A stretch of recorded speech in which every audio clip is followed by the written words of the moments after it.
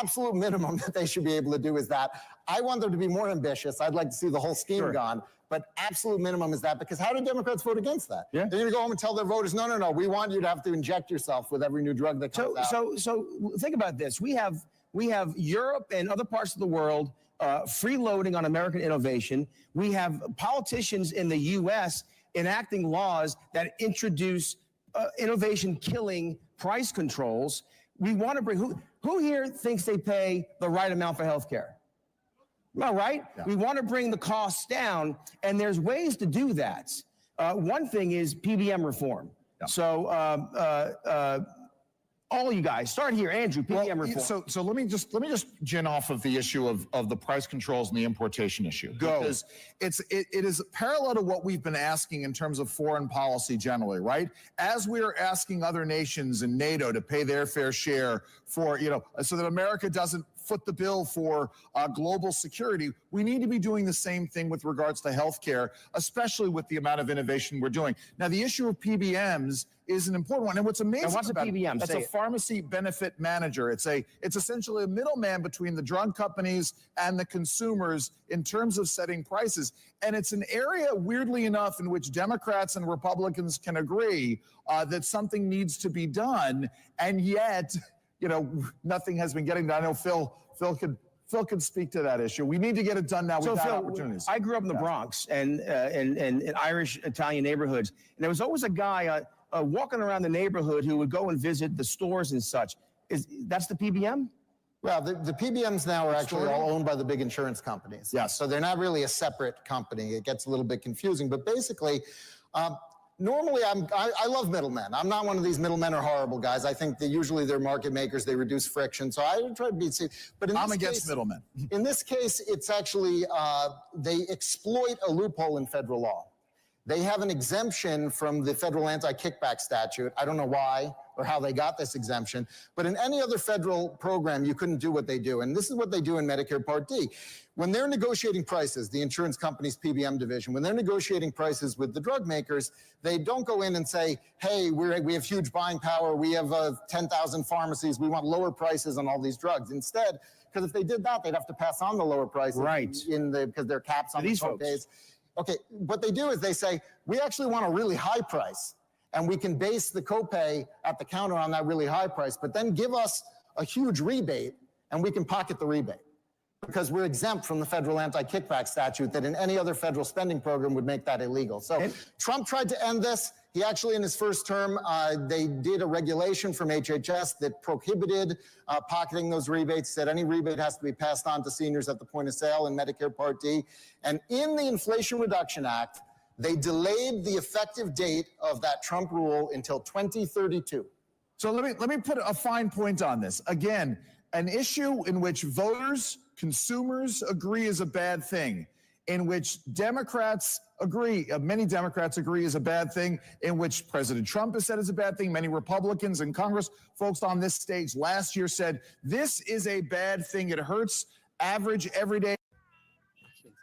Regular petrol, bro. Regular petrol na, kebol utkrishto quality petrol. Kono বাড়তি খরচ ছাড়া। মনে হয় বুঝতে পেরেছি।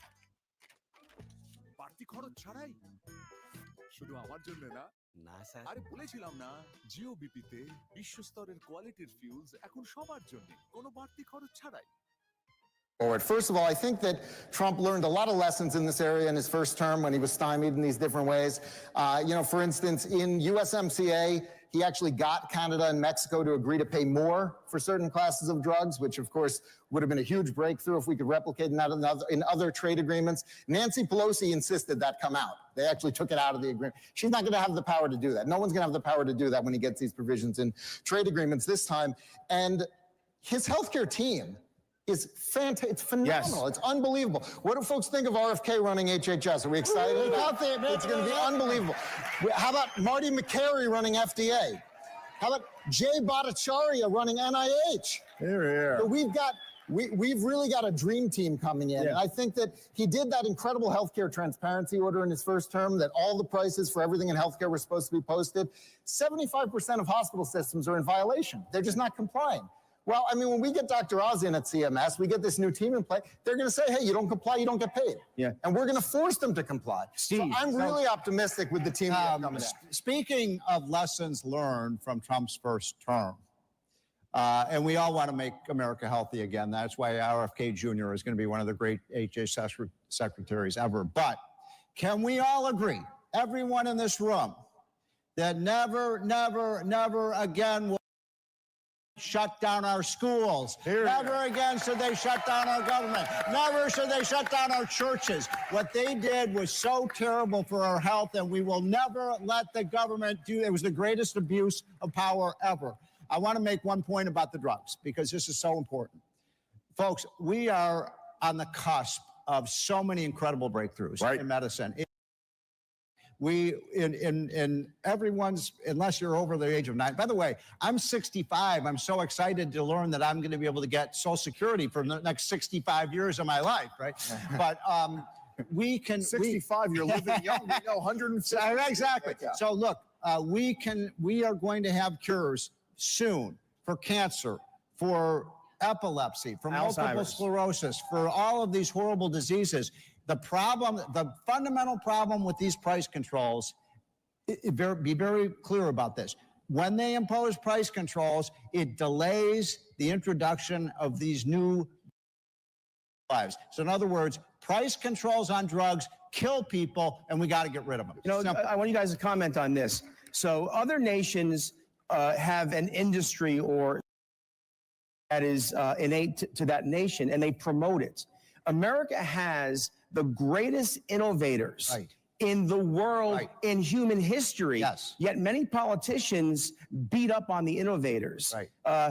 Talk about how there are solutions. Everyone here is probably very frustrated that politicians talk a big game, but there is legislation to fix the PBM problem. There is disruptors in place now with RFK Jr. and the others you mentioned. The fact of the matter is, solutions are real. And what I like is Donald Trump says to his staff every day, how many days left? So there's not much time. Go ahead. I think that the Republican Party and the conservative movement have suffered from a lack of ambition. And I think that Trump and Elon Musk, people like what Doge is doing, let them loose on our healthcare bureaucracies, let them, bring some badly needed efficiencies. I think that, look, people, by and large, voters, not just on the right, but everyone, they hate big pharma, but they also hate big insurance, and they also hate big hospital systems, and they also hate big government.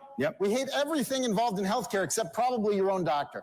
And one of the problems that we have is that everything that's happened in the last 20 years in healthcare has pushed towards bigger, more bureaucracy, more consolidation. We have a situation now in Medicare. This is so crazy. We have a situation in Medicare where if you go to your physician's office and they're an independent physician and they're not part of a hospital system, they have to bill Medicare a lower amount than if you go to the exact same office and they're part of a hospital system.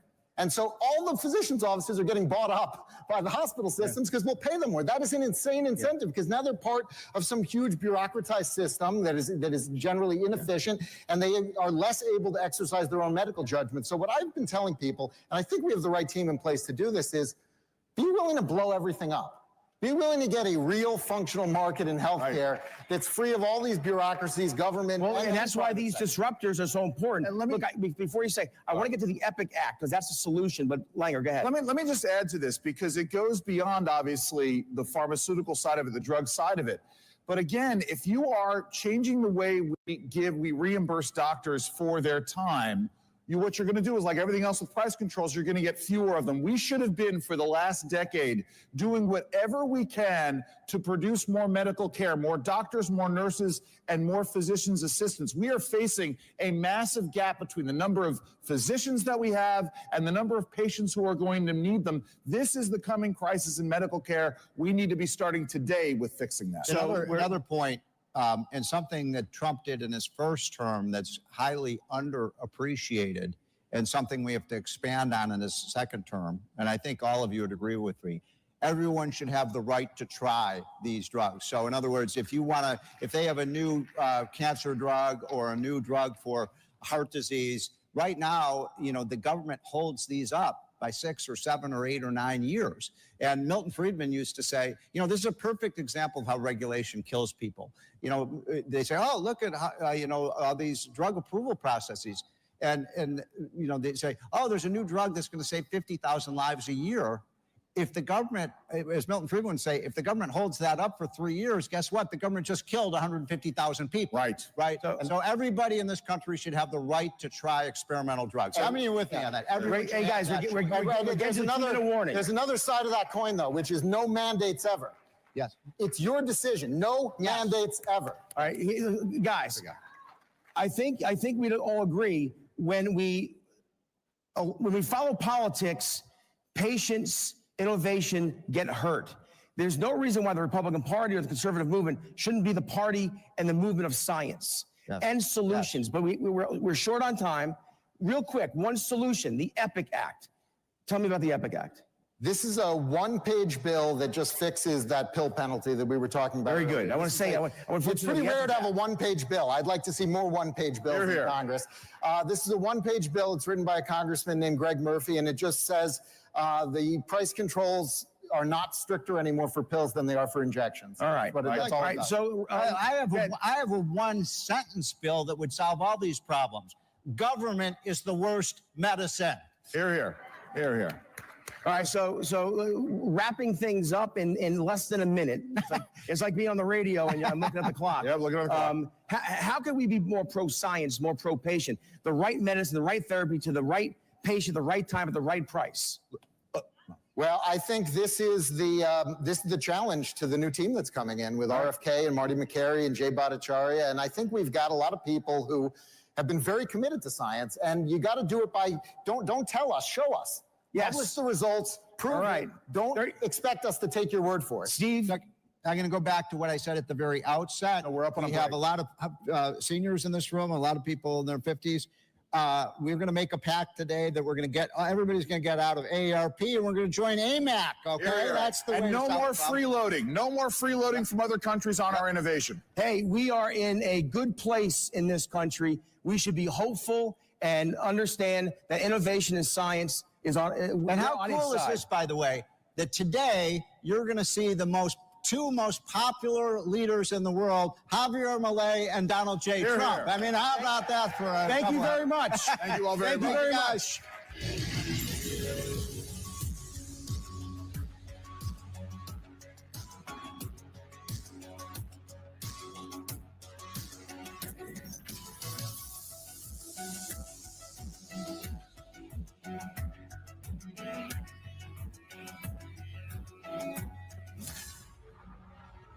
During my second term, we will fight for Alaska like never before. I'm excited about what we can do with President Trump in the office. We'll work together to provide affordable energy to Alaska and allies all over the world. More investment, more certainty, production, more exploration. Thank you to everyone in Alaska, and thank you to your great governor. I look forward to a long and enduring future relationship. Drill, baby, drill. Welcome to CPAC. At Great American Media, we celebrate what matters most: faith, family, and country. Today, we invite you to experience storytelling that uplifts, inspires, and reflects the values we all cherish. PureFlix is your home for entertainment without compromise. With faith-driven movies and series, we bring you stories that strengthen hearts, uplift spirits, and honor what truly matters. And on Great American Family, where faith leads, where stories inspire. Welcome home. Whether it's Christmas all year long, heartfelt romances, or movies that bring families together, we are here to make you feel at home. At Great American Media, our foundation is quality. Our promise is to always deliver entertainment that aligns with your faith and values. Thank you for standing with us as we stand for faith, family, and country. Enjoy CPAC. And remember, when you choose Great American Media, you choose entertainment that lifts you up. Join us and experience the best in faith and family entertainment.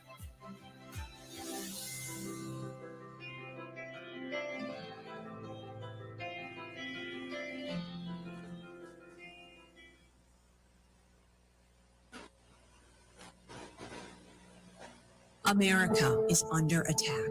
Our families are being crushed under the politics of a radical agenda. But moms have had enough. We are standing up and we are fighting back. This is our battle. This battle is every bit as important as the Revolutionary War because we fight for the same thing. Moms for America is a national movement of moms reclaiming our culture for truth, family, freedom, and the Constitution. I think Moms for America is exactly on track and is doing the right thing for the future of our country and our children. Like Moms for America is going at the heart of the issue.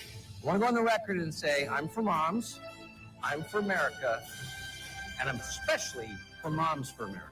But I am honored to join Moms for America today as we speak out against the horrific mandates. With a national network of over 500,000 mothers, Moms for America is one of the fastest growing movements of women in the country. Well, the most dangerous place in all of nature is between a mama bear and her baby cub. We are the change.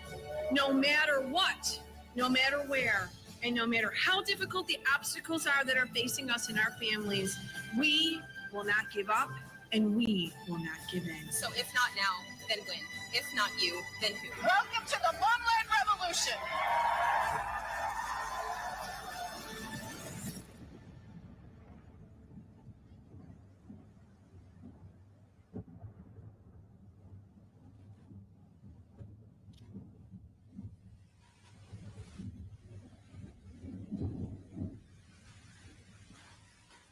The Freedom Foundation is not your average think tank. The Freedom Foundation is a battle tank. Our job is to defend the rights of public employees against the nation's biggest bullies, government unions. Government unions are the largest single funder of the radical left in America. The Freedom Foundation is here to stop all that by helping hundreds of thousands of public employees to leave their unions throughout the country. We're liberating people to put their money back in their pockets, out of the union's woke political agenda.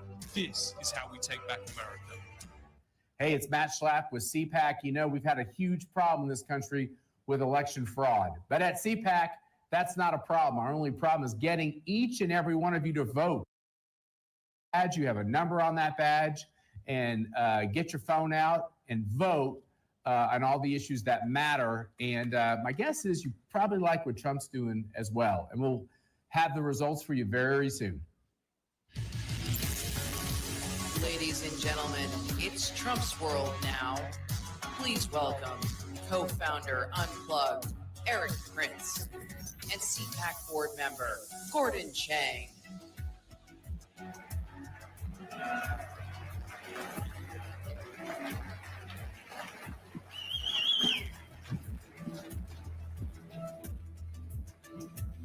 Good morning, Patriots!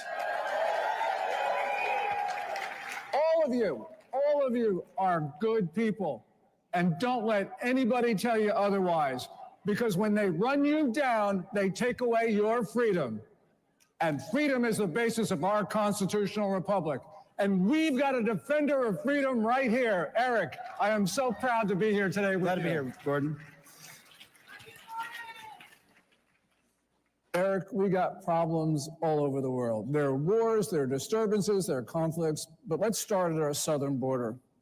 This week, the State Department designated 8 Latin American cartels as foreign terrorist organizations. 6 of them are Mexican. So those 6, primarily 2 of them, control our southern border. What do these designations mean? Well, it certainly unlocks a lot of tools that can be used against these cartels. They have plagued the Mexican society for decades. I feel terrible for a Mexican policeman who, within days of coming on a job, gets a very unwelcome visitor, and they say, plata y plomo, silver or lead, you're going to pay you or we're going to kill you. And so I think most of the Mexican people really want to be rid of the cartels. The United States has invaded Mexico twice, 1845, and then around 1912, 13, chasing Pancho Villa.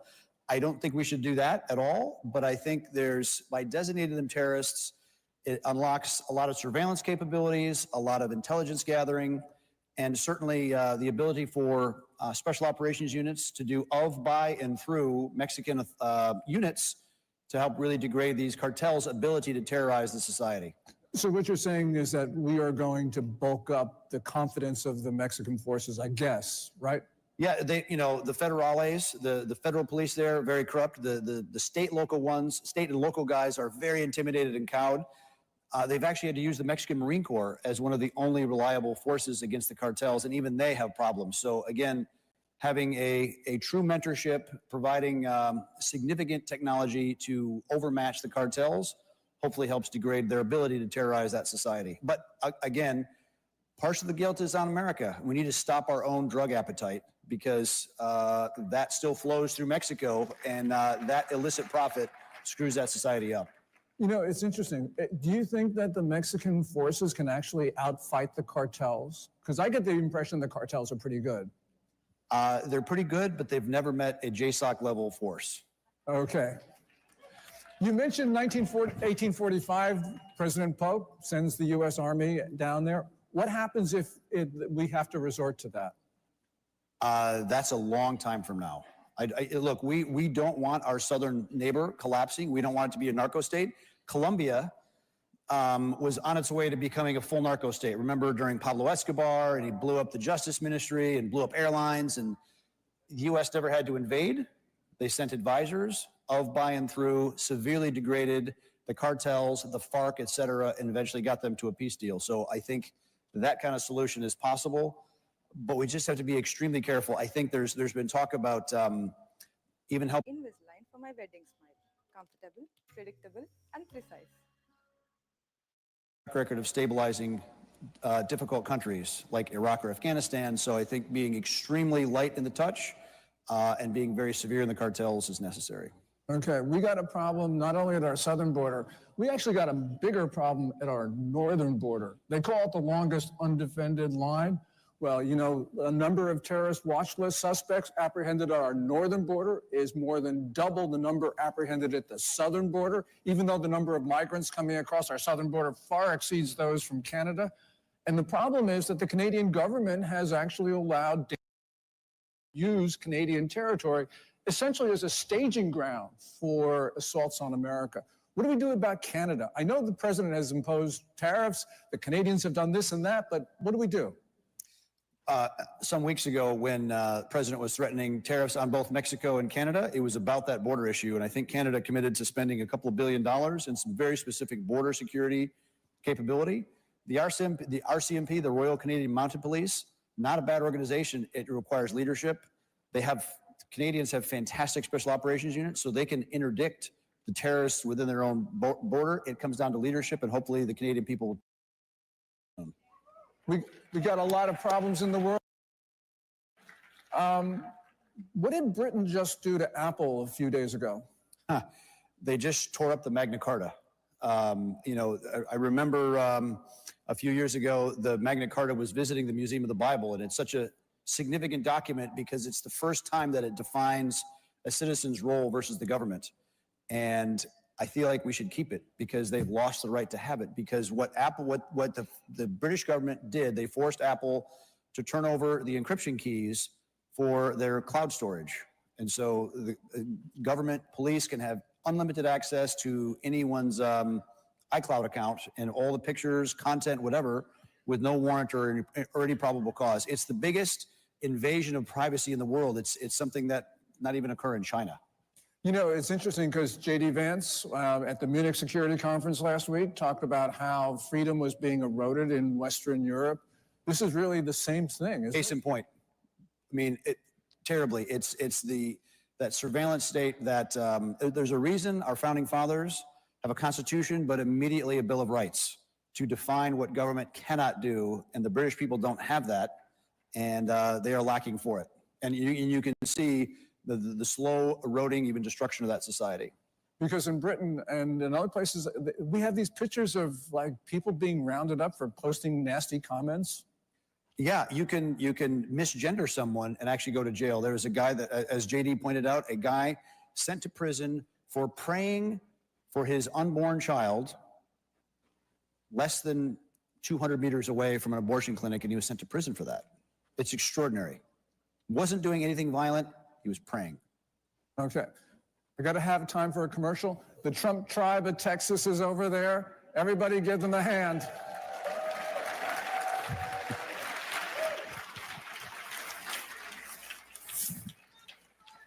Oh, I love you too. I asked Twitter what they wanted me to ask Eric. And if I were sort of up to date, I'd actually take out, scroll down and get to the answers.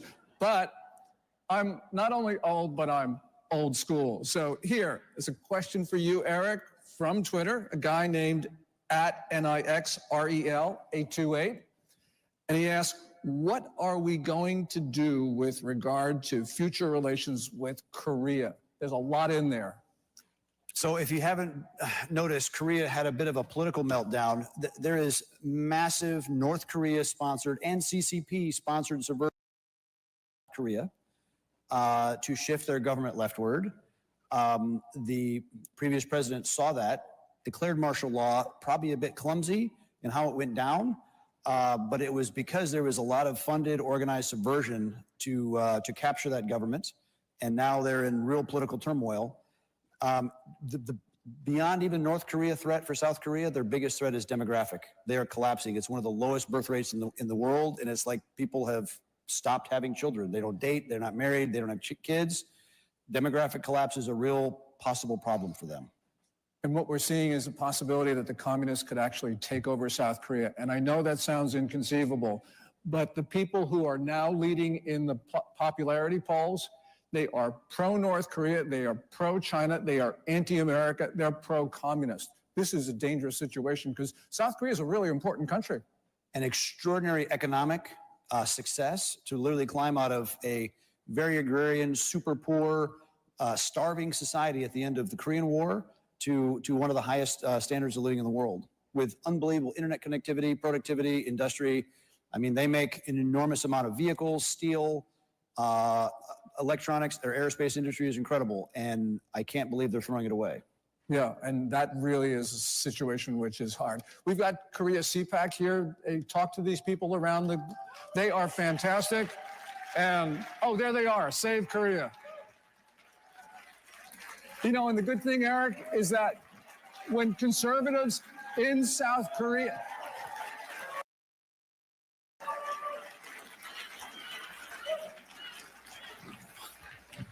when the conservatives in South Korea, when they rally on the streets to oppose the leftists, they fly, of course, their flag, and they fly our flag.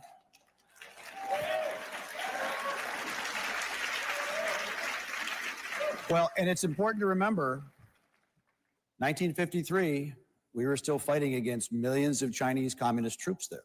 Yeah, and we did fight a war. It was the Korean War after 1 million plus Chinese volunteers rolled across the Yalu River. And that war, quote unquote, ended with an armistice, 1953. And there has been no peace treaty, which means there is still technically war on the peninsula. The North Koreans actually believe it because every once in a while they have these big terrorist events and cyber attacks all the time against South Korea. And by the way, in that armistice is China. So we are technically at war with China. There's an armistice. What's going on in China, Eric? Look, Xi Jinping has kind of made himself dictator for life. Normally, after Mao, they were only staying for 10 years. And this last, 2-3 years ago, he changed the process, has really run an anti-corruption campaign, smashed any political opposition. It's important to remember they have political factions there as well. The Shanghai faction, the Young Princelings, he's one of those because his father was literally someone that was rolling with Mao back in the 30s already. And the Communist Youth League. Xi has all that opposition. I mean, Jack Ma, who's kind of the combination of Jeff Bezos and Zuckerberg all in one person, made some negative statement against the Central Bank of China. Oh, yeah. He was disappeared from public view, and he reappeared 6 months later lecturing at an elementary school in rural China. And the government said he had embraced supervision. So it's very Orwellian. Look, the issue with China, it's really a global competition of governance. Do we, as citizens that have rights under a constitution, under natural law, we choose our own government versus being effectively a serf under a Chinese Communist Party, very centralized rule where you have 0.0 rights. That is the global contest in governance. And so when people say, wow, we're contesting China and Africa or elsewhere, it is global competition for how shall we govern ourselves? Or shall we govern ourselves, or shall we be ruled? You mentioned China and Africa. That reminds me, a good friend of mine, Jonathan Bass of Argent LNG, had a question for you. And that was, Blackwater provided security for American companies. Now you have the Wagner Group providing security for Chinese enterprises, especially in Africa. Who is going to provide security for American businesses going forward? Part of the issue with USAID, and I would say an over-reliance on U.S. government everywhere, doing stuff, wasting an enormous amount of money and not being very effective at it, is it really crowded out the private sector from doing a lot of those creative solutions. And I think the great thing about capitalism, if there's a demand signal, the private market will respond. And as American companies do start to go abroad for energy, minerals, infrastructure projects, American private sector will be there right there with them. Great. Another question from Twitter. This is from @RRA. Is there a plan to improve relations with Cuba? I think the whole issue of we're invaded, right? Every day, well, much less now. But we had millions of people coming to America illegally. It is, again, that competition for governance. They're coming here to America because the water works, the power, the sanitation, et cetera. When I go to really rough places and I see everything is chaos, but you go to a hotel, a nice hotel, and the power, water, sanitation, and the food is there, it is a little microcosm of good governance. It's the private sector organizing things. We have a very robust private sector here with 3 levels of government: state, local, federal. The more things we do at the local level and at the private level, the better we are. Cuba has gone completely the opposite way. And a lot of the people coming from these failed countries have an all government, all the time solution. Cuba, of course, embraced all communism from the early 60s. And that has completely and totally collapsed. And I think a great outcome of a Trump presidency would be that these countries that are trapped in communism are actually liberated from it. Whether the people rise up and say enough, like Milei said, afuera, with these big government, big bloated incompetencies to be done. You got another one in Venezuela, where the people voted in socialism in '99. They've had 3 elections. The leftists completely and blatantly stole the election last summer. They lost 70-30, the Maduro regime, backed by Cuba, backed by the Chinese Communist Party and Iran. They deserve our support, our moral support, and they need to get rid of this cartel. I mean, Venezuela has effectively become a narco state.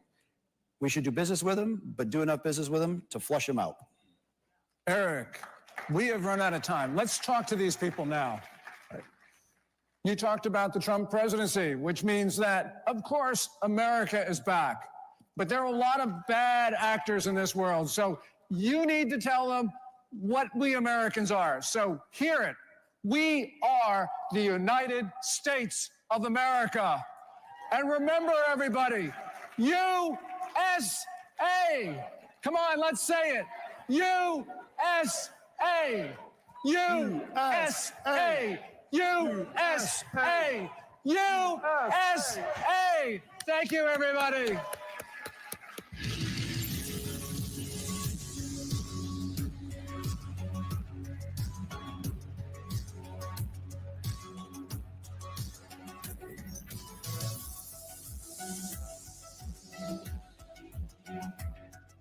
I switched. I switched. I switched. I made the switch to Newsmax. We start this morning in Washington, where all eyes are on the White House. I switched to Newsmax. Newsmax. Newsmax. Have you made the switch? You bet I did. My whole family switched. Everyone is making the switch. I did. I did. I switched, and it made all the difference. It made all the difference. Have you made the switch? You should. Millions are switching to Newsmax. You should too. Every institution today is under attack. The home, the church, the government. And many people are asking, what is the truth? Jesus Christ claimed the ultimate truth. Are you willing to face the truth? Do you think the MK Ultra project ever actually ended? The Central Intelligence Agency is actively involved in mind manipulation. We all answer to one God and one Savior, and He's there to change your life for the better. This lunacy will end on my first day back in the Oval Office. I promise you it will end immediately.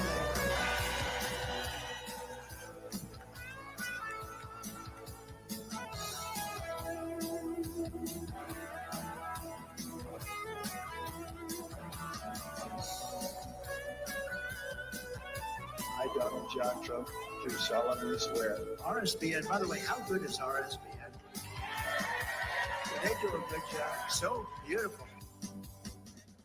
Who's AARP really watching out for these days? They've made billions partnering with big health insurance corporations while opposing reforms seniors want, like applying big discounts to medicines directly at the pharmacy counter. Instead, AARP supports liberal price-setting schemes, giving politicians, not seniors, control over any so-called Medicare savings with no guarantees. Funds won't be spent on unrelated programs or pad big insurers' profits. If AARP and Congress believe America's seniors aren't watching, think again. Paid for by American Commitment. Every institution today is under attack.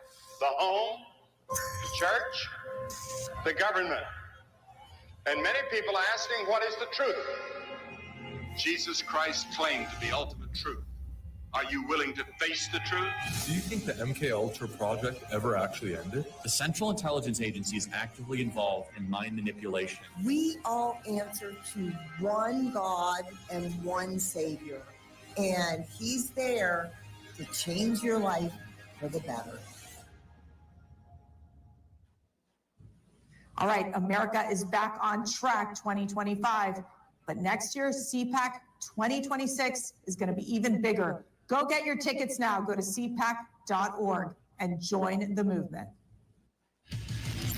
Ladies and gentlemen, this is changing laws and changing lives, stopping human trafficking.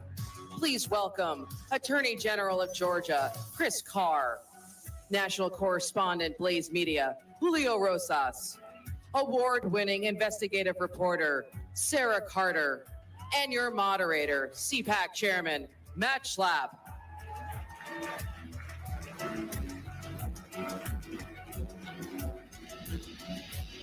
Hi, Carol.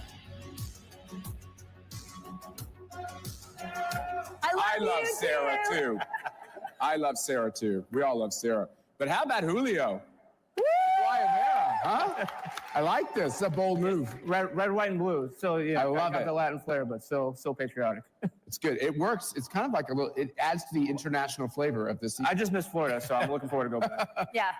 All right, guys. Let's dive into this awfully important topic. I want to be made irrelevant in this conversation because all of you are doing amazing things. But Sarah, I just want to pitch it to you to get started. We went down to CPAC, Mexico. We're in Mexico City. By the way, my Cuban wife was like, I don't know if you guys know this, there's like a little rivalry between all the Latinos and Latinas. Very. Not the Latinx, because that's like an unexistent thing. But you know, the Cubans and the Puerto Ricans and the Venezuelans, there's like, you know, they have their own little rivalries. But she's like, oh, the Mexicans. I don't know. Should we be doing CPAC Mexico? And then she like falls in love with the Mexicans. If you've ever been to Mexico City.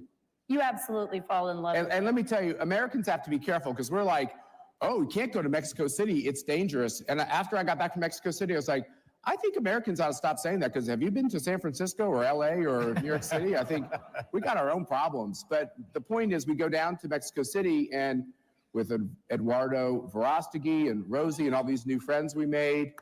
Tell us a little bit about what they're doing in this great orphanage, Chalco. So we were very blessed when we were in Mexico. We had an opportunity to be with Kaleido. It's a nonprofit organization that works with children that have been trafficked, These are all children, kids under the age of 18.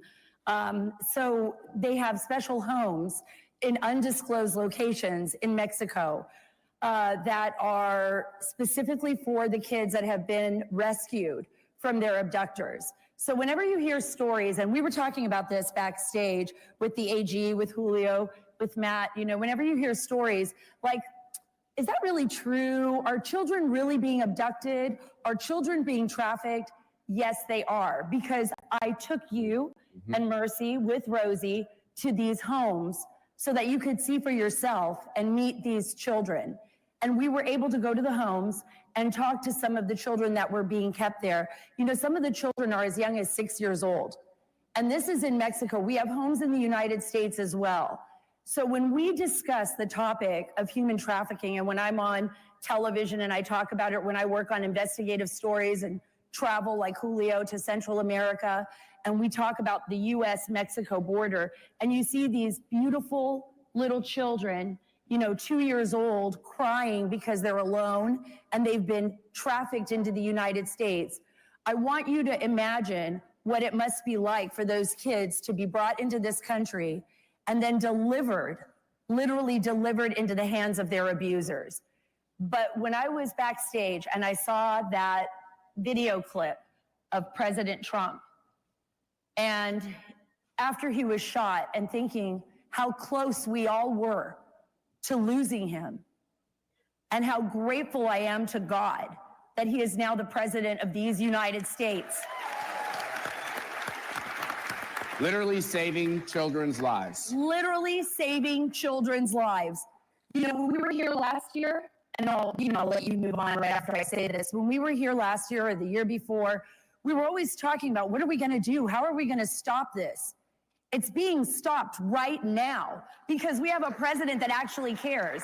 He's not. Wait, I thought it was the Democrats who cared about people. Right. Yeah. Oh, they're supposed to. But they're the ones who. It's all about the children. Right. And but this is about actually really, if you care about the people that are being trafficked, if you care about our children, and the fact that we need to protect them from fentanyl, that we need to protect them from the drugs that are pouring across the border and the dangers that lead to gang infestation in our communities, then you have to care about shutting down that border. That's right. No longer are we emboldening the drug cartels or the human traffickers. We are saying absolutely not. You are on call. We are coming after you. Your time has ended. It is over for you. And our president, President Donald J. Trump, with the help of this administration, is going to do that. So these nuns, I think they're the Sisters of Mary. Right. They're actually in some of the worst areas all over the globe. They're in Korea. They're in the Philippines. Correct. They're in Mexico. They pull, Nancy's sitting here in the front row. She knows this. They pull 4,000 girls approximately out of the most desperate of situations around Mexico. And they tell their families, give us your daughters for a period of time. Mm-hmm. They learn many languages. They have rosary, I think, every night at 6. They have an amazing formation. It's like a small number of nuns. And when I say they're a small number of nuns, and they are small nuns, but I don't know if you know something about nuns. They are. The smaller the nun, the more they pack the punch. These are tough ladies. These are tough and sweet ladies. And they're surrogate mothers for 4,000 girls, many of whom pulled out of trafficking, pulled out of sexual abuse, pulled out of just terrible poverty. And you see this room and you realize one child at a time. Right. One child at a time. You save one child. You change history, right? You change history. And a lot of these young women, and Nancy, you can attest to this because you know them as well, they get treatment. So these children, once they've been abused, once they've been sold into trafficking, the houses where we were at, there was a lot of sexual abuse. We went both to a house that held young girls. We also visited a home for boys. A lot of these children get psychological treatment, medical treatment, full treatment. So it's an all-around, all-encompassing, multi-purpose, multifaceted home to get them prepared for the future and for their future lives. Many of these young girls, in fact, a few of them have become international lawyers fighting against human trafficking. The graduates of these programs are amazing, and they have such character. We walked into the home with the boys, and you meet them, and then they sang for us. Yeah, they did. Not a dry eye in the house. Can you imagine, after being through things I can't even imagine? I can't. Yeah. Most of us can't imagine. They still have the character and the strength to raise their voices to God and to, have this beauty about them. And so it's, I'd just like to encourage you all to, if you ever read cynical reports of I don't know, it seems like they're making it up, putting it in movies and everything else. Chris, you and I are old now. You seem to have lost your hair. I seem to have had my hair turn a different color. We both had brown hair at one point when we were working together on the Hill. You're now in Georgia.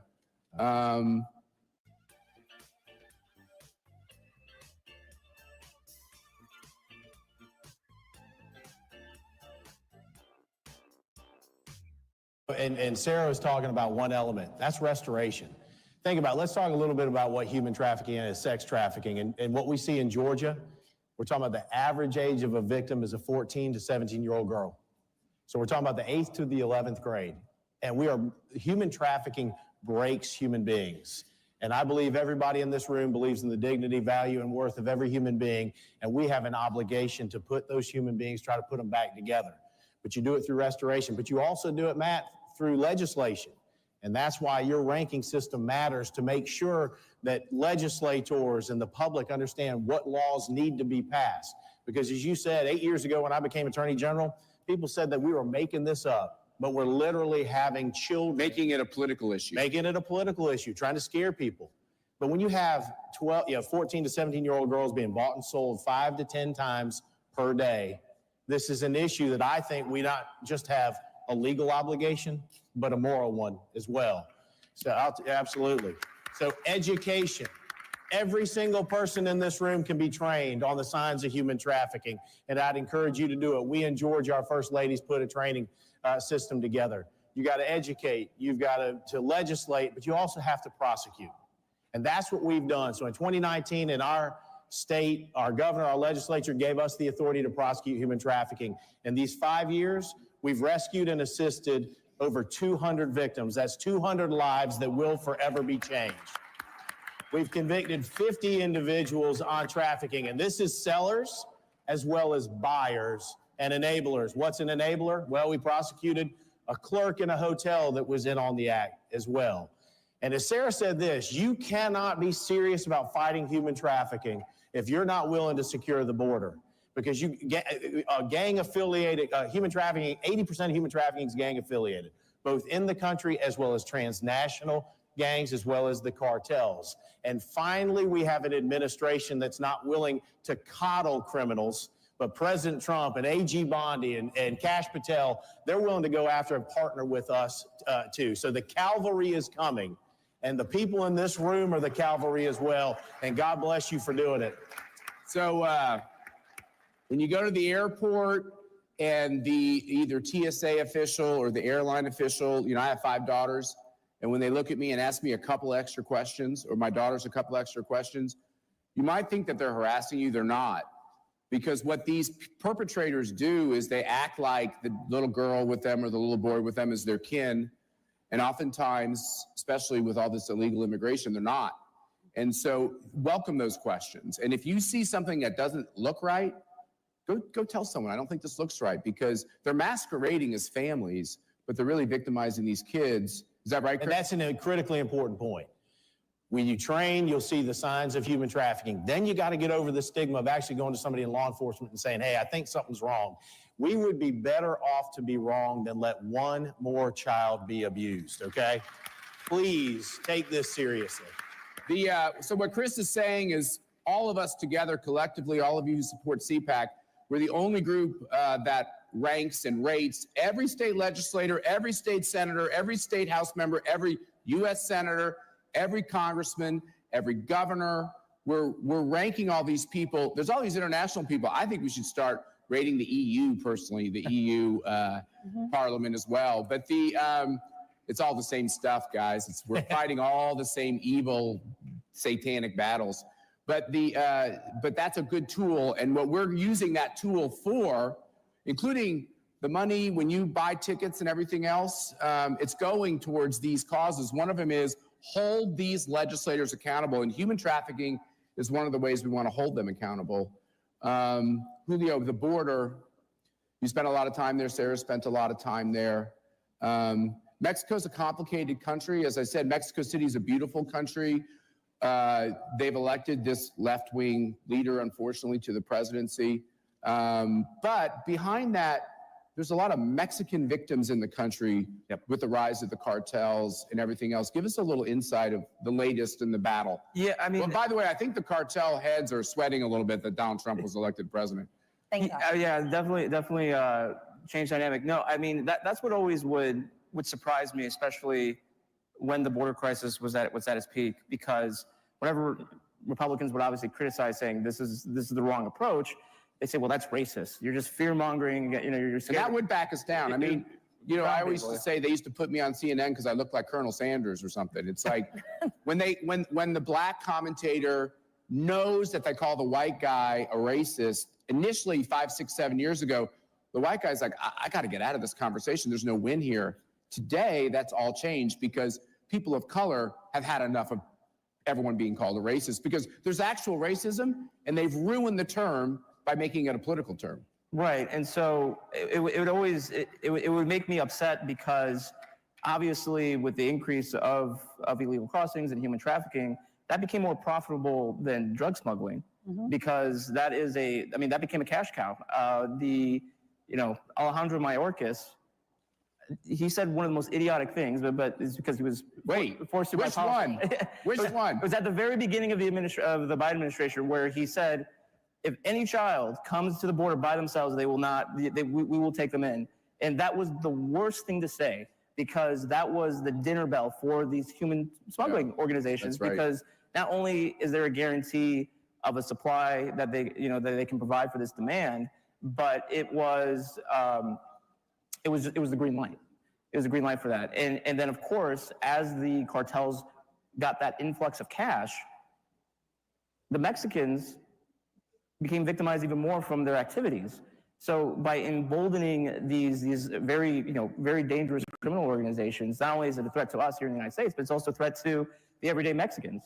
And so, having a strong border and actually taking on these organizations is actually the best thing that we can do, not only for the United States, but also for our neighbors in Mexico. And I went to Oaxaca after the election to interview migrants to see what they were planning on doing now that Trump was going to be in office. And we were interviewing these group of Venezuelans. And as we were interviewing them, a small motorbike came up from behind. And if anyone has seen any videos from violence in Latin America, if a motorbike is coming, that's not usually a good sign. And this guy jumps off. He tells me to stop recording. He starts interrogating me and my team. And we're trying to figure, what's going on? We have permission. We asked, And I was very concerned because I didn't know who this guy was. I didn't know if he was affiliated with any local gang or the cartel. It turned out that he was actually concerned about us outsiders coming into this camp because he said, the reason why I'm doing this is and trying to force you guys out is because there's always people coming into the camps and taking away the women and children. And so this is, as Sarah was saying, this is real. It was the worst it's ever been with the destructive policies and the deliberate policies from the Biden-Harris administration. It is absolutely disgusting that this was not only allowed to happen, but it was made to happen. At the tune of over 500,000 children coming into our country unaccompanied. Just think of that number. Over what period of time? That was during the Biden administration. So you had over 500,000 children. We don't know where they are, right? Over 300,000 were placed into homes we have no way of tracking. So we have no idea where they're at. Some of these places where they placed them, and I give Tara Rodas so much credit for this because she's a hero whistleblower from HHS, right? Tara, for those of you who don't know, look her up. But some of these children were placed in strip clubs. Like HHS literally turned over people who wrote down strip club addresses for these children and they can't find them. So now that we have Tom Homan in office, this is, as the borders are with President Trump, this is a top priority for them to locate these children, to ensure that if people are abusing them or if they're in the hands of abusers, that those people are prosecuted by the Department of Justice with Pam Bondi. So, Chris, can I say something on this real fast? I want you to jump in, but there's a political side to this too, which is the Democrats cynically believed that they own the black vote, that they own the Hispanic vote, that they own the immigrant vote, that they own the gay vote, they own these voting blocks. And so I believe they opened up the border, not because they have compassion for kids. If they're giving them to owners of strip clubs and stuff, that shows that was crap. But the fact is, this was a cynical ploy to let millions of people, 15 million at a minimum, into this country to change it demographically. I think the irony is a lot of those people, when they realize who we are and what America's all about, more and more of them are going to vote our way. But what's your take? Am I wrong about the politics? No, you're right. And here's the other thing that I think this is important for conservatives to understand. When I got into this 8 years ago, we didn't have a lot of criminal jurisdiction, but now we have human trafficking and gangs and organized retail theft. And I was told by somebody on the other side, be careful dealing with some of these issues because, Matt, like you said, you're going to get criticized for who the criminals are. And I said, well, I don't care what the criminal looks like. I care about the acts that they engage in. But if we're going to look at something, let's look at who the victims are. Who is most often terrorized, vulnerable to human trafficking? Lower income, racially diverse immigrant populations. Who's most susceptible to violent crime and gangs? Lower income, racially diverse immigrant population. And when the woke DA won't prosecute property crimes and the CVS and the Walgreens and the Walmart has to close, which communities are most often impacted? Lower income, racially diverse, and immigrant. It's us conservatives that believe in the dignity, value, and worth of every human being. And we're the ones that believe no matter what your race or gender or where you're from, you deserve to be safe in this country. And we now have a president that agrees with that. And we in the state of Georgia believe in it. And it is paying dividends electorally as well. And as much as I love a good political fight, I love a good political fight more than anything else, I'd give all that up to be able to shake hands with the head of the Democratic Party and say, let's work on this together. Absolutely. It would save the lives of millions of children if they will just engage us on the idea that if you don't secure your border, you're victimizing children. Well, it's a human issue. It's not conservative, liberal, Republican, or Democrat. It is a human issue. Well, and that's why, I can't emphasize this point enough. I always make sure to, whenever I'm talking about this issue, no one had heard of Tren de Aragua before 2021. Yep. They started in Venezuela when all the Venezuelans were starting to leave back in the 2010s. It then became a Latin American issue. And then when Biden opened the border, was coming, Tren de Aragua followed. And now we have cells all across the United States. And okay, it's great that we're really trying to make efforts to crack down on them. But it had to take cases like Lincoln Riley in order for people to actually take this seriously. And so many other victims as well. And that's why I have to laugh, because as we all seen, there's been anti-ICE protests by people who look like me. And they're say we have to stop deportations, you have to screw ICE and all this stuff. They're taking away hardened gang members right now. That's who they're prioritizing. Come on, Julio. I know you're as cynical as I am. How are these? First of all, I wouldn't take on Tom Homan if you gave me like $1 million. He scares the hell out of me. He's going to be here, and I'm going to be very deferential. But second of all, these are paid agitators. Sometimes they have a pink you-know-what hat on their head. Sometimes it says BLM on their shirt. Right. Other times it's like anti-ICE. This is a coordinated, well-funded campaign to destabilize our political gains, right? And momentum. And Antifa. And Antifa as well. Oh, no, Antifa. Chris, I don't know if you understand this. Excuse me. I always forget. I know we're friends, General. Excuse me. Antifa is what did the guy say, the FBI director? It's a made-up. Yeah. It's an idea. It's an idea. It's not an actual group. It's an idea until they punch you in the face, and then it's not such a good idea. And I would say that, exactly after 2020, because of the unbalanced judicial system that we previously had, even though the rioters stopped, the systems that were in place in 2020 to maximize that chaos, it never went away. And so that's why I kind of have faith now that we have Cash Patel at the FBI. Kinda. I do. that those networks will finally be dismantled. And that's not to say there can't be any other types of chaos, but the systems, that never went away. Can I just say, Well, and this is you have children, I have children. right. Marty's probably done this. Here I'm living in the swamp, not very popular in the swamp, not very popular in my neighborhood, not very popular with a local paper. You know that. And not afraid to put the Trump sign But up. I had to sit my girls down. I hated this. This is one of the grossest moments. Sat them down and said, the FBI comes to the door, don't let them in. Don't talk to them. Don't trust them. I felt like dirty in saying that because I'm a pro-cop guy, but that's the reality. Kash Patel coming in, Tom Homan coming in, Trump coming in, people like Chris Carr in office, we got to stop the weaponization. Well, that's Gotta it. stop. That's it. And I know we're running short on time, and I just want to say this really quick too. She's a TV person, so she's very good at the prompter. When it's over, it's over. Yeah, it's over. It's over. It's like, okay, sorry. But this is what Matt's saying is absolutely essential. What we were up against the last 4 years was a weaponization of our bureaucracy in such a way that it was destroying the foundation of our nation. It was breaking and tearing our nation apart. The reason we have people like Kash Patel and others, thank God, in these bureaucracies is to root out that corruption and to expose it. And the only way we're going to be able to protect ourselves and our families is by doing what's right. Common sense tells us, don't leave the border wide open. Don't do it. We protect our homes. We shut our front doors at night. Why do we leave our border wide open? This is going to take a lot of work. It's going to take the FBI. It's going to take the DOJ. It's going to take UAG, working day in and day out in order to save our country. Because as much as we're talking about the victimization of these children, our adversaries are out there, China, Iran and others, and they're seeing that border, and they saw that border as the last 4 years as an open sieve to destroy our country. And many times it comes across as a proxy war, like they did with fentanyl coming from China.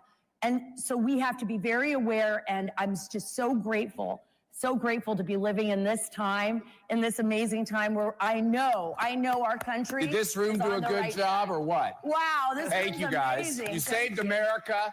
I think you saved civilization. I do too. I know that sounds like a broad term. And I just want to say in conclusion, thanks for being here, of course. And keep up the good work, Chris. And we got two real journalists here. These are real journalists. Thank you. The new version of journalists. But I just want to say one thing in conclusion. When you see the videos throughout the next couple of years, when you read the false charges about how either Kash or Tom Homan or Kristi Noem or Donald Trump or fill in the gap are destroying the lives of these mostly Hispanic people who are here illegally as deportations occur, all the lies and slurs that will come out, videos that will be true, probably deep fakes. Right. Instead of the ones when they said, well, Biden doesn't really have Alzheimer's. He's actually Trump's attack. Yeah, whatever. When you read all that, understand behind that, what they're doing actually in securing the border is saving the lives of millions of kids who would have committed, killed themselves with fentanyl, who would be victimized because they don't matter in our system. So don't let them lie to you. Know what's behind the headlines. Every country that believes in freedom starts with a border. And Chris and I are Catholic, even at the Vatican, by the way. You can't get in the Vatican without an appointment. That's right. And a country shouldn't be any different than that. So thank you all for being here today, and keep up the fight. Okay? Oh, yeah. Appreciate it.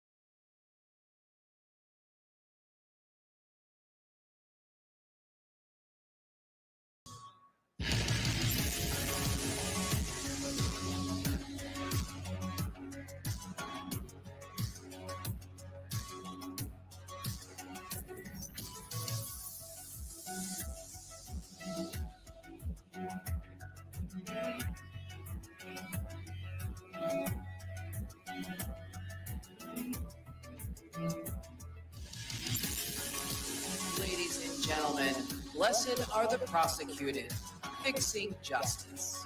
Please welcome Attorney General of Pennsylvania, Dave Sunday, Mayor of Knox County, Tennessee, Glenn Jacobs, CPAC's Nolan Center for Justice Senior Fellow, Savannah Chrisley, and your moderator, Director of CPAC's Prosecutors and Law Enforcement Advisory Council, Frank Russo.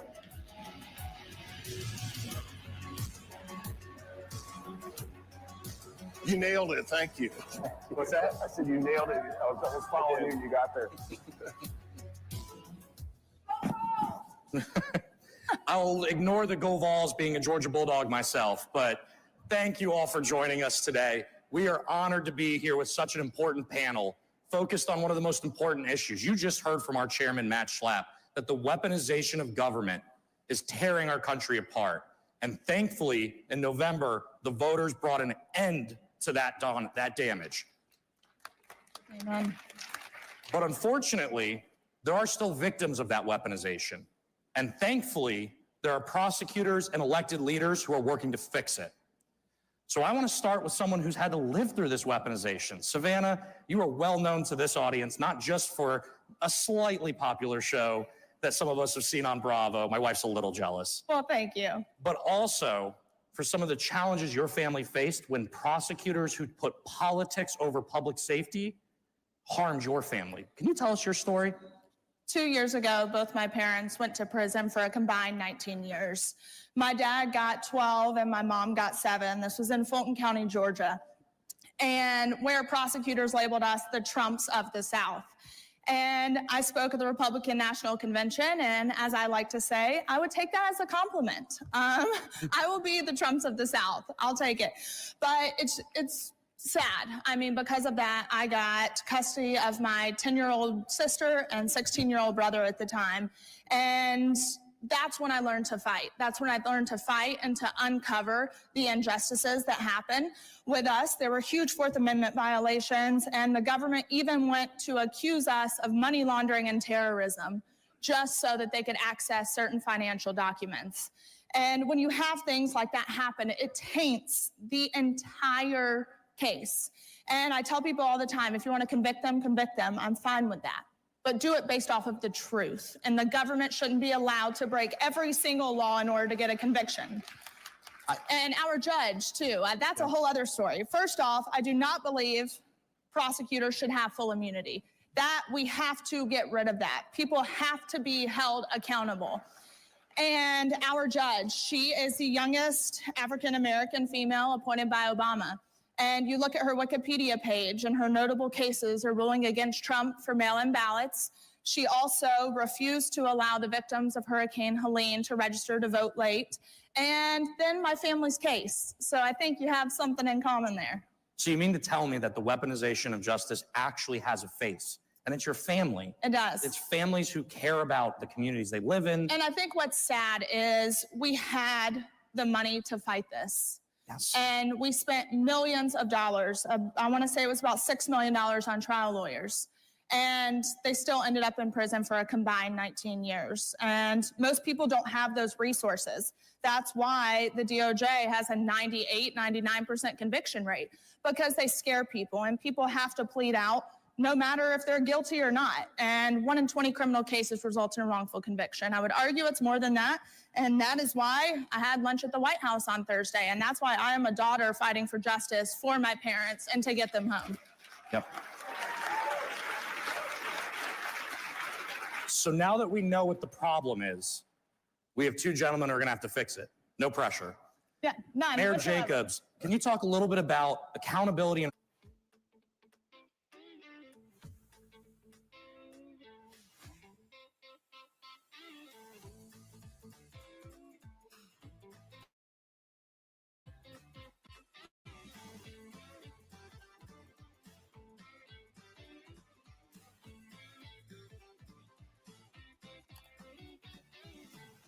system for weaponization against political opponents while allowing violent criminals to literally go free. And it's been done at a huge cost, not only to public safety, but also fiscally. First of all, law enforcement's an extremely difficult job. We lost an officer that was killed in line of action a couple years ago. He was a young man named Tucker Blakely. So my hat's off to everyone in law enforcement, as well as in the criminal justice system at large.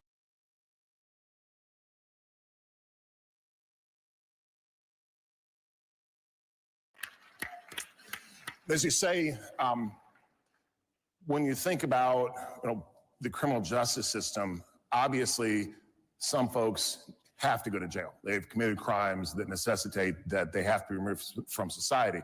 We also have to realize that 97% of these people will come back out of jail at some point, and what happens then. In Tennessee, we're very invested in reentry programs that lessen the rate of recidivism. That's the 3-year rate at which people go back to jail. Across the country, it's 70%.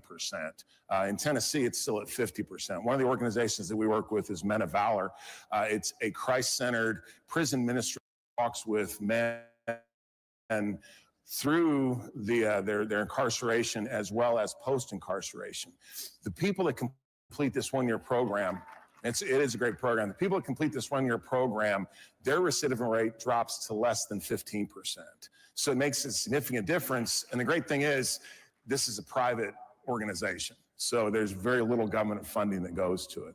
But I think that when we're thinking about criminal justice, we have to look at those two. It's public safety, but it's also fiscal responsibility. And we can do both. I agree completely. And I think the faith element is so vital to this process. These are people we are restoring to our communities to make sure that we stay safe. Well, now we have a president that is bringing Jesus back to the center. And I think when you have that at the center, everything else falls into place. 100%. And the question I think a lot of people ask is, can you win on this message? We saw last fall, and I think one of the great successes of that cycle was the only attorney general's race that flipped Republican. The only race in general that flipped at all was Dave Sunday in Pennsylvania, who ensured that we pushed out progressive prosecutors and brought in a conservative leader. Dave, can you talk about how this message resonated with voters and got rid of that progressive prosecutor movement that has made so many people, so many of us here, you're in Washington, D.C. or close to it, unsafe? I'll say that the best policies, I think, all come from your own personal life experience. And, I was a little bit of a knucklehead when I was a kid. And so I joined the Navy right out of high school. I came home and I worked at UPS for 8 years, all through college and all through law school. And when I worked at UPS, I'll tell you, I worked with people that worked so unbelievably hard, that fought every day to put food on their table and take care of their families. I then went on after law school and became a prosecutor, prosecuted everything from gang murders to domestic violence killings, drug traffickers. And what I realized all those years of prosecuting and putting people in jail, that the reality was if our community is not safe, nothing else matters. And the only way we could get to that place was by not only holding people accountable, but by embracing redemption for those that have already served their time. When people come out of prison, what I want to see is them work. I want to see people have career jobs. I want to see people take care of their families and pay their taxes and pay restitution.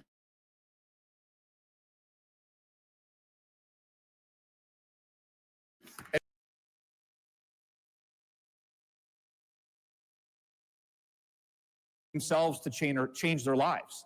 They don't need government to do it. They can do it themselves. And when you apply that to the criminal justice system and work with the business community, the manufacturers associations, when you work with the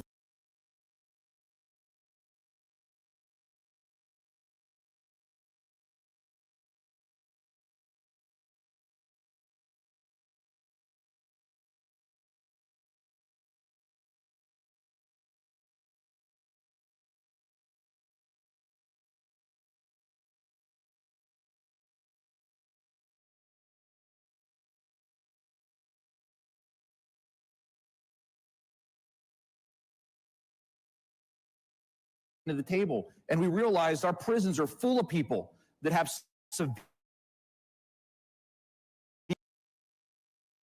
mental health illnesses. And so we tried to find a way to help get them to get mental health treatment.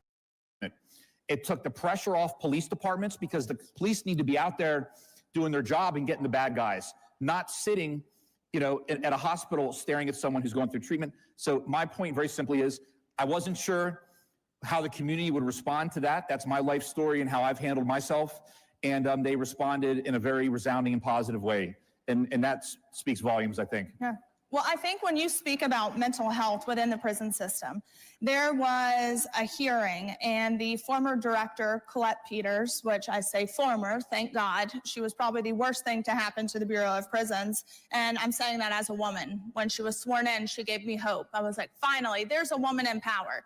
And she let us all down. She testified, and over half the deaths in the system were due to suicide.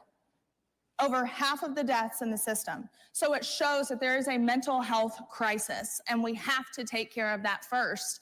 And I like to tout myself as kind of the James O'Keefe of the prison system, because it has been my mission the past 2 years to absolutely deconstruct them. And the things that I have uncovered are extremely damning. I mean, the corruption that goes on within these facilities, these officials should be the ones in prison. And until we hold them accountable, we're going to continue that same rat race over and over and over again.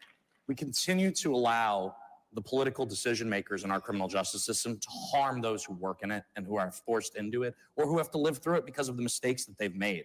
I don't think there's a single cop in this room that's protecting us that wants to harass parishioners at their churches or that wants to go into communities and harass parents at school boards, and yet that's what we had for 4 years. Mm-hmm. What does that do to a police force? What does that do? Mayor Jacobs, you have to oversee a lot of these law enforcement officers. It decimates their mental demoralizing. Health. It's demoralizing. Absolutely. Yeah, absolutely. And back to the mental health aspect, we've done a great disservice to law enforcement.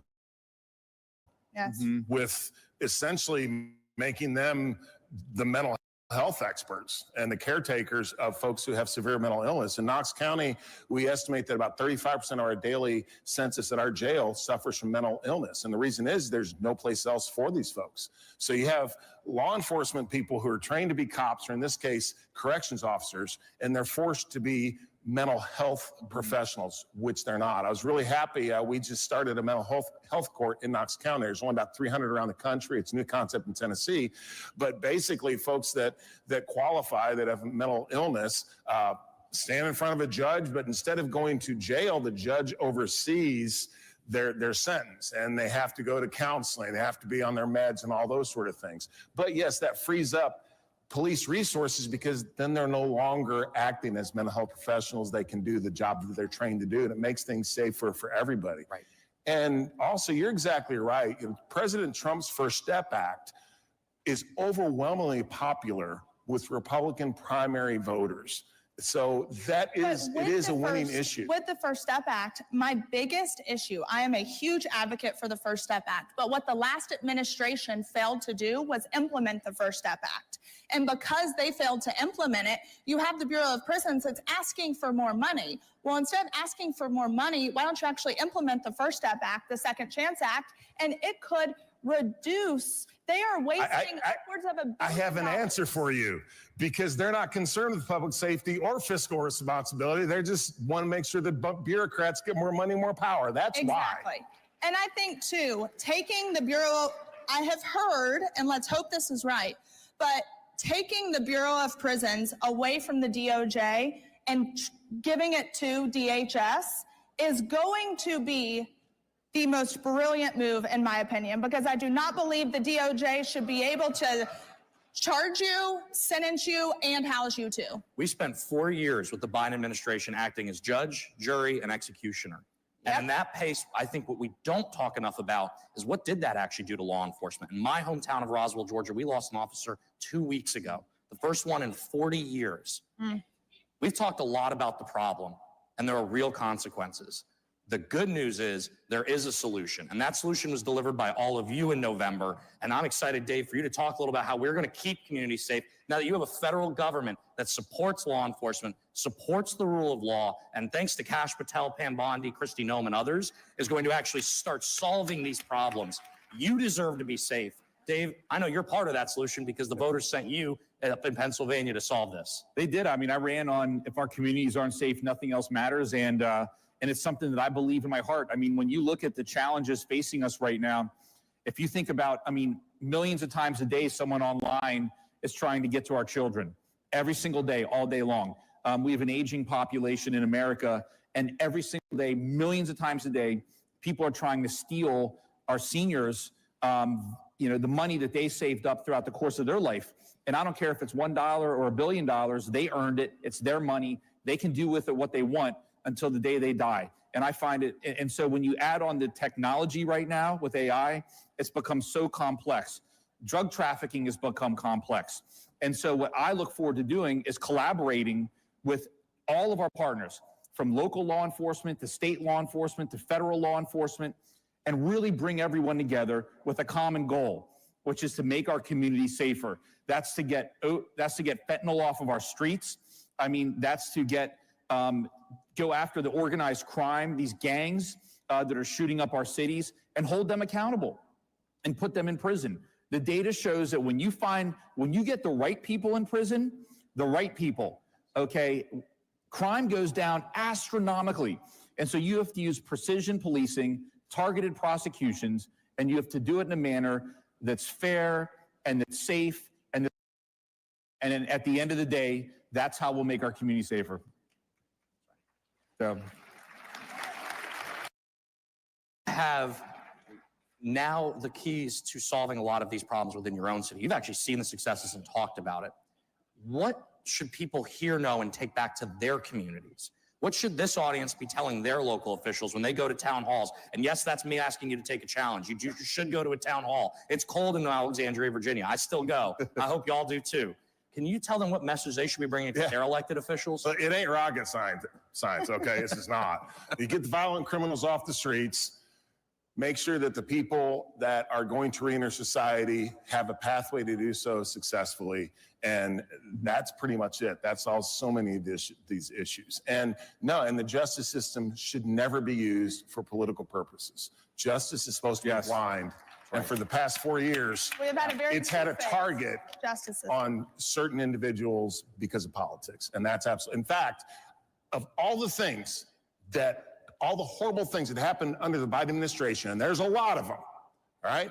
I think that was the worst thing, because a politicized, weaponized justice system, that is literally the definition of a banana republic, and we were this close to slipping into that. Yep. Savannah, I'll ask a similar question. What can people know about your story? How can they make a difference and impact? And how can we get your family out of this nightmare and back to the rule of law in our society? Yeah, for me, I believed bad people go to prison. That's just what I think as a kid is ingrained in you. And that is so far from the truth. These men and women are going to enter back into society. And I believe that God put us on this earth to love people and love people well. And let's not forget about those men and women that are incarcerated, who maybe need an additional hand, who need a little help, who need people to believe in them, because right now we have a very hopeless system, and there's nothing more dangerous than a hopeless person. And right now, with all the issues that we're working on and restoring hope within these individuals, I think Alice Marie Johnson is a prime example of what happens when someone believes in them. Alice was pardoned by President Trump the first go round, and now he has brought her on as the pardon czar, and he went out on a limb. He believed in her and he gave her a chance. So just don't ever think you're too good to give out a helping hand. Makes a lot of sense. I think communities of all backgrounds came together to support President Trump. And the reason is there's one thing that binds this room together. It's we care about public safety and we care about the rule of law. And unfortunately, at whatever conference is happening back in the Biden administration, apparently that wasn't in the topic areas. So Dave, I'm going to leave it to you to answer.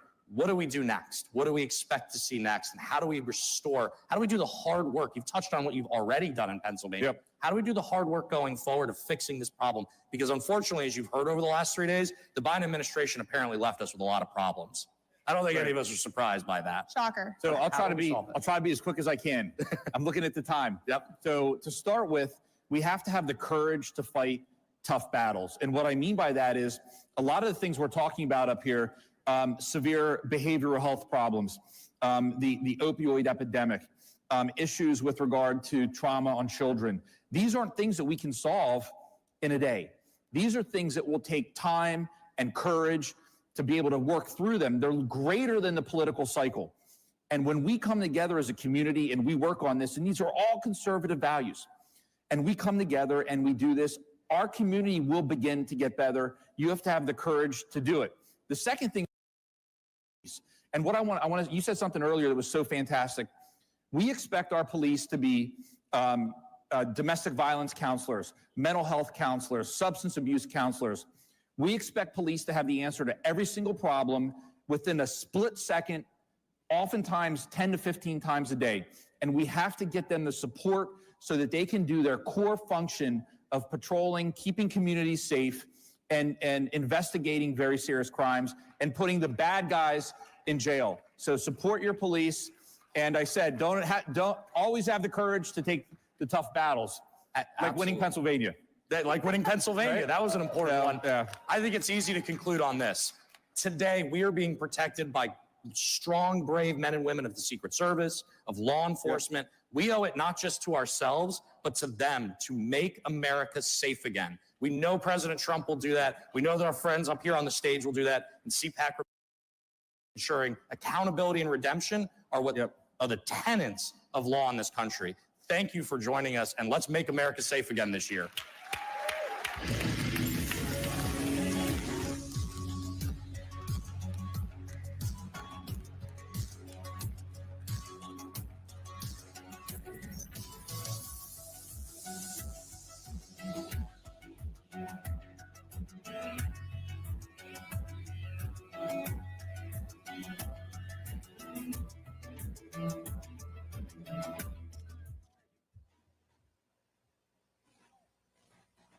America is under attack. Our families are being crushed under the politics of a radical agenda. But moms have had enough. We are standing up and we are fighting back. This is our battle. This battle is every bit as important as a Revolutionary War because we fight for the same thing. Moms for America is a national movement of moms reclaiming our culture for truth, family, freedom, and the Constitution. I think Moms for America is exactly on track and is doing the right thing for the future of our country and our children. Like Moms for America is going at the heart of the issue. I want to go on the record and say I'm for Moms for America, and I'm especially for Moms for America. But I am honored to join Moms for America today as we speak out against the horrific mandates. With a national network of over 500,000 mothers, Moms for America is one of the fastest growing movements of women in the country. The most dangerous place in all of nature is between a mama bear and her baby cub. We are the change. No matter what, no matter where, and no matter how difficult the obstacles are that are facing us and our families, we will not give up and we will not give in. So if not now, then when? If not you, then who? Welcome to the Homeland Revolution.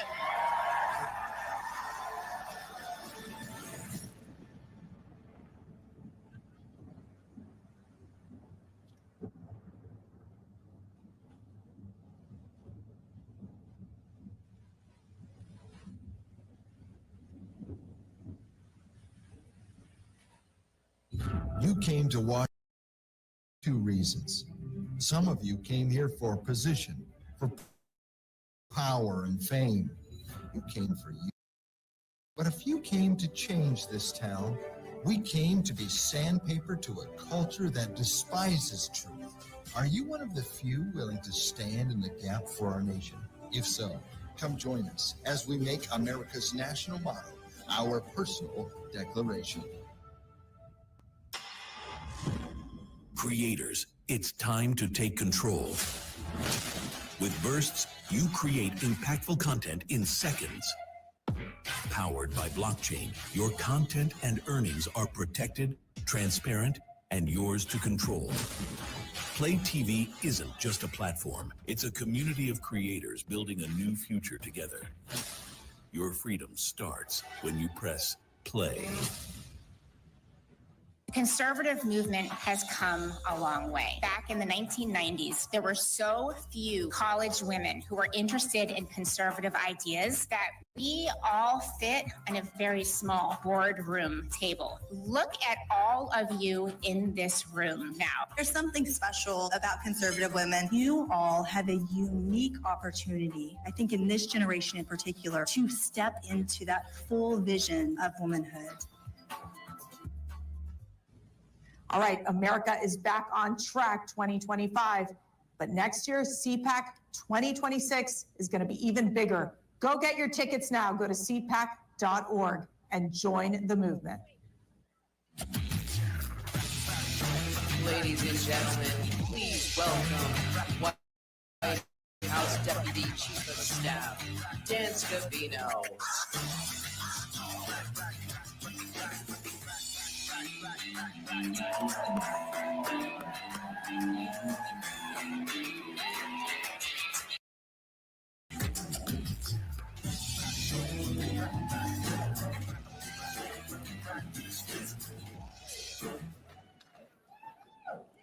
Good morning, everybody. How's everybody doing? Let's go. It's a great honor to be here. Mercedes and Matt, thank you very much, and congratulations on everything that you've accomplished with CPAC over the years. And again, it's a great honor. I'm truly humbled to be here. Thank you. I have two words for all of you. I said this before. I don't speak a lot publicly. I like being the behind-the-scenes guy doing my job. I'm not a public speaker. I don't often come out and speak. But when I do, I speak from the heart. I have a lot of passion. I had the option for teleprompters. I said, no, thank you. I just wanted to come and say a few words and say two words. We're back. USA, USA, USA, USA. Let's go. Again, thank you for the support of the 45th and the 47th President of the United States of America.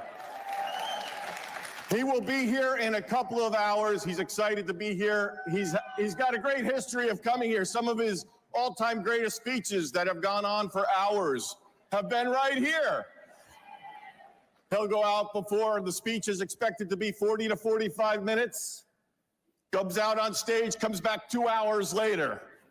Doesn't go off. He goes off the teleprompter. It's let Trump be Trump. Speak clear and transparent to you, the American people. What you see is he's a great man. He's a great president. And there's so many stories I could tell. It's been a long journey. And speaking of journeys, President Trump oftentimes behind the scenes will say, you are so lucky I took you on this journey. And Team Trump that is out there will know exactly what I'm saying, whether it's subpoenas, grand jury testimonies, indictments, out on the campaign trail, big victories, out on the golf course, state dinners, championship games, World Series, Super Bowl, on the plane, in the Oval Office, good times and bad times, no matter what the news cycle is out there. He would sit and say, you are so lucky I took you on this journey. It's been the journey of a lifetime for me. I've been with President Trump for 32 years.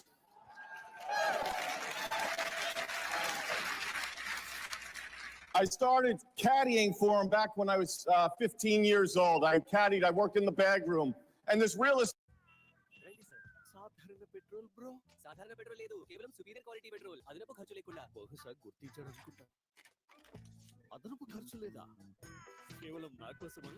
కాదు sir, నేను చెప్పానా జియోబిపిలో international quality fuels ఇప్పుడు అందరి కోసం అదనపు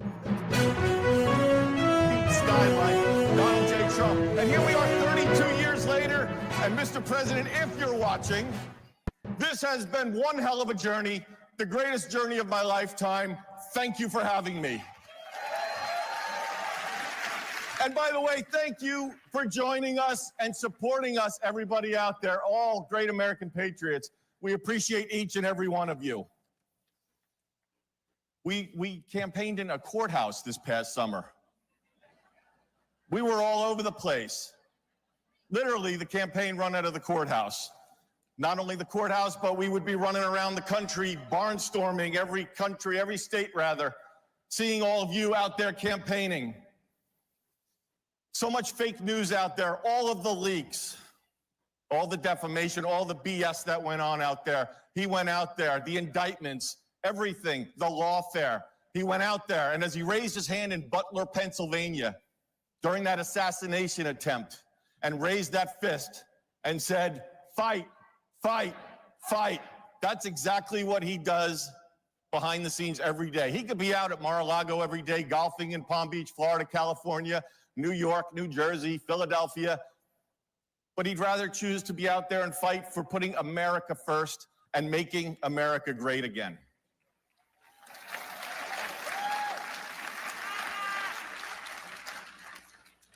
His behind-the-scenes moments in the assassination attempt in Butler, Pennsylvania, in the hospital, just to show you his mindset. The guy just got shot in the damn head. Somebody attempted to assassinate him. He's in the hospital, and I show him that iconic picture of him raising his fist. He goes, hey, Dan, how's it playing? Sir, the entire world is wondering what's going on right now. How's everybody doing? How's the team doing? And myself and Susie Wiles and Stephen Chung and Walt Nauta were back with him. He cared about everybody else. He cared about his family.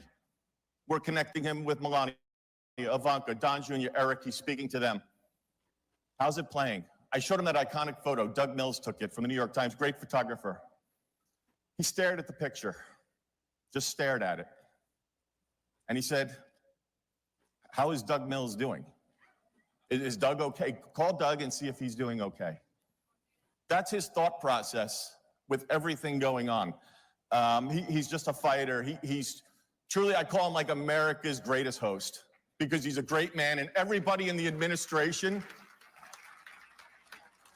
the cabinet, and the people that spend those moments with him behind the scenes will understand, and they get what I'm saying. He just loves America. He loves people. He's just a happy-go-lucky guy, and the guy works his ass off from 5 in the morning till midnight. The guy barely sleeps, and trust me, I know from the phone calls and the messaging and things that we would put out on social media and platforms. But to be in the hospital with everything shot in the head, and he's worried about everybody else. A few hours later, we went wheels up. I believe we went back to New Jersey that evening. He was on the plane joking with all of us on the plane to make us feel, I mean, we were all, to this moment, to this day, and none of us will ever forget it. He cared about all of us on the plane, trying to make us all feel better and lift us up. And ladies and gentlemen, that is your 47th President of the United States of America.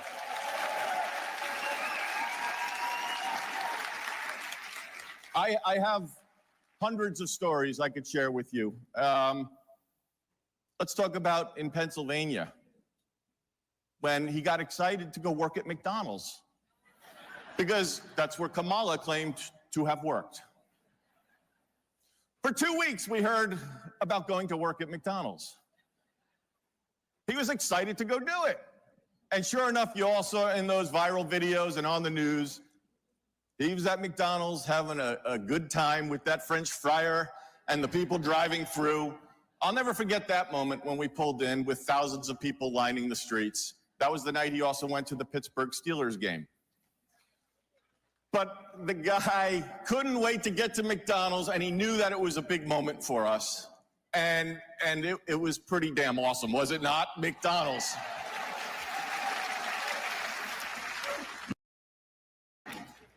You guys are all garbage. Trump supporters are garbage. Oh, really, Joe? Garbage. We're going to Wisconsin. And the team, Justin Caparelli, give him a lot of credit with regards to being on the plane. We're heading out to Wisconsin, and he comes up and he says, Mr. President, we can have a garbage truck upon arrival on the tarmac. I mean, what a campaign. What a campaign. Oh, sir, and by the way, before we went wheels up, I have an orange vest for you to wear. If you want to wear it, you can wear it off the plane. Give me that vest. Let's put that vest on. He puts the vest on the plane. We're still flying. He's being brief. We're going to land. There's going to be a garbage truck upon our arrival. It's going to say Trump 2024 on it. And sure enough, an hour and a half, 2 hours later, we land the plane. We look out the window, and there's the garbage truck being escorted to the motorcade. And there's the president sitting with his orange vest on, just looking out the window like this. I mean, just total classic and priceless. He gets off the plane, he wears the vest, right? Great moment. But then he wore it in the motorcade to the rally. Then we get to the rally, he meets Brett Favre, who endorsed him, backstage taking photos and clicks, laughs, good times, he's getting ready. We're feeling good because this election's coming up. Where's the garbage vest? Out onto the stage. And I don't know if you heard the stories of why he wore it, but he thought he looked rather trim in it. And then so he's sitting, looking in the mirror. I look rather thin in this. I look very trim. I look good. He wears the orange vest out. Hour and a half rally, comes off stage, walks back out. Time to get in the motorcade to go back to the plane, right? You take the vest off, right? He wears the orange vest into the motorcade. He said, I'm not taking this off till we get on the plane. He kept the vest on the entire time. That was a big moment for us when we were all garbage. It was like that deplorable moment. We're all sitting backstage saying, here's the moment. I could go on all day, but I don't have that much time left. We're very grateful for you. There's so many times that the president is just so grateful for the support he sees out there on social media. I mean, we won the election in an electoral landslide, swept all 7 swing states. And we not only have the 45th president and the 47th president of the United States, we got a great president who's going to put all of you first. He's going to fight, fight, fight, and he's going to continue. And his legacy will go down as one of the greatest presidents of all time. And together, everybody in this room, with your support, we're going to make America great again. God bless each and every one of you, and thank you for having me. Thank you. Thank you. Thank you.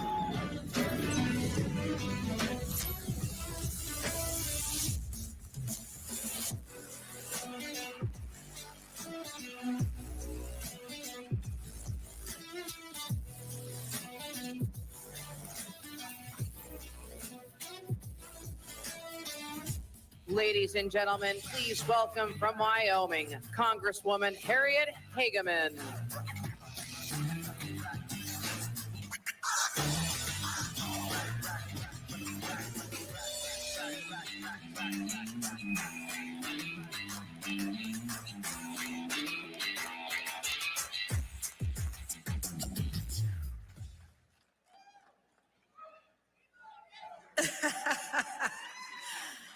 I bring you greetings from the great state of Wyoming, home of an abundance of affordable and reliable energy, wildlife galore, wide open spaces, gorgeous rivers and streams, magnificent mountains, beautiful blue skies, and not one Liz Cheney anywhere to be found.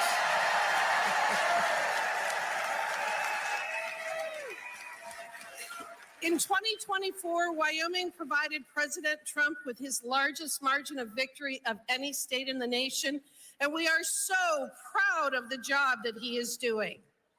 We are ecstatic that he is exposing and eradicating the massive government waste, fraud, and abuse that we have known for decades has been happening, and yet no one before would do anything about it.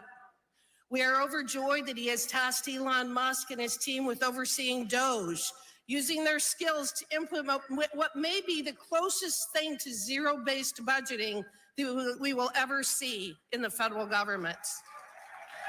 We are thrilled that he recognizes that we are a government of, by, and for the people, and that its primary purpose is to protect the homeland and secure our God-given rights and freedoms. It is quite apparent that the Democrats long ago stopped caring about the concerns of working class people, the truck drivers, farmers, airline employees, miners, custodians, and construction workers, among others. And they paid for such neglect by being shellacked in the last election. But far be it for them to undertake a legitimate self-assessment of their policies and ideas. They are instead engaging in kabuki theater while standing in front of government agencies, screaming their opposition to everything good and just generally making fools of themselves. The agencies that they have chosen for their performance art are telling, are they not? The Department of Education, a $270 billion woke monstrosity that has presided over the steady and unrelenting decline of public education. And USAID, a $50 billion anti-American purveyor of ideology so toxic that even the bureaucrats who worked there knew they had to hide their programs so that they could continue to fund such things as transgender comic books in Peru, so-called sex change operations in Guatemala, and anti-Israeli rappers. By now, everyone has heard about the crazy things USAID and other bloated and unnecessary bureaucracies have spent our money on, and we are rightly infuriated. But there is more to this story than bureaucrats and leftists attempting to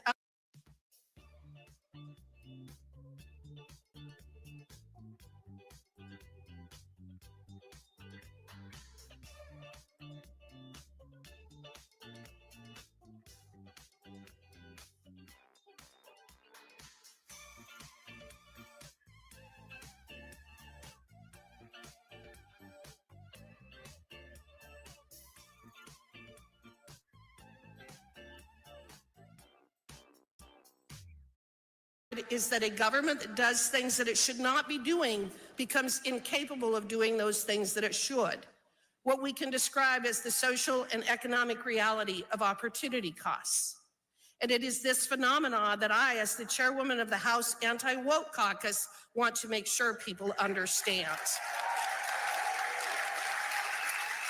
We are not just dealing with stupid comic books and radical anti-American leftist policies. We are also dealing with an obsession that has become so all-consuming to those on the other side that the toll in human suffering and property destruction cannot be ignored. As a devastating example, let's look at the recent California wildfires. The cause and magnitude of those fires cannot be written off as an act of nature, because that is not what happened. Rather, a substantial number of fires in California are started by arsonists and homeless encampments. And that appears to be the case in terms of this recent conflagration. Even setting aside the cause of the fires, however, this catastrophe was years in the making, with resource management, overregulation, and failed water policies all finding their roots in a fixation on climate change and global warming. Ah, yes, with Gavin Newsom and Karen Bass deciding that the threat of a 1 to 2 degree change in temperatures 100 years from now warrants whatever suffering we may come about today. Let's start with the radical environmentalist decisions for the last several decades to fight every effort to undertake proper, effective, and safe forest and range management practices and to implement better fire protection policies.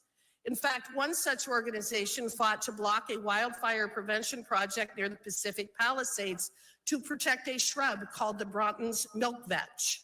We can thank this group for their efforts to protect this shrub, although such protections were clearly only transitory since they also burned in the November fires.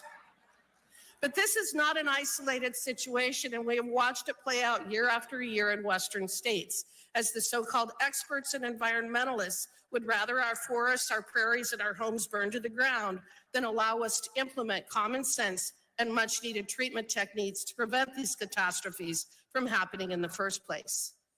Did you know that in 2020, Gavin Newsom vetoed a fire mitigation bill that had been passed by both houses of the Democrat-controlled California legislature?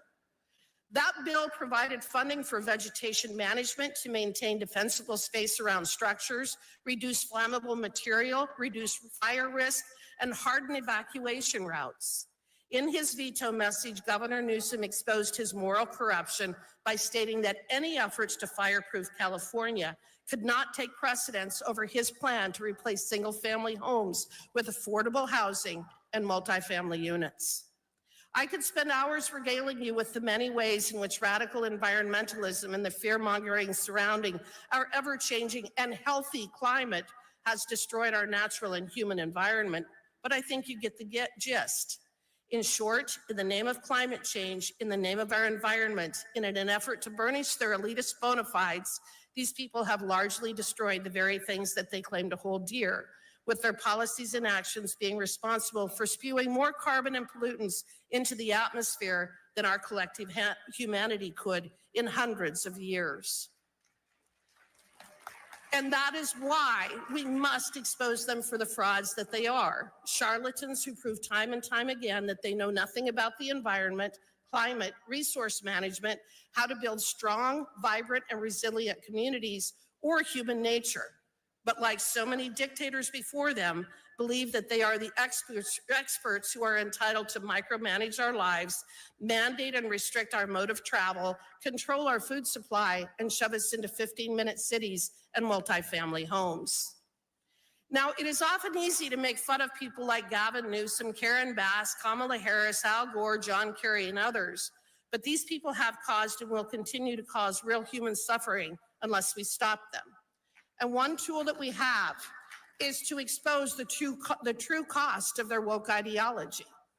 But it isn't just failed environmental policies that are to blame. We must also call out the entire DEI industry as being one of the many culprits resulting in the death and destruction that we have suffered.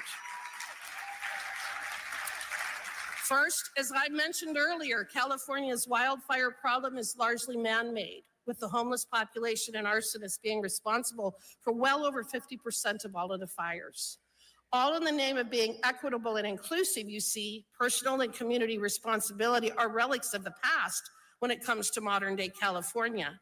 And nothing epitomizes that more than in allowing the homeless to literally run your cities into the ground and when they so choose to burn them down. Second, DEI is not only insidious because of what it means in practice, but in the fact that it allows politicians and bureaucrats to divert our precious where they should be focused to pet projects that have nothing to do with carrying out the functions of government. The stories from California are legion, of millions of dollars being spent on DEI workshops and training, of hiring based on race, sex, sexual orientation, and intersectionality, rather than on whether the individual could physically do the job. And the outcome? Empty reservoirs, broken down fire trucks, air-sucking fire hydrants, no evacuation routes, and not enough firefighters. DEI is a disastrous concept in theory and wholly destructive in practice. It undermines faith in our institutions and allows unelected and unaccountable bureaucrats to redirect hundreds of billions of dollars into programs that we don't want, don't need, and that ultimately destroy everything that we hold dear. Fortunately, we now have a political leader in President Trump who understands how destructive these environmental policies have been to our communities and how insidious DEI policies are to our physical, mental, and financial well-being. Thank God, in other words, that we have finally awakened from this woke nightmare, and it is a new day in America.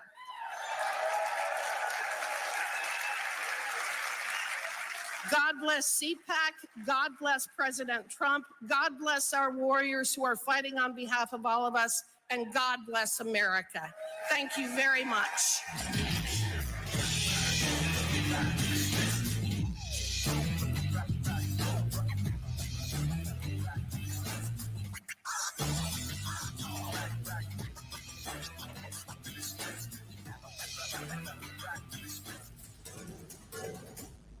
Newsmax has been terrific. President Trump is right. Millions are switching to Newsmax. It's the fastest growing streaming service in America. You don't need those woke streaming services anymore. Just get Newsmax Plus. Watch the best shows like Greg Kelly, Rob Schmidt, Greta Van Susteren, and Rob Finnerty. Greg Kelly over at Newsmax. The Newsmax people have been really terrific.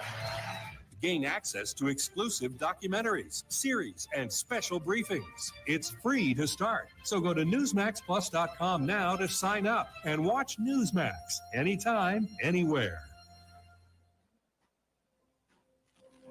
Welcome to CPAC. At Great American Media, we celebrate what matters most: faith, family, and country. Today, we invite you to experience storytelling that uplifts, inspires, and reflects the values we all cherish. PureFlix is your home for entertainment without compromise. With faith-driven movies and series, we bring you stories that strengthen hearts, uplift spirits, and honor what truly matters. And on Great American Family, where faith leads, where stories inspire. Welcome home. Whether it's Christmas all year long, heartfelt romances, or movies that bring families together, we are here to make you feel at home. In media, our foundation is quality. Our promise is to always deliver entertainment that aligns with your faith and values.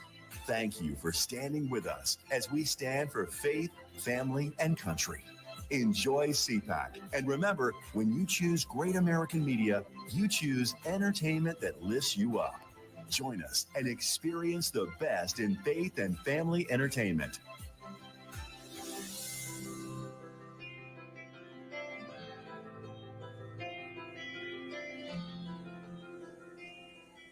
Hello, I'm Jim Paff, president of the Conservative Caucus. The Conservative Caucus has been winning battles in Congress for all 50 years of its existence. In fact, we're the oldest conservative grassroots organization in America.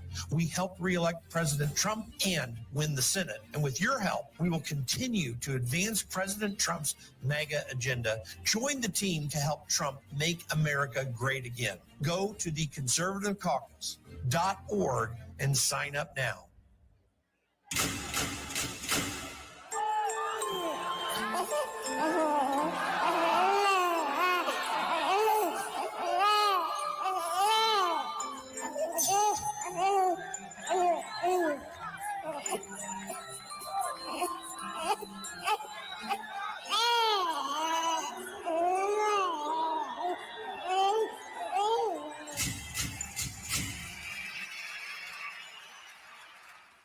Every institution today is under attack. The home, the church, the government. And many people are asking, what is the truth? Jesus Christ claimed to be ultimate truth. Are you willing to face the truth? Do you think the MK Ultra project ever actually ended? The Central Intelligence Agency is actively involved in mind manipulation. We all answer to one God and one Savior, and He's there to change your life for the better.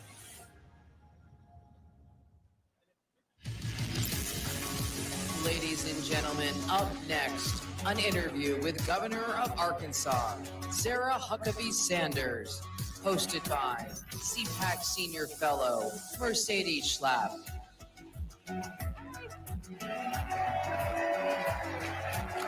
Hi. Oh, come on, your favorite governor, let's go. Okay, we're waking up here.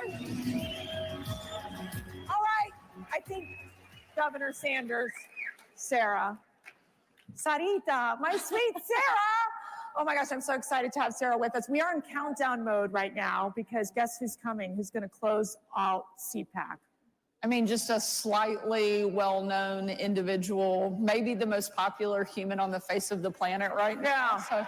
So, America's favorite president. That's right, President Trump. Are you all excited? So this is such a blessing for me. Sarah and I worked together at the White House for several years. And I mean, Sarah, seriously, what you have accomplished is amazing. And we're so proud of you. Thank you. Just to start right there. We were trying to raise our kids during that time. Trying being the key word there. We were trying to raise our kids, and somehow they turned out amazing. Yeah. Which says a lot, really, truly. They were all in the backstage. Sarah brought her daughter, Scarlett, with my girls, and they were doing the whole posing of taking pictures together. We're like, this is the next generation of leadership, seriously. But let's get to it. Okay, so you were at the National Governors Association dinner, and President Trump had this interesting exchange with the governor from Maine. We're all in the family here. Tell us what happened. Well, I think it was classic Donald Trump. If he doesn't like something, he's going to call it out. I think it's one of the things that has made him so incredibly popular. And one of the reasons he's been able to get so much done is because he doesn't care who's in the room, what it looks like. He's going to tell you exactly what he thinks in that moment. And that's what he did. And frankly, he's on the right side. I'm so tired of hearing the left say that they care about women when they can't even tell you what a woman is. And we finally have a president who will stand up for women and fight back. And I think that it's a great thing to see Donald Trump being the one to sign executive orders that defend and define what a man and what a woman are, which it's sad that we have to do that. But also as a mom of a daughter that is a 12-year-old volleyball player, that we have somebody that's saying, no, we're not gonna let men play girls' sports. And Donald Trump is doing that, and I think he's right to call people out who are on the wrong side. So we have a rating system that we rate at CPAC, all the state legislatures, all the governors, all the federal legislators as well. Governor Sanders has ranked the top conservative governor in America. The top, number one. And I know partly is because we're related, but Sarah, tell us about, you're in the middle of the legislative session. You have so much going on. You've been in office now. And what are you planning to accomplish this legislative session? What do you think the people of Arkansas really want and what they're focused on? We're working on that, and the President Trump is very quick to remind us on that every time I see him. But what we've really focused on is bringing conservative principles back, and everything from opening up universal school choice. We were one of the first states in the country to do that.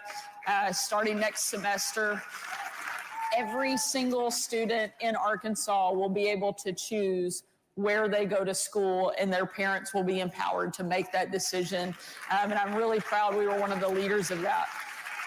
We've cut taxes 3 times in the state of Arkansas in just 2 years, now making us competitive with every other state in the region.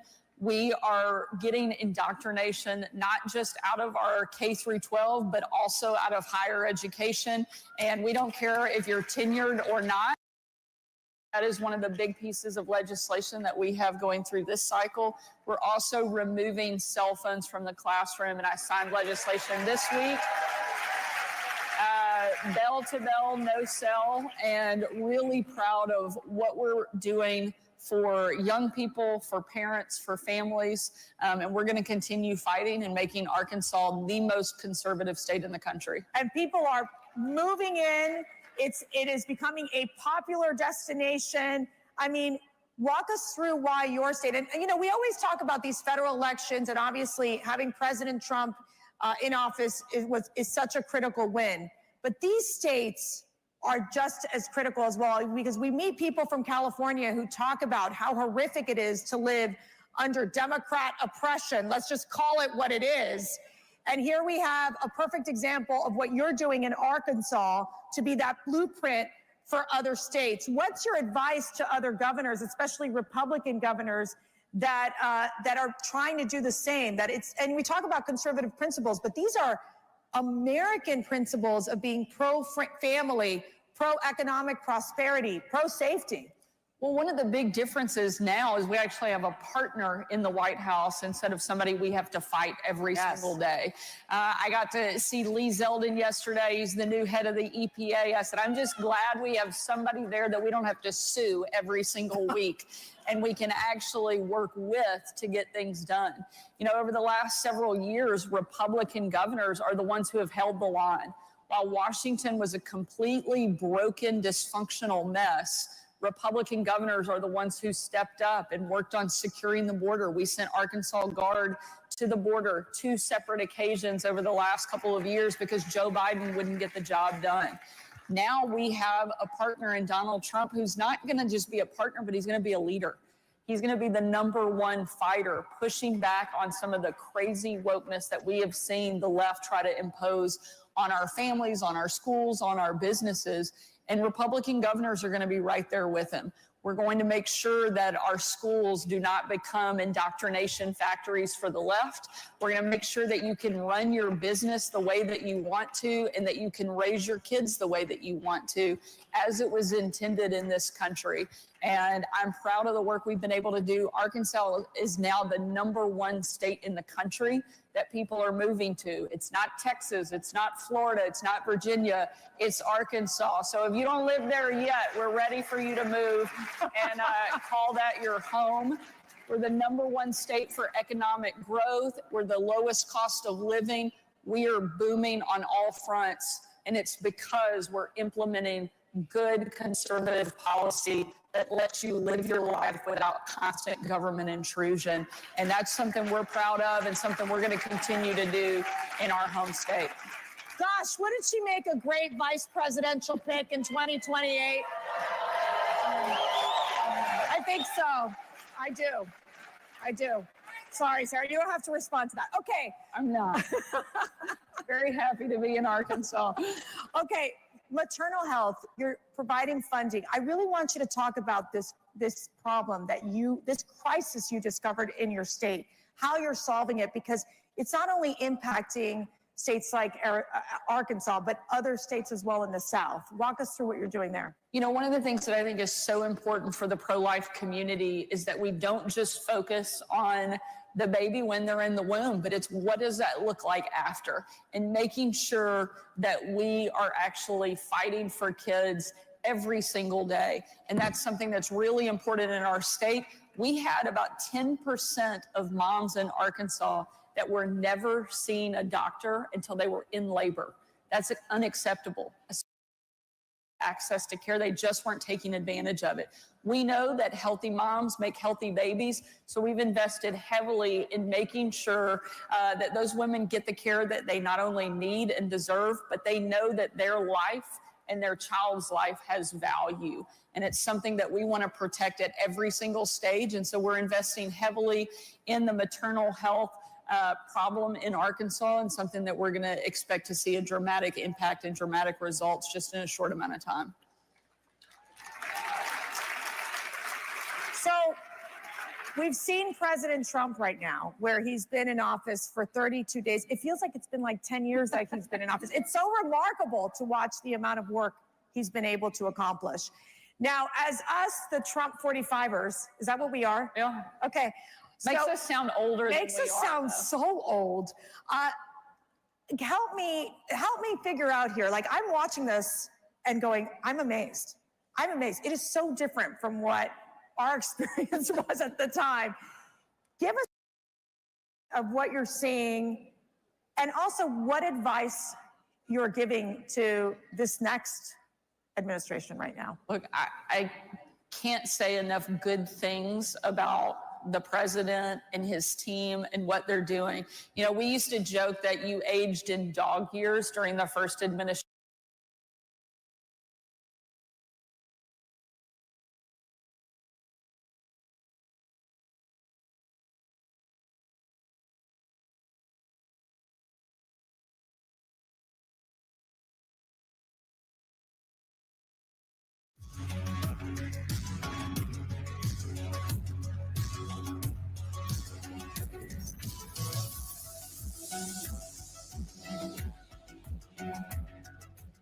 Then they saw what life was like under a Trump administration, and they had a chance to see what life was like without Trump in the White House. And they didn't like it very much.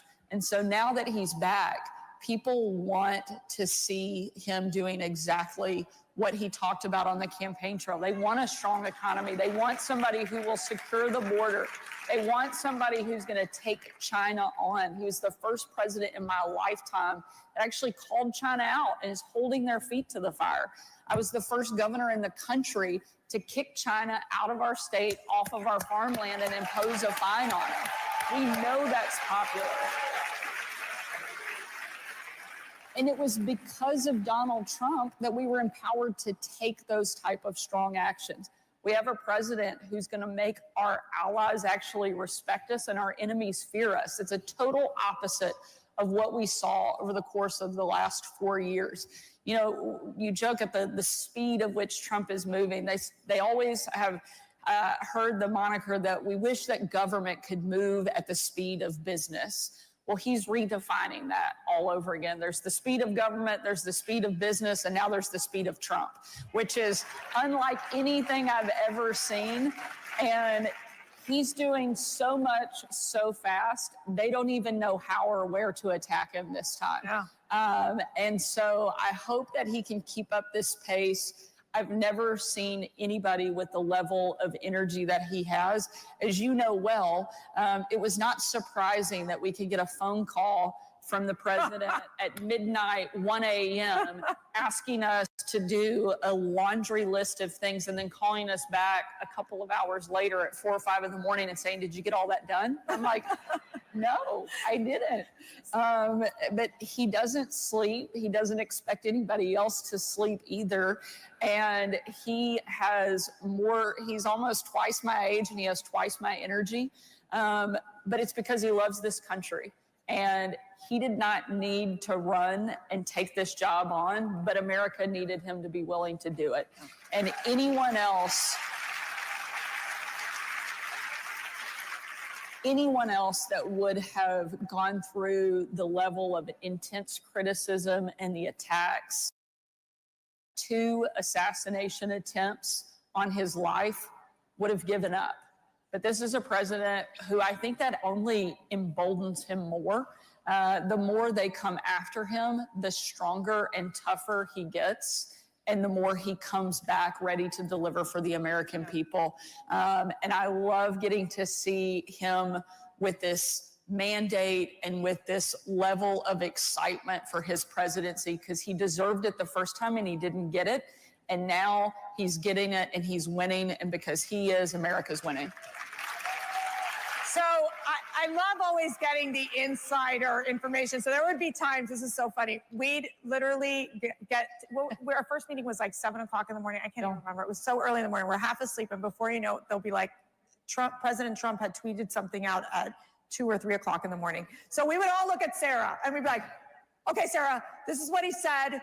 What are our talking points?" I mean, that's how it was. I mean, it was so really learning on the job too. So now that you've transitioned from being, the president's spokesperson, the press secretary at the White House, into being the governor of a state, how does that feel? I mean, how is it so different? It's really different when you're the one sitting in the chair and it's your name on the paper to sign legislation or an executive order. There's a different weight and responsibility that comes with that. But I could not be more thankful for the experience that I had in the White House, because I learned so much from the president. One, never back down, never stop fighting, and always do what you think is right. And the rest of it works itself out pretty well. And that experience, I think, gave me such great perspective. And one of the most important things and takeaways was that I didn't need the outsiders to define me. In those moments, the most difficult days that we had in the White House, of which there were many, we didn't need the outside world to define us. We had a creator who had already done that, who had given my life meaning and purpose. Amen. And my job is to believe that and try to live up to the path that he laid for me.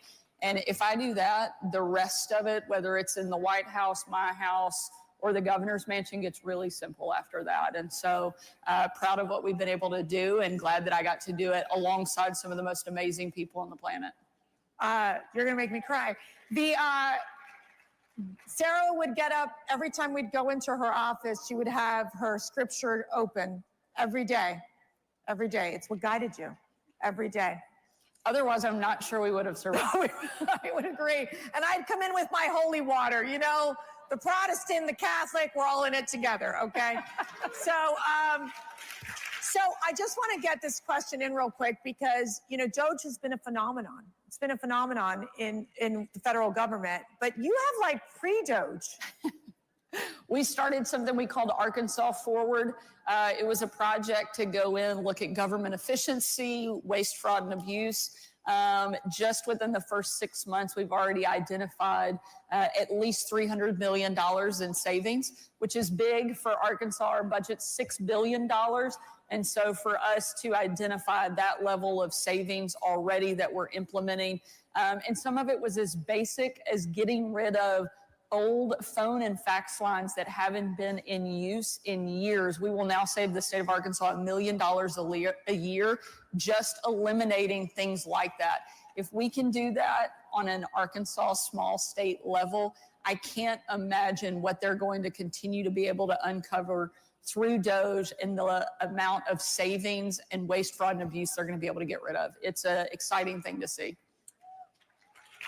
So, Sarah, what inspires you every day? My family. I have, my daughter's here, so I'll cry when I talk about my kids. I have the three most amazing kids, Scarlett, Huck, George. They're 12, 11, and 9. My husband is incredible. He has the patience of Job because he is married to me. And I know I'm not an easy personality, so You're easier than you think. You're wonderful to work with. But I have an incredible family that loves me no matter what, and my kids are perfect reminders of everything that's at stake, everything that's matters and is important in the job that I do. Big Basket, 10 minute ka naya naam. There's no more important and bigger task that I have than being a mom. And so I take that really serious and trying to do the best I can to deliver for my kids. So my call to action to you all is that you pray for Governor Sanders and her family, because it's really hard to raise a family, be in the public eye, and do the incredible work that you do. And what is your call to action to our CPAC family? To keep fighting. Without you showing up and cheering and championing not just the people that are running for office, but more importantly, what they stand for. Find people who love this country as much as you do, support them with everything you can, and keep showing up, because it makes a difference. Because there are moments where you're running for office or you're in office and you think you're all by yourself and nobody is there. And so when you look out and you see a room of people like this who love America as much as you do, it is a great reminder to keep fighting and not to let the naysayers get you down. So keep showing up, keep doing what you're doing. Thank you so much for being here. Okay, we love our governor, Governor Sarah Huckabee Sanders.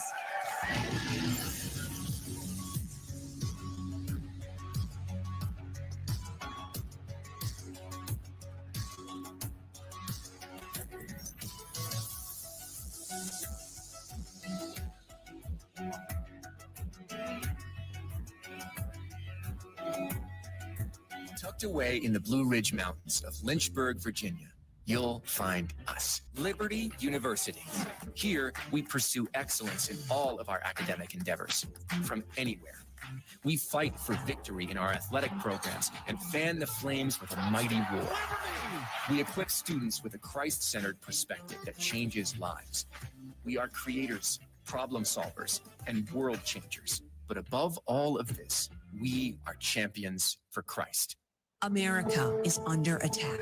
Our families are being crushed under the politics of a radical agenda. But moms have had enough. We are standing up and we are fighting back. This is our battle. This battle is every bit as important as the Revolutionary War because we fight for the same thing. Moms for America is a national movement of moms reclaiming our culture for truth, family, freedom, and the Constitution. I think Moms for America is exactly on track and is doing the right thing for the future of our country and our children. Like Moms for America is going at the heart of the issue. I want to go on the record and say I'm for moms, I'm for America, and I'm especially for Moms for America. But I am honored to join Moms for America today as we speak out against the horrific mandates. With a national network of over 500,000 mothers, Moms for America is one of the fastest growing movements of women in the country. The most dangerous place in all of nature is between a mama bear and her baby cub. We are the change. No matter what, no matter where, and no matter how difficult the obstacles are that are facing us and our families, we will not give up and we will not give in. So if not now, then when? If not you, then who? Welcome to the Mom-Led Revolution.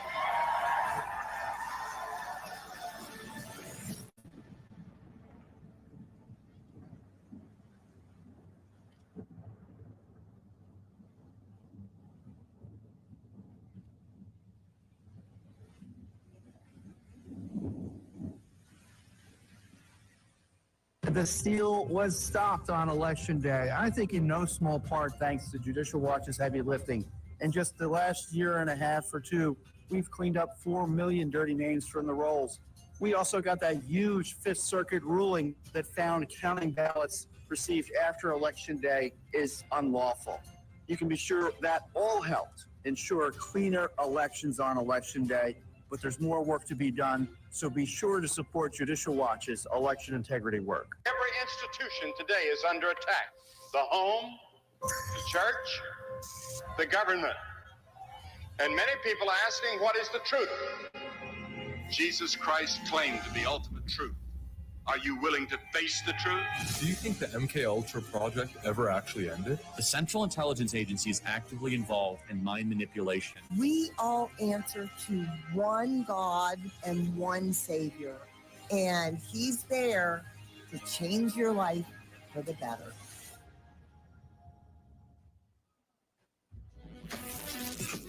Ladies and gentlemen, please welcome the President of Argentina, Javier Milei.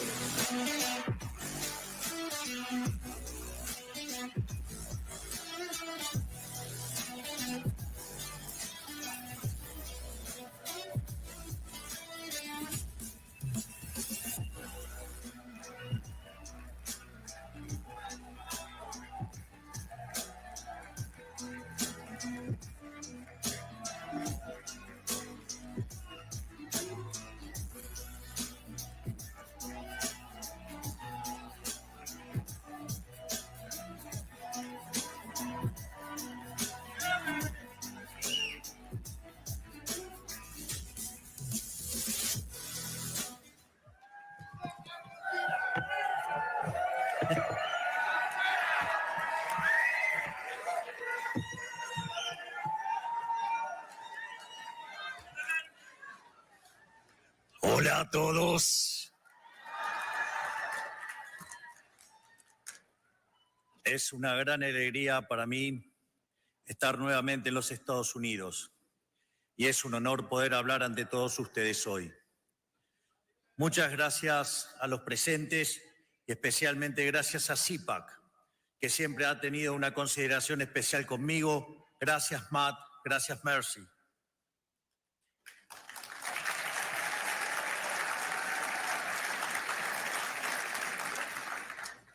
Hace apenas un mes dije en el foro de Davos que creo que estamos atravesando un punto de inflexión en nuestra historia.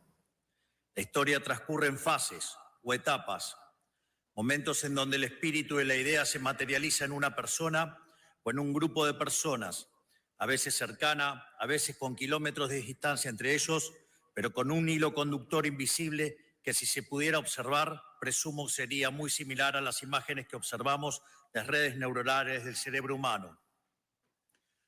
Hoy estamos precisamente en uno de esos momentos en los que la historia, con H mayúscula, está cambiando su curso.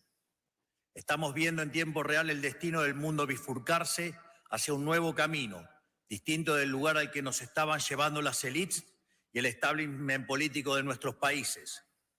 De la misma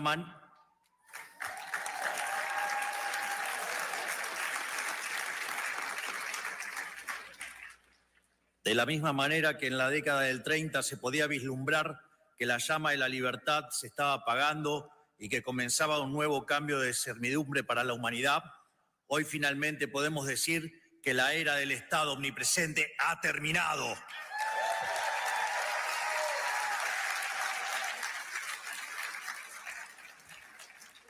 Hoy somos testigos de un momento en el que la larga marcha del Estado sobre el individuo está llegando a su fin. Me refiero, por supuesto, al colapso del modelo colectivista y el amanecer de una nueva era de libertad. Nos hemos preparado para este momento y creo que genuinamente que estamos dando una batalla crucial para el futuro de la humanidad.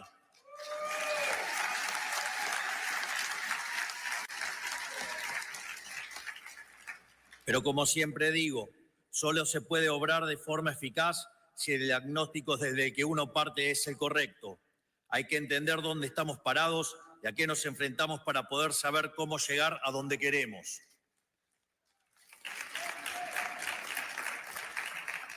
A lo largo de todo el mundo, las sociedades occidentales se enfrentan a un mismo problema y a un mismo enemigo. Una clase política que extrae cada vez más recursos de los ciudadanos a través de impuestos, con el fin de implementar un modelo de expansión estatal ilimitada.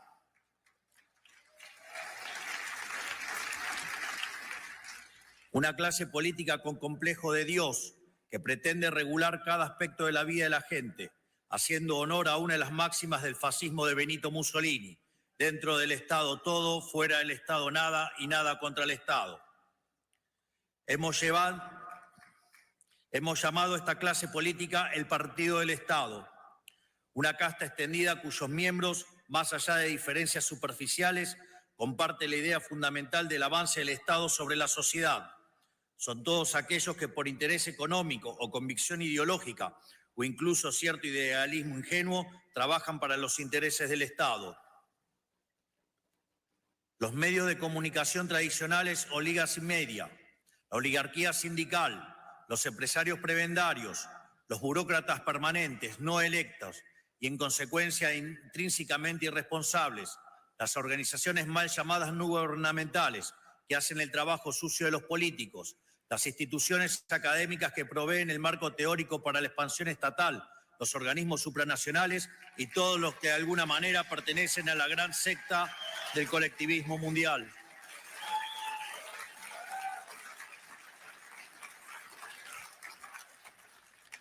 Y por supuesto, esto incluye a los partidos políticos tradicionales, que sin importar su color, coinciden en la tesis fundamental que más Estado siempre es mejor.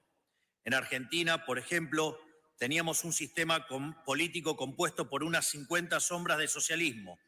En Estados Unidos existía la ilusión de bipartidismo de un partido demócrata que marcaba la agenda y un partido republicano incapaz de enfrentarlo hasta la llegada del presidente Donald Trump.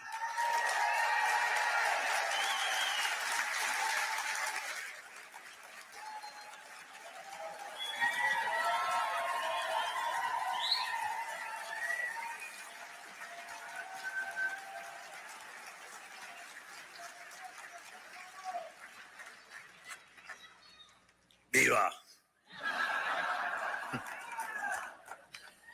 Curiosamente, el mío lo van a tener que esperar hasta el final.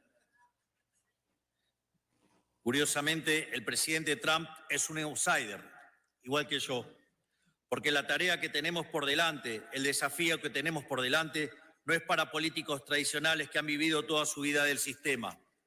Es para gente que no le debe nada a nadie, que no está comprometida por los vicios del sistema y que sabe que es más importante el cambio que el poder por el poder mismo.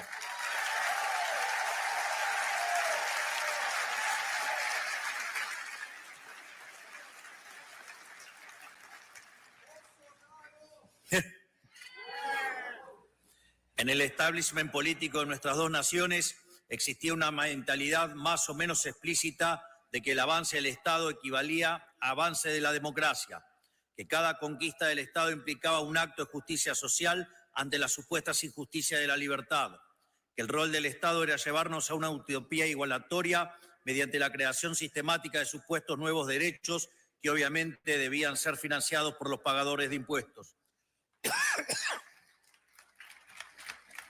Es justamente en el centro de este esquema que se encuentran los políticos, los principales beneficiarios de este modelo de expansión ilimitada del Estado, esos que hacen de vivir de otros por la fuerza un estilo de vida, depositarios de poderes y privilegios que serán la envidia de cualquier monarca de la historia. No importan las peleas televisivas ni las supuestas diferencias partidarias, todos trabajan para el mismo Dios, el siniestro, y su manifestación en la tierra, el leviatán del que hablaba Hobbes.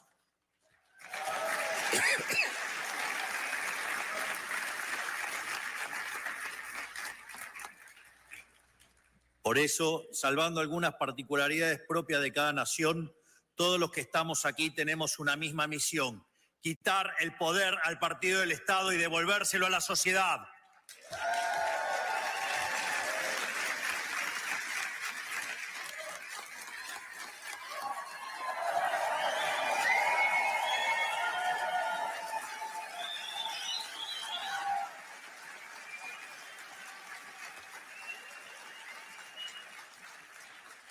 Es decir, como decía Albert Nock, que describió en su libro En nuestro enemigo el Estado, que el poder social fue progresivamente arrebatado y trasladado al Estado por la fuerza.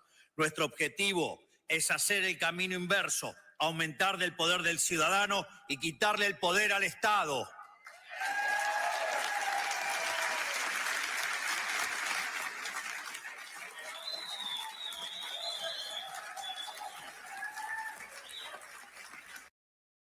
Por su... ¡Afuera!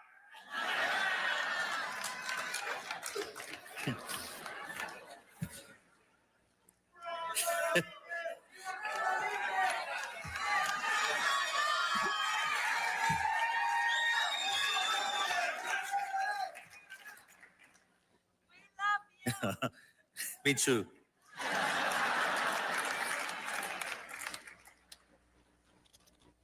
Sorry. She's my girlfriend.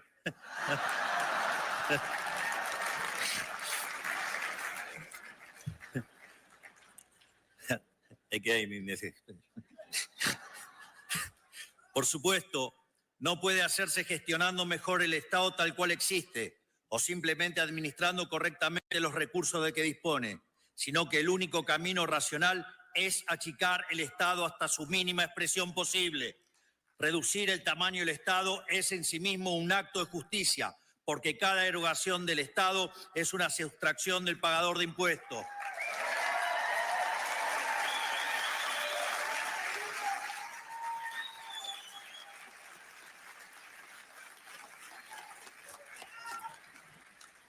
Desde nuestro punto de vista, el único Estado aceptable es el Estado más chico posible para devolverle al ciudadano lo que es suyo.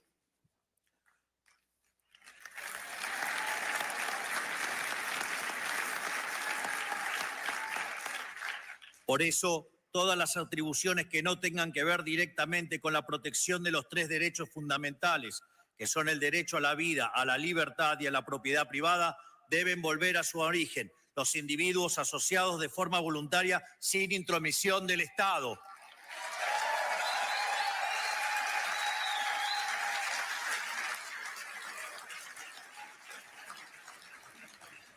Esto debe ser así porque, a diferencia de la economía, el poder es un juego de suma cero.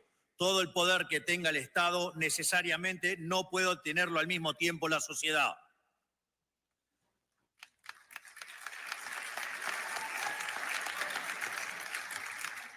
Por eso no creemos en soluciones parciales o compromisos de centro. Sabemos que hacer las cosas a medias es una invitación al regreso del Estado, que como un cáncer metastásico solo sabe expandirse y debe ser obligado activamente a retroceder. No sirve intentar alcanzar un justo medio. Todo lo que exceda su función esencial debe ser definitivamente quitado de su órbita o más temprano que tarde volverá a usurpar lo que no le pertenece.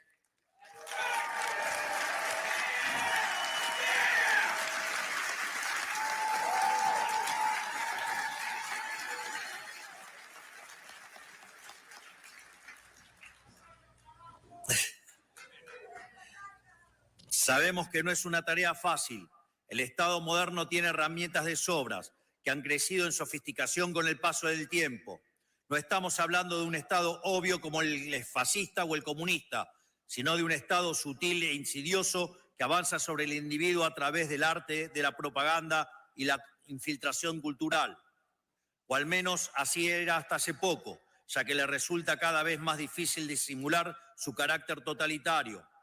Hemos visto, por citar solo un ejemplo, que en ciertos países de Europa ciudadanos están siendo arrestados por expresarse en redes sociales.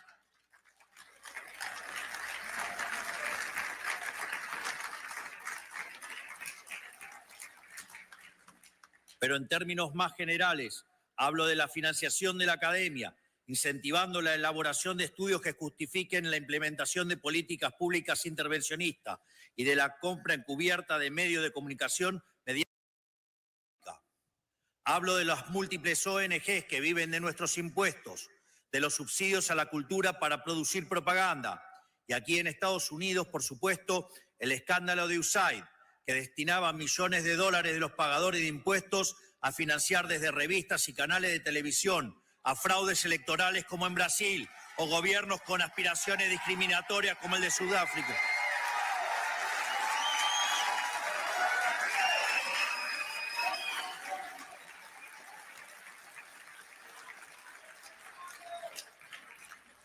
Y como decía, gobiernos con aspiraciones discriminatorias como el sudafricano, entre tantas otras aberraciones, incluyendo la agenda de la paranoia climática, los excesos de la ideología de género y la investigación que derivó la creación del virus del COVID-19.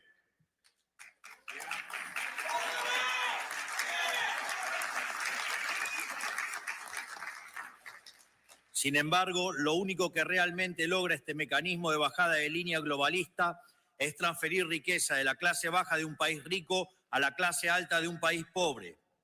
En pocas palabras, hablo de una red global de influencia y formación de opinión pagada con los impuestos de los ciudadanos, un aparato de propaganda sin precedentes en la historia humana, quizás el escándalo político más grande que hayamos visto. Y luego esos mismos hipócritas acusan a Elon Musk de interferir en las elecciones de otros países. Claramente su descaro es tan grande como sus aspiraciones totalitarias.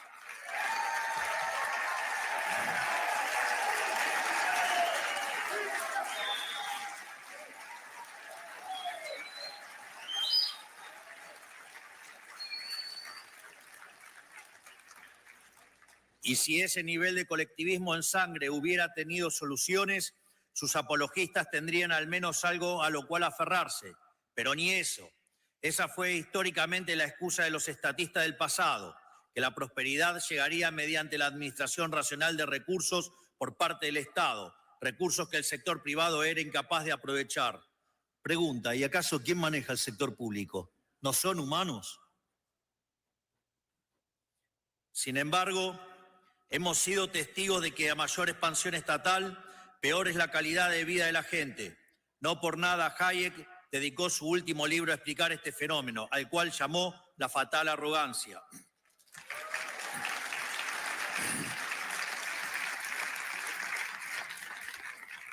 Pero esto no es accidental.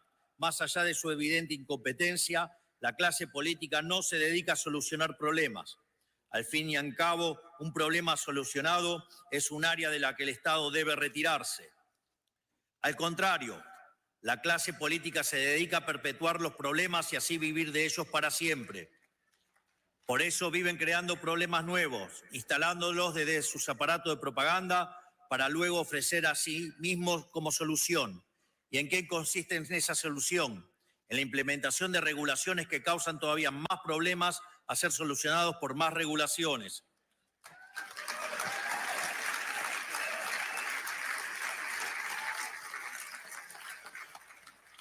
En medicina se usa el término iatrogenia para referirse al daño que sufre un paciente como consecuencia de la atención médica. Podría decirse entonces que el régimen estatista consiste en la iatrogenia como política de Estado. O sea, es el médico que se enriquece a base del deterioro progresivo e intencional de sus pacientes. Con el modelo del Estado presente, el Estado te quiebra las piernas para después venderte las muletas como un sobreprecio y obligarte a agradecerle, y te persigue si no lo haces.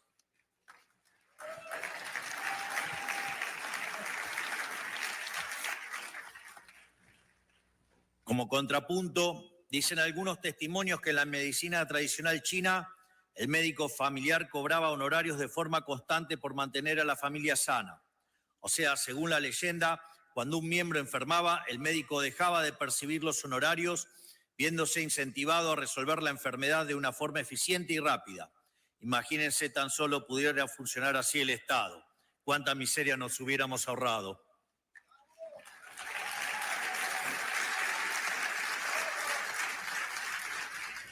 Hoy, A quienes queremos desmantelar este sistema demencial nos llaman antidemocráticos. Pero nuevamente, esta es una tergiversación de las palabras, algo muy propio de la izquierda, para variar. Ellos no le llaman democracia al gobierno del pueblo, sino al paradigma de expansión total estatal ilimitada que ellos mismos administran. Para ellos, la democracia existe y únicamente si ganan los que ellos quieren, para poder someter a la gente a sus caprichos. Pero cuando la minoría electoral son ellos, la elección de la mayoría pasa a ser autoritarismo. De hecho, muchos de los que nos acusan de antidemocráticos ni siquiera fueron electos. Toman decisiones que afectan a miles de millones de personas alrededor del mundo y sin embargo nadie los conoce. No son responsables ante nadie más que sí mismos y no pueden ser echados por el voto popular. Y así y todo vienen a hablarnos de democracia.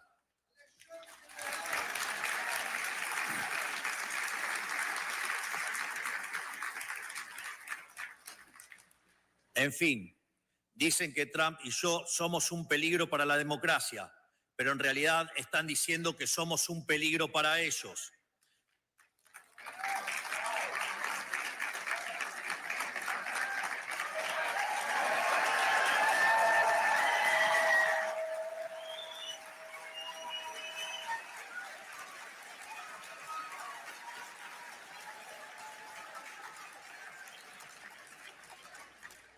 Somos un peligro para el partido del Estado, para quienes viven de su expansión ilimitada, para quienes quieren un individuo dependiente y sometido a sus caprichos regulatorios.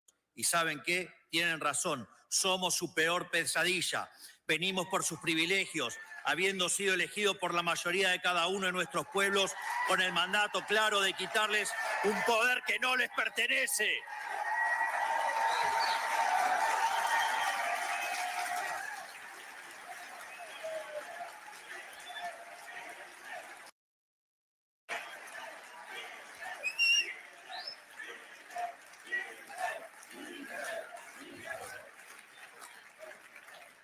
Hoy nuestros países, Argentina y Estados Unidos, necesitan pasar por una segunda independencia.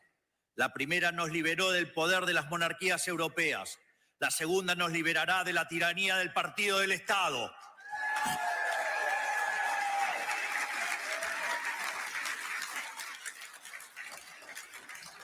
Por eso hemos puesto tanto esfuerzo en identificarlo, porque no se puede luchar contra lo que no se conoce. Y tener un enemigo bien definido es un aspecto fundamental de nuestra batalla cultural. Ahora ya lo conocemos, le hemos ganado en las elecciones y estamos en proceso de desarmar su leviatán, que es una herramienta de opresión perpetua.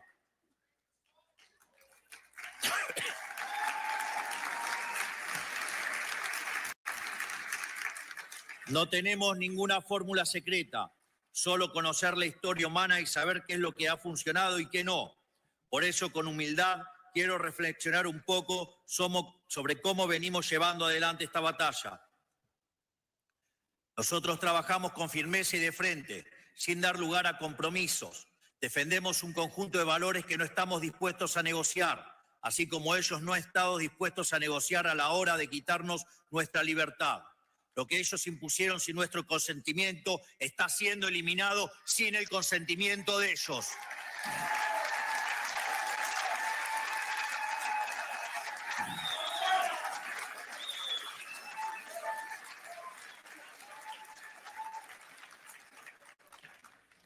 Por eso hemos pasado la motosierra por los sectores y atribuciones del Estado que consideramos superfluos, redundantes, innecesarios o directamente perniciosos para la sociedad.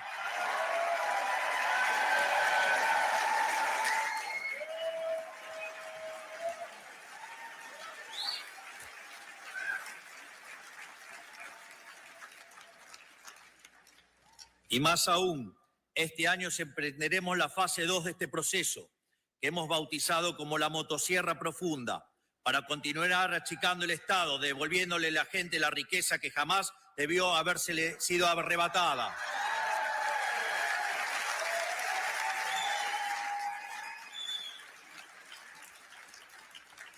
Lo interesante es que este proceso de justicia tiene un correlato político, porque por su naturaleza el partido del Estado se financió históricamente de gasto público mal asignado y de negocios turbios con el Estado. Por eso, achicar el Estado es cortarle la manguera a los clientes del Estado enquistado en él, que ejercían un feroz resistencia al cambio, valiéndose el dinero de los pagadores de impuestos para mantenernos subyugados.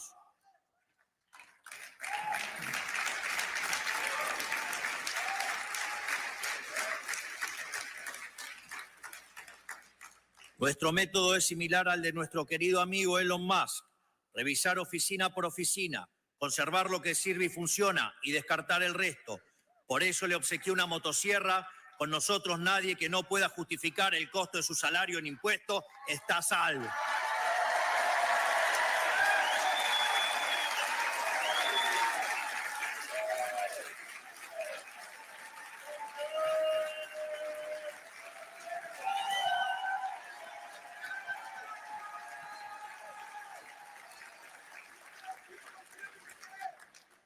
Muchos de ellos tendrán que volver al sector privado y ganarse la vida ofreciendo sus bienes y servicios en el mercado, tal como los pagadores de impuestos de los que han vivido tantos años.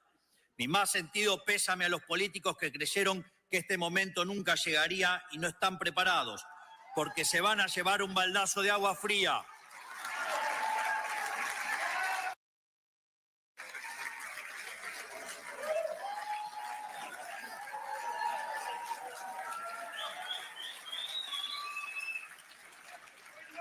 Por suerte para ellos, en toda desgracia hay una oportunidad. Y debido a nuestro avance desregulador, los salarios del sector privado seguirán subiendo, por lo que si hacen las cosas bien, podrán ser parte del progreso, pero lejos de la casta estatal.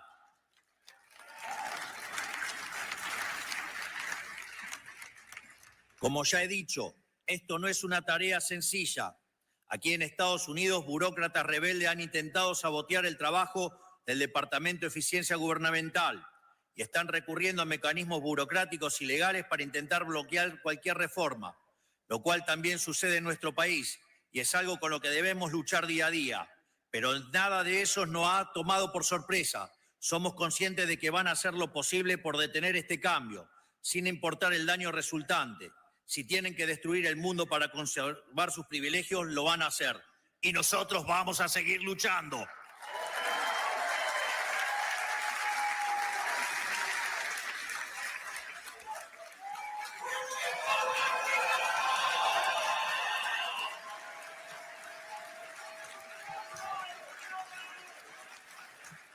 Pero hoy el problema se extiende más allá de las penurias a las cuales el modelo del Estado presente ha sometido a cada una de nuestras naciones individualmente.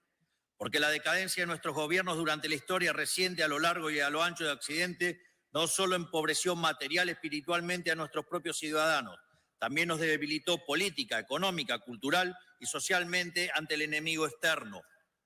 Nos volvió moralmente débiles y nos hizo vulnerables ante las peores expresiones de la barbarie, los peores enemigos de la libertad. Y a ellos no se les puede dar un centímetro, porque cuando huelen sangre avanzan envalentonados y sin piedad. Esto quedó demostrado durante los cobardes ataques perpetuados el 7 de octubre de 2023 en Israel, que costaron más de 1.000 inocentes y la captura de 251 personas.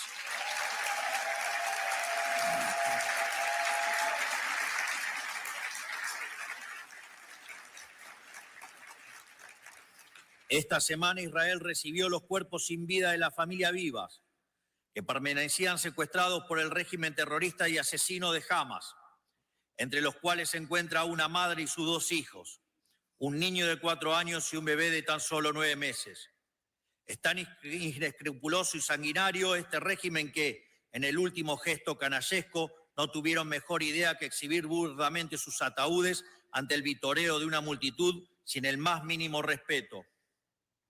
Esto es lo que está en juego y no podemos darnos el lujo de fallar. Por eso es fundamental que las naciones que hemos abrazado las ideas de la libertad permanezcamos unidas y colaboremos unas con otras.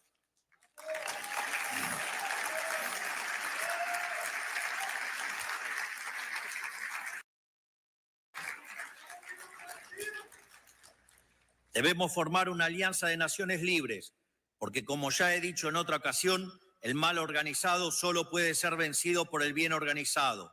Solo mediante esta internacional de derecha podremos ponerle un fin a la casta política a la que nos enfrentamos, que está hundiendo a Occidente en la más oscura profundidad, y recuperar el ímpetu para proteger a las fuerzas despóticas que nos quieren subyugados.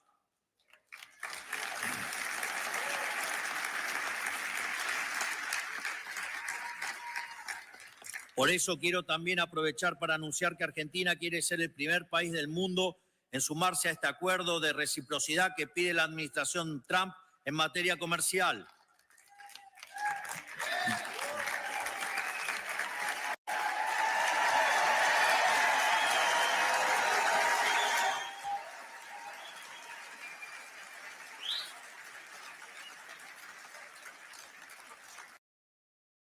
Si no estuviéramos restringidos por el Mercosur, la Argentina ya estaría trabajando en un acuerdo de libre comercio con los Estados Unidos que sea mutuamente beneficioso y que no cargue injustamente sobre las espaldas de los productores argentinos, pero tampoco sobre los de los americanos.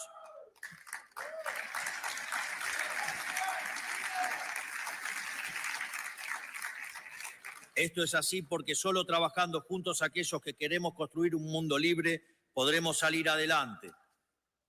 Solo así podremos salir de la pesadilla del Estado omnipresente y así poder seguir haciendo lo que sabemos hacer como Occidente, poner a prueba los límites de lo posible, confiando en la creatividad de la sociedad y no en la discrecionalidad estéril de los burócratas.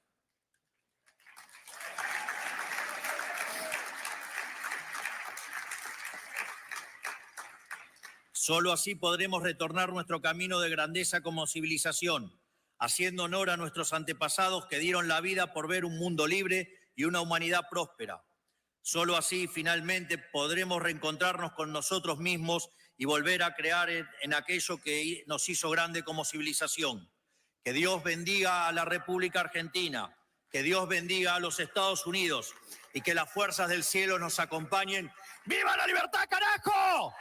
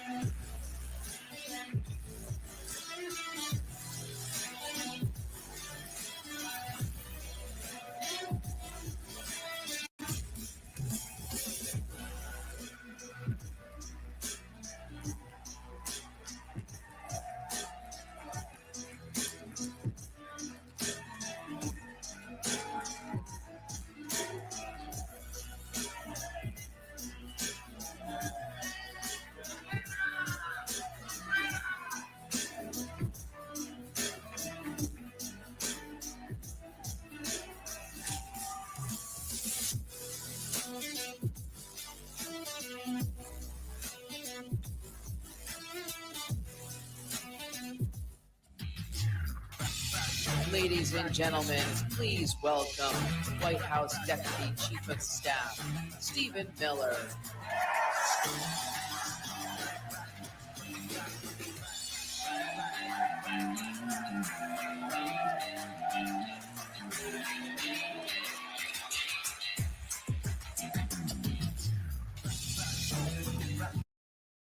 CPAC! Who is ready in just a few short hours to hear from the man himself, our 47th president, Donald J. Trump? My friends, it has been a long road, has it not? It's been a long road. In these last 4 years, we felt every single painful minute. But nothing, my friends, is sweeter or more extraordinary than victory. Who here has enjoyed the last 30 days of America's new golden age?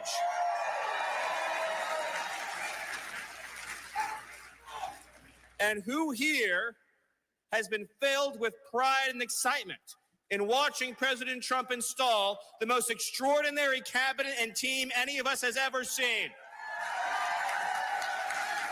Our new Secretary of Defense, Pete Hegseth. Our new Secretary of Health and Human Services, Robert F. Kennedy Jr. Secretary of Homeland Security, Kristi Noem. Secretary of State, Marco Rubio. And of course, we have the Department of Government Efficiency, Elon Musk. White House Chief of Staff, Susie Wiles. And perhaps the most exciting of all is the fact that every single day, the entire White House staff, the entire administration, the entire cabinet, on behalf of President Trump and his extraordinary leadership, is getting the lies out of our schools, the men out of women's sports, the poison out of our foods, the woke out of our military, the predators off our streets, and the illegal aliens the hell out of our country.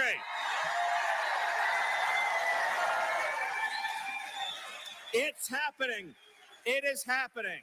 Every day under President Trump, he is saying hell no to DEI. He is saying hell no to CRT. He is saying hell no to the indoctrination of our children, and is saying hell yes to the idea that America belongs to Americans.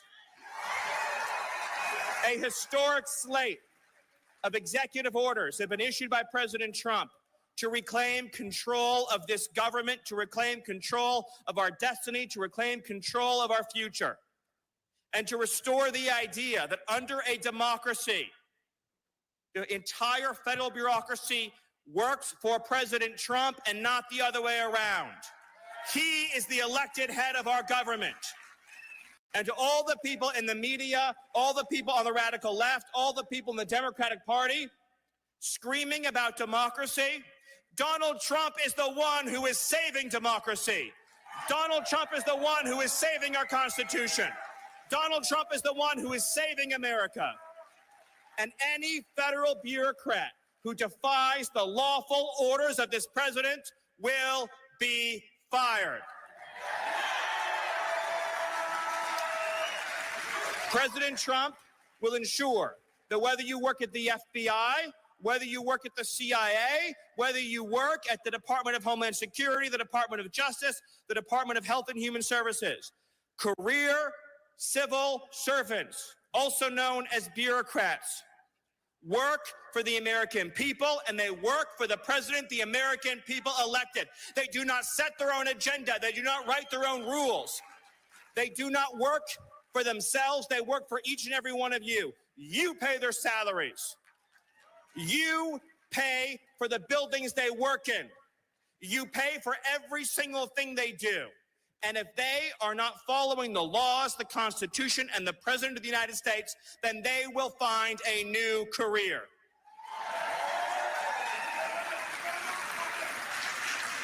By the way, speaking of the FBI, who here is thrilled about Kash Patel?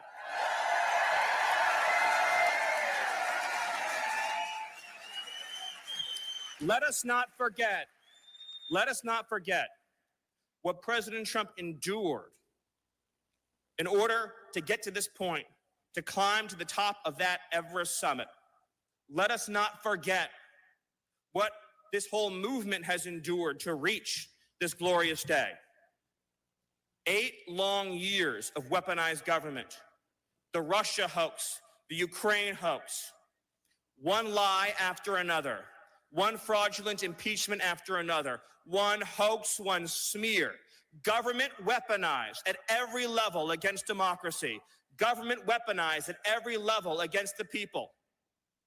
Democrat prosecutors, Democrat attorneys general, Democrat careers using their power to try to sabotage the democracy of this country, to try to keep President Trump off the ballot, to try to throw President Trump in jail, to try to arrest his aides and his supporters. An authoritarian movement in this country that has at every step tried to stop the workings of our democracy. And President Trump, on a field in Pennsylvania, nearly lost his life. And a few weeks later, another assassination plot. And let me ask you this question. When the lawsuits came against President Trump, when the lawfare came against President Trump, when the weaponized law enforcement and intelligence community came against President Trump, and when the bullets came against President Trump, did he falter? Did he back down? Did he yield? Did he surrender? Did he waver? Or did he stand up tall and strong and raise his fists into the air and say three immortal words, fight, fight, fight? Every day, that is what he is doing for you. He is fighting for your families. He is fighting for your children. He is fighting for your future. He is fighting for the fundamental idea that this country belongs not to the bureaucrats, not to the radical left communists, not to our foreign enemies, not to the criminal cartels, not to the criminal aliens. This country belongs to the law-abiding, patriotic, God-fearing American citizens. It belongs to the people in this room, and it belongs to the patriots watching at home today. I want you to know that every single morning President Trump wakes up and he thinks about you. And all day long, as he's signing executive orders, as he's meeting with world leaders, as he is orchestrating and directing the actions of this government, he is thinking about you and your future.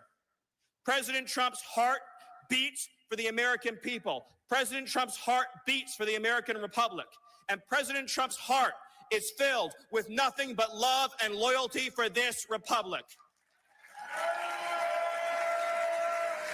No president has done more in 30 days than President Trump. But we need you to stay in the fight. It is not enough to celebrate the victories we've achieved thus far. Every single day, we need, and President Trump, our president, needs you to be involved in forward, promoting every single victory, every success, every agenda item, being involved at every level of politics to keep driving forward. You think they're just going to give us our country back? You think they're just going to roll over, move out of the way, stop their scheming and their lying? Or do you think we are going to have to be on top of it every single day, focused every single day, driving forward every single day with unrelenting focus and passion? Because God gave us this country. Our founding fathers fought and died for this country. Generations of Americans have sacrificed and bled for this country. And we are not going to let the radical left, the communists, and the America haters take our country. It's not going to happen. Not now, not ever. But it's going to take everyone in this room to stand with President Trump each and every day, to stand every single day as President Trump boldly and bravely leads us into this golden age. And if you do that, I promise you, if you support this president and his leadership vision and his command and his inspiration, I promise you that if we follow President Trump, then this is what our future will look like. The best economy in history, the strongest border in history, the proudest and most patriotic children in history, and the single greatest future in history. And we will prove worthy of this moment. We will prove worthy of this period. We will prove worthy of this opportunity given to us by Almighty God. And I swear to you, and I promise you, and I pledge to you, it will all be worth it.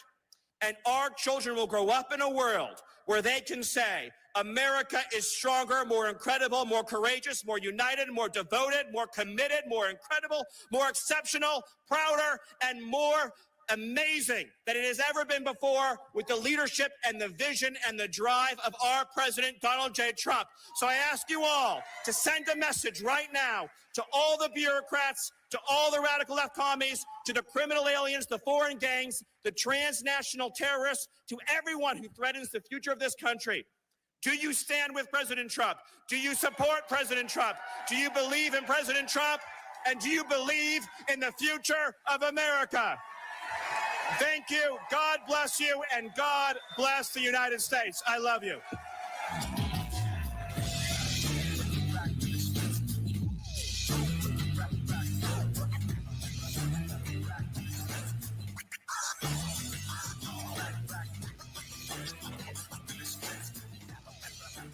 The 47th President of the United States of America. And, you know, I wouldn't say Fox has been exactly perfect. Fox has been a big difference of Fox between now and what it was 4 years ago, as you know.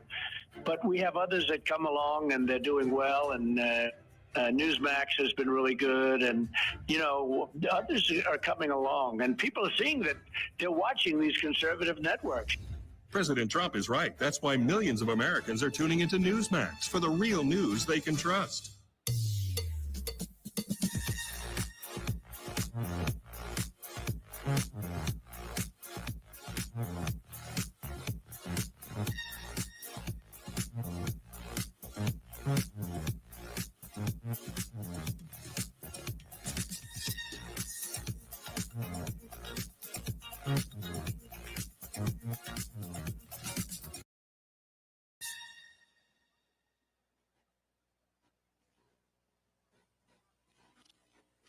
Every institution today is under attack.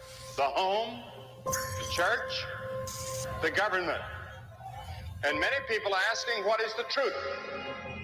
Jesus Christ claimed the ultimate truth. Are you willing to face the truth? Do you think the MKUltra project ever actually ended? The Central Intelligence Agency is actively involved in mind manipulation. We all answer to one God and one Savior, and He's there to change your life for the better.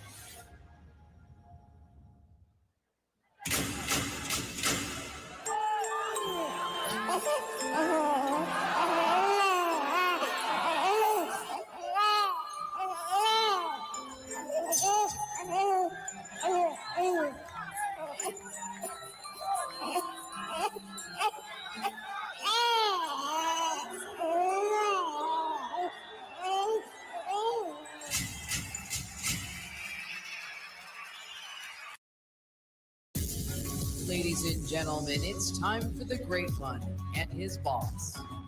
Please welcome, from the Mark Levin Show, Mark Levin.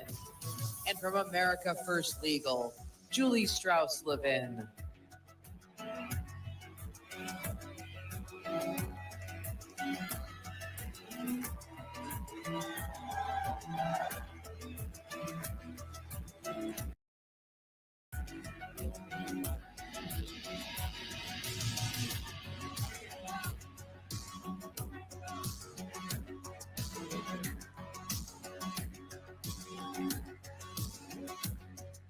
Good morning, CPAC. How's everybody today? You're looking beautiful. And I tell you what, honey, I've been here several days. The energy and the excitement in this room is unbelievable. It's hard to believe that a year has gone. Thank God we lived with 4 years of a president who tried to shove down our throats Marxism and the moral decay of the fabric of our country. And here we are. Fast forward. We got President Donald J. Trump. We have 2 genders. We have DEI gone. We have equality over equity, border crossings down 93%. And we have a world stage where America is now respected and feared. So what do you think? Give me your 2 seconds on this. Pretty good. Next question. How is everybody? Come on, let's go. It's exciting times, is it not? Well, I was thinking about something about this cabinet that we have now, and thought to myself, we really have a cabinet that looks like America here. First of all, we have a president that knows how many grandchildren he has, and he loves every one of them. That helps. But let's look at this cabinet. We have the first, I'm sounding like a liberal. We have the first person of color as the FBI director. Have you heard them say that? No. First Cuban American as Secretary of State. The first gay Secretary of the Treasury. The first straight Secretary of Transportation in 4 years.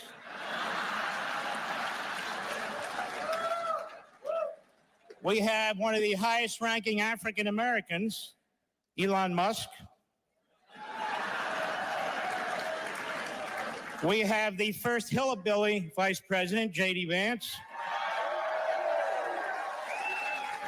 We have the first Secretary of Defense who isn't 114 years old. We have women in the cabinet who are proud to be called women and know what the hell a woman is.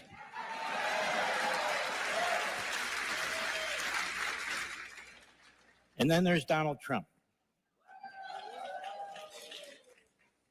who's on course of being the greatest president, if not modern history, all history. Look what he's done in 4 weeks. Bravo, bravo. Give a round of applause. And one other thing about Donald Trump.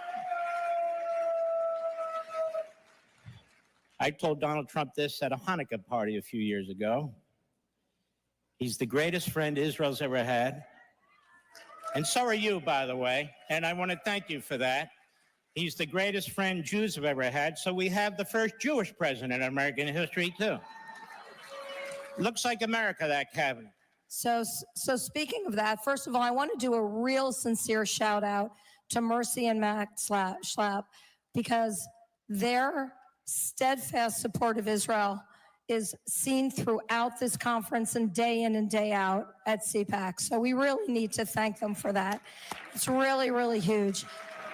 You know, there used to be a time that depravity, murder, brutality was not acceptable to either party, when Republicans and Democrats alike were determined to eradicate the enemy.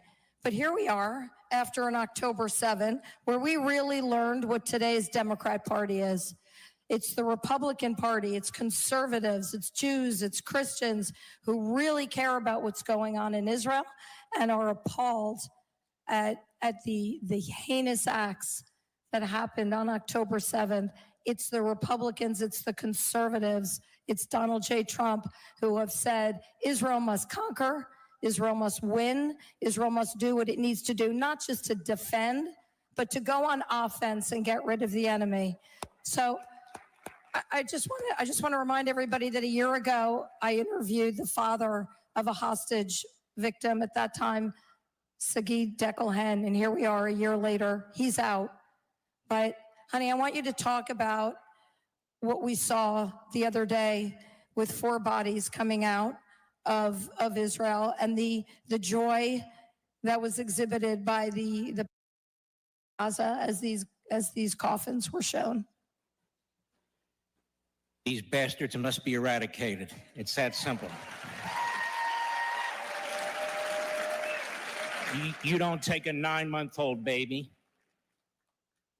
and a 4-year-old little boy and their mother and torture them, strangle those kids with your bare hands, chop up their bodies so nobody they think will notice.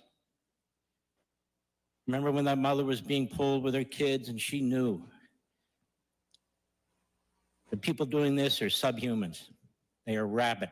They're not animals. Animals don't do this. Donald Trump knows this. These are the same people who attacked us on 9/11. These are the same people who decapitated 70 black Christians in a Congo church 48 hours ago. All of them. This is the enemy. It's not about land. It's not about borders. It's not about any of that. They seek to extinguish us. These Islamist terrorists. And we're going to have to extinguish them before they even have a shot at extinguishing us.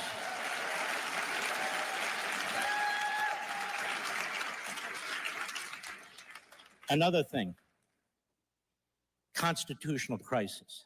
Give me a break. The Democrat Party that hates the founders, that is pushing CRT, the 1619 Project, that tells us the Constitution's too old and too white. The Democrat Party that doesn't believe in the First, Second, Fifth, Sixth, Ninth, 10th, 14th Amendments. The Democrat Party that doesn't believe in separation of powers. We don't need lectures from them about the Constitution of the United States. That's number one. Number two, you activist judges, which are basically slip and fall, ambulance chasing lawyers in black robes. That's what they are. You either act like judges or get the hell off the bench.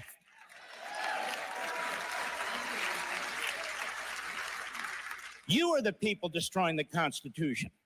The President of the United States has a right to make personnel decisions. He has a right to make budget decisions. He has a right to restructure the bureaucracy. You know, I happen to have here a copy of the Constitution. Not that you need it. I mean, you really do pretty much This know little it. baby sticks with me all the time. And let me tell you something. You know how many federal district judges are in this Constitution? None. They're created by Congress. That's right. So Congress has the power to make decisions over the executive branch. I thought it was separation of powers. Judges have the power to tell the CDC what to put on their website? How's that separation of powers? We have a big problem in this country. We can't decide if we're a constitutional republic, a federal republic, a representative republic, or a republic at all. And the truth is that if they have their way, the people who are worried about the Constitution, first of all, what Constitution are they worried about? The old Soviet Constitution? Because they're sure as hell not worried about our Constitution, that I can tell you. You can't be a Marxist, an Islamist, a radical leftist, and support the Constitution of the United States. You just can't. What Elon Musk, with the leadership of Donald Trump, have uncovered is a government within a government. It's not just waste, fraud, and abuse. It is a subterranean government that is spending trillions of dollars to push a radical left agenda. And we have no help from you in the media who are attacking the bloat and the spending and the waste and the criminality. Why the hell aren't you uncovering it? That's your damn job. Well, and it's the same media that likes to avail itself of the First Amendment, right, when it's convenient. So, oh, can I? Yeah. AP and the rest of you big corporate media, it says freedom of the press. It doesn't say freedom of the corporate press, okay? President of the United States can decide which press he wants in the press room and which he doesn't. Who died and gave you permanent seats in the press room? NBC and ABC and CBS. Besides, we don't get news from you people. I wrote a whole book on it called Unfreedom of the Press. You're Democrats, you're leftists, we know exactly who you are, what you're doing. You can do whatever you want on your own time. You can pretend you're in the press. We're not going to shut you down. We want you out there. Why? We want the schmucks out front so everybody can see what they look like. Well, that's okay. And not only that, what happened on November 5th? I mean, November 5th proved that the American people are not fooled by the people back there, and they know and they're able to find the truth because Americans are smart and they know American values, they know right from wrong, and no media is going to change that. So, look, we don't have a lot of time. By the way, I know I can't stop. No, but wait. I'm going to let you say something, but I do want to, I need you to remember, I'm the boss here. I'm the boss. 30 seconds. I need you to reserve time to talk about the misnomer that is birthright citizenship. I will deal with that. Takes about 14 seconds. But No. You know, the media are funny, aren't they? They lied about Joe Biden. They didn't care. They didn't have any press conferences. And now they're worried about a seat at the table. Worried about a seat for what? Let me tell you something in the media. Do we agree that Abraham Lincoln was a fantastic president? Yes. He was a great president. He shut down 200 newspapers. Donald Trump hasn't shut down anything. You're going broke because we, the people, are shutting you down. We're not subscribing. We're not buying your damn newspapers. We're not watching your TV shows. We support the First Amendment. We support free speech. We support freedom of the press. You don't. How do you really feel about it, honey? No, just kidding. Okay, so now seriously, I think we need She's pretty. We need to talk about birthright citizenship because, again, this is a perfect example of what the left do. They take words like democracy and the Constitution, and then they exploit them because they don't really care about either of them.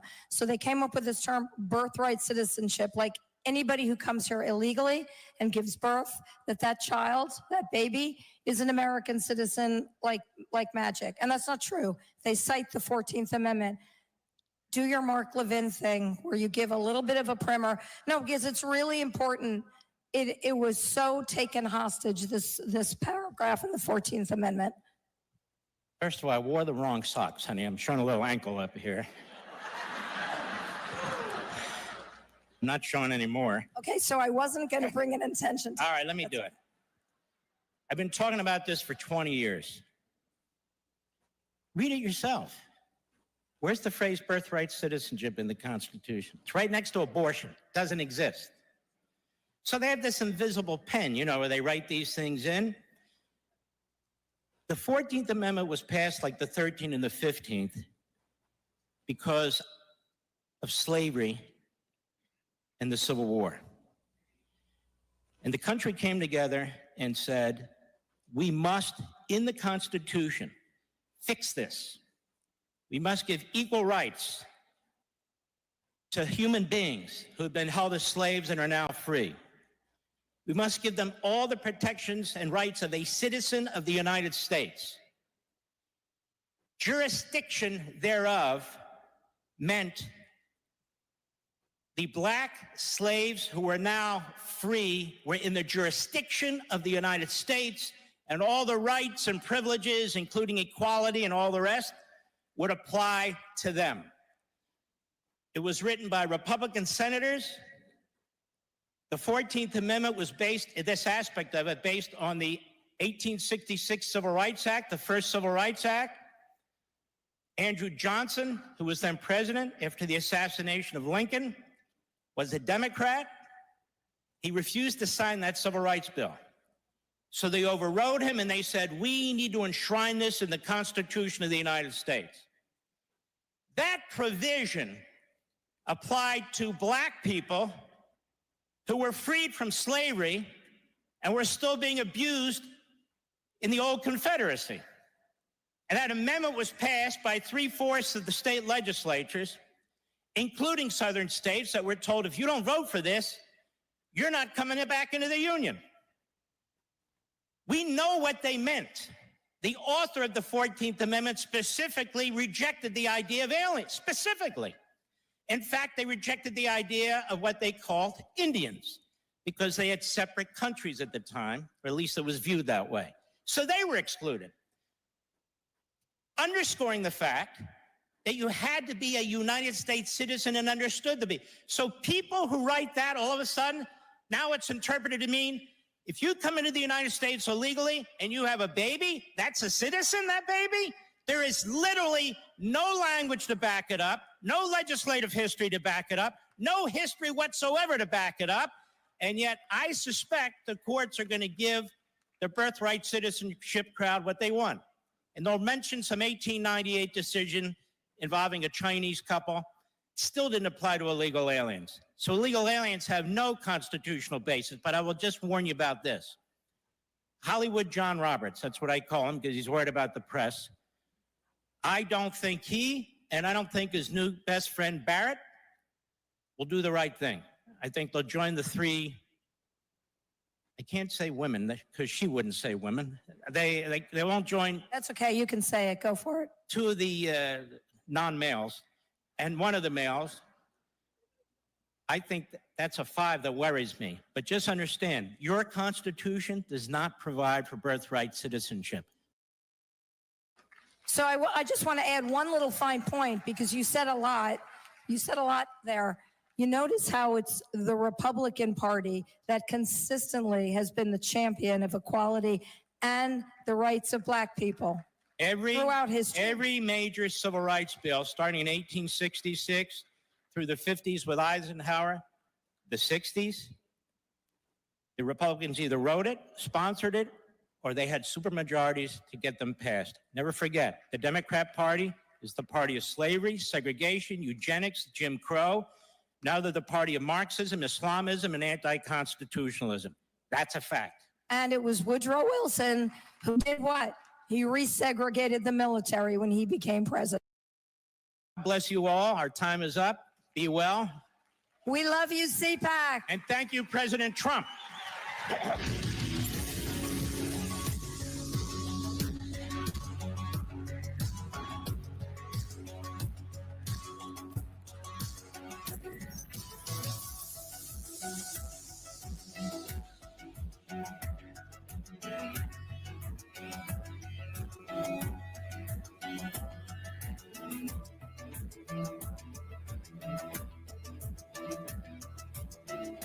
In a time when the very fabric of our nation seemed under siege, one organization was willing to fight for America's principles and defend our children's future. Joining me now, Jerry Schilling, president of the American Principles Project. This is what happens when tolerance goes too far. It's a bit shocking to hear Democrats talk about them losing the culture war. After all, they started it. You're denying reality, and you're denying them the care that they need.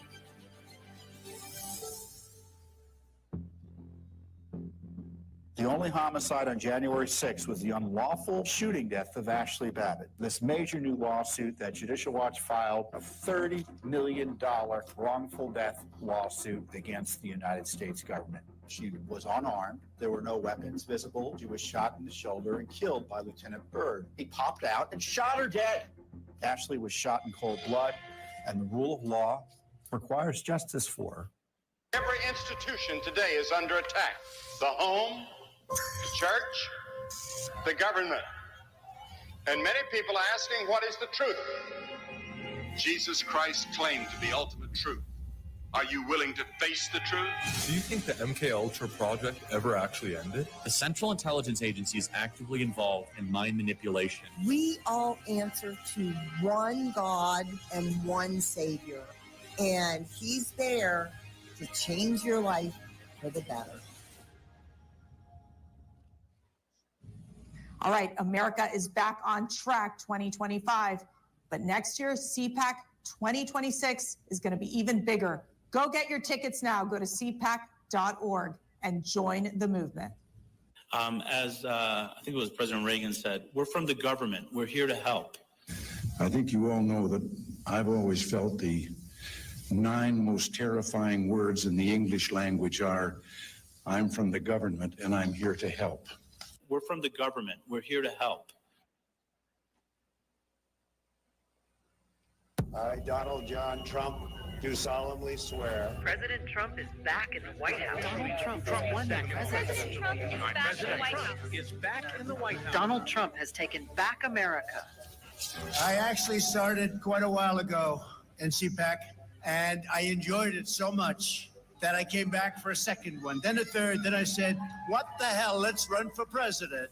Matt said, it's like 5 years ago, 6 years ago. He says, you should run for politics. He's the one who said, you should run for the presidency of the United States. It is my honor to introduce to CPAC 2017, our president, Donald Trump. First of all, I want to thank Matt Schlapp and his very, very incredible wife and boss, Mercedes, who have been fantastic friends and supporters, and so great when I watch them on television defending me. Nobody has a chance. I love this place.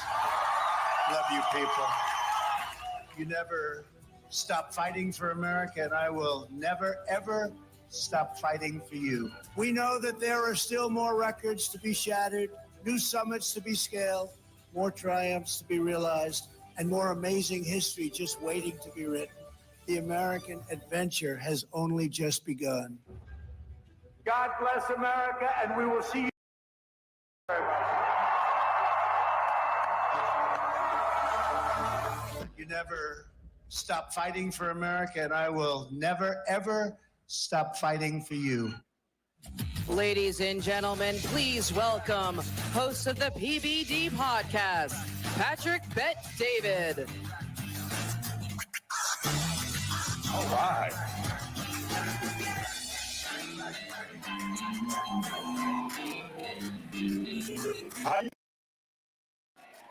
Good? Okay. I got the lunchtime slot, which means some of you are either eating or wanting to go eat, but I do have a message for you. How you doing? Yes, it's great to be with you. How many of you here watch or listen to the PBD podcast? I'm curious. Okay, it's a good amount. All right, so I got a simple message for you with the limited time that I have here for you. First of all, it's an honor to be here at CPAC. This is my first time being here. Chance to speak with Matt and Mercedes, incredible people. It's incredible to be around you, especially the fact that the person you wanted to win won in 2024, which is a very big deal. I got a question for you. Can you think about the 2 things tyrants fear? Let me ask the question one more time. What would you say are the two things tyrants running a country fear? What are the two things? First thing they fear is you and I having guns to protect ourselves. The second thing they fear is you and I having a megaphone to express ourselves. Now, I want you to think about this. In the last 3 weeks, I've interviewed two different people. One of the ones I had on the podcast 3 weeks ago, he flew in the entire time he was nervous. He was a former founder of the IRGC, the Islamic Revolutionary Guard Corps. He started the IRGC with Khomeini in 1979. 3 months after I was born, I was living in Iran, and I brought him on the podcast. For many years, we've been wanting to have this man to come on the podcast, but obviously he doesn't want to come because directly and indirectly, millions of people died because of this man. If you go on Google, you type in founder of IRGC, you'll see his name and Khomeini's name. I bring him on. It's a little bit uncomfortable. I say, so let me ask you a question. When you guys took over the revolution, the Shah is gone. That's the last time the Middle East was at peace. No issues. Iran gets along with Israel. No wars. Things are good. Then you come over. You take over Iran. Khomeini flies in. You fly in. What is the first thing you guys did? He says, our number one mission was to get out of people's hands. And I said, tell me why. He says, because we wanted to be safe. I said, safe from what? Well, we had to be careful because there was a lot of criminals. I said, citizens having guns are criminals. They're trying to protect themselves. So again, what do tyrants fear? First thing is what? Your guns, because you can protect yourself. 2 days ago, I got back from Brazil. We're flying out to Brazil to do a 3-hour interview with former President Jair Bolsonaro. How many of you guys love President Bolsonaro? So we're in Brazil. While we're about to go, they are briefing us on what to be prepared for before we go to Brazil. They say, number one, have an international lawyer ready in case something happens. Number two, make sure you have an armored truck. Number three, come with a good delegation. We went with 9 of us, and then we'll be escorting you all over the place. So we go and we experience everything, and then eventually the president comes. And the president sits there, and we start conducting the interview. One of the most emotional interviews I've ever done. This man is crying, tears dropping on the table. I can't wait for the interview to come out this Wednesday. And I hear him speaking. About 15 minutes left for the interview to be done. Somebody comes in and is whispering in his ear, whispering in his ear. Boom. He swipes the hand. Interview ends. Doing all the stuff that he's doing. He gets out. 1 hour later, alert on the phone. Jair Bolsonaro has been charged and is facing 38 years in prison. For what? There's a judge there in Brazil. His name is Alexandre de Moraes. Anybody knows who he is? Okay. If there is a picture for someone that looks like a tyrant, it is Alexandre de Moraes. This man is a tyrant at the highest level. And he is the second man, the second point that tyrants fear is freedom of speech. I'm talking to the former president. He's not comfortable talking about certain things, but he let everything loose. He knows you can't talk. They don't want you to talk over there. So you got guns, freedom of speech, and in the world, we have 195 countries, of which 193 have constitutions. Of the 193 that have constitutions, only one country gives you full-on freedom of speech with nothing about hate speech and Second Amendment. We're the only ones here that we have in America. Now, keep this in mind. Sometimes when we sit there, we hear about, next year's going to be United States birthday for 250 years. It's going to be amazing. We are one of the youngest countries in the world. It's awesome. Well, think about the oldest countries in the world. Iran, roughly 3300 BC. Egypt, 3100 BC. You got Assyria, you got Armenia, you got China, you got all these countries, right? Oldest. We are one of the youngest. But watch this here. Does anybody know what country has the oldest constitution in the world? What country has the oldest constitution in the world, including UK? We, the people, have the oldest constitution in the world. So now watch this. some of you are clapping. You're like, I don't know what point he's trying to make here. I don't know where you're going with this. Let me give you some numbers here. Dominican Republic has changed their constitution 32 times. Venezuela 26 times. Haiti 24. Ecuador 20.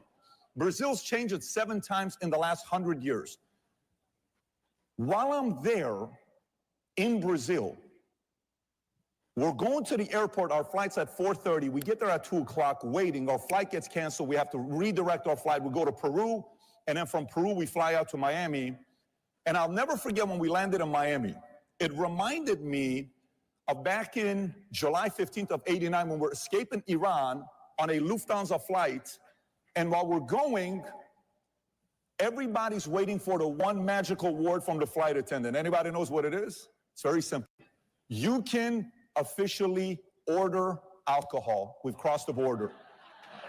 And we're like, we're free. This is amazing. We are officially out of Iran, right?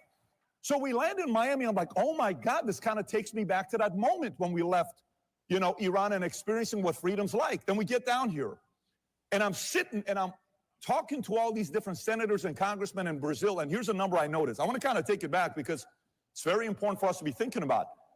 In Brazil, they have 11 Supreme Court justices, of which only 2 are conservative.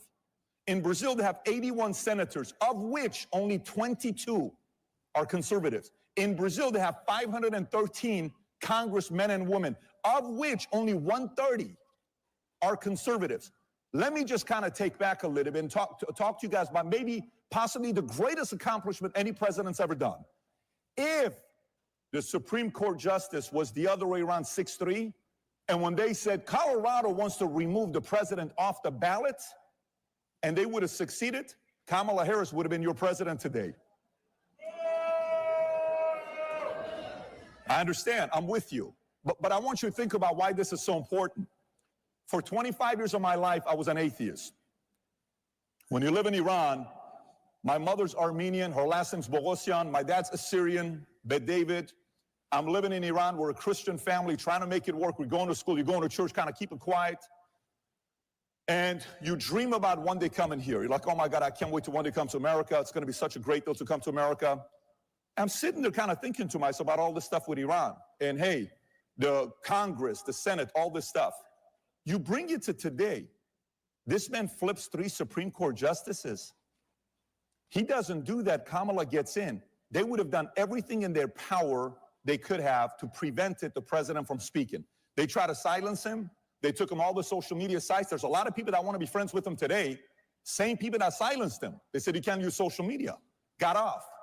Then you go from there, you dream about coming to America, and you sit there, you think about it, you say, oh my God, I cannot even believe the fact that I'm living in a country like this where you and I, as an atheist, you're like, maybe God this, I don't know about this. People are dying in Iran. I'm in a refugee camp in Germany for a year and a half. You come to the States, I'm a regular guy going to school. Then all of a sudden I join the Army. I go to the 101st Airborne Division Air Assault. I'm in the Army. I'm in my uniform. Quite honestly, I joined at first for GI Bill, and I'm standing there waiting.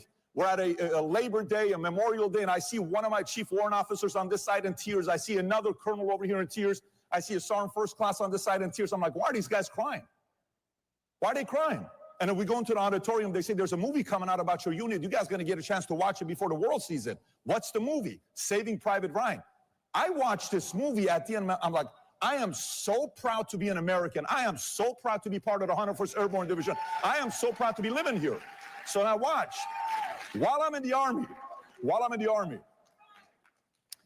because of my PT score, I was able to go hang out at this one camp for 2 days where we could play pool, jump in a lake, and all this stuff. This man hands me a Bible. I'm like, sir, I'm the wrong guy to give you a Bible. He says, my parents gifted me this Bible December 24th of 1974. I think you need it more than I do. I said, I'm telling you, it's not, you don't want to give it to me. I'm the wrong guy. He gives it to me. I start praying 3 times a day. Long story short, 25 years old, life changes, God's in my life. Everything from there has been revolutionary. It doesn't even make sense to me. It's a miracle. Here's what it made me think about. How many of you remember the last time you had one of those nights where you pray for an hour and you're on your knees and nobody sees you? Who knows what I'm talking about? Anybody's ever done that before? By the way, for some of you that are devout Christians, maybe it's a normal Tuesday for you, but for those of you guys that just kind of go to church once in a while, you've only done that 3 or 4 or 5 times in your life. Does anybody relate? Where you don't do that often. What were you praying about in June of 2024? What were you praying about when you're sitting there? What were we thinking about? What was going on? What were the issues? Everything we're watching, what's going to be taking place? And then you mean to tell me the president is a one look away from this being assassinated, and he lives, and all these miracles happen. Here's flips one seat, Trump flips 3 seats in one term. You don't think God's hands on America again? By the way, the reason why I'm sharing this with you is sometimes when we start winning and we start making money and we start driving the nice cars and our candidate wins and we're like, yay, it's great and it's awesome, our paranoia goes away. Let me just prepare you for something. We got to stay paranoid. We got to stay optimistic. They're plotting their moves behind closed doors while you and I are here at this event. We got to keep recruiting the next Bobby Kennedys, the next Tulsi Gabbers, the next Elon Musk, the next Joe Rogans, the next anybody. We got to recruit them over with common sense, with values, with the way we treat them. And if we do that, the future of America will look bright like never before. Thank you, everybody. Appreciate you. Thank you.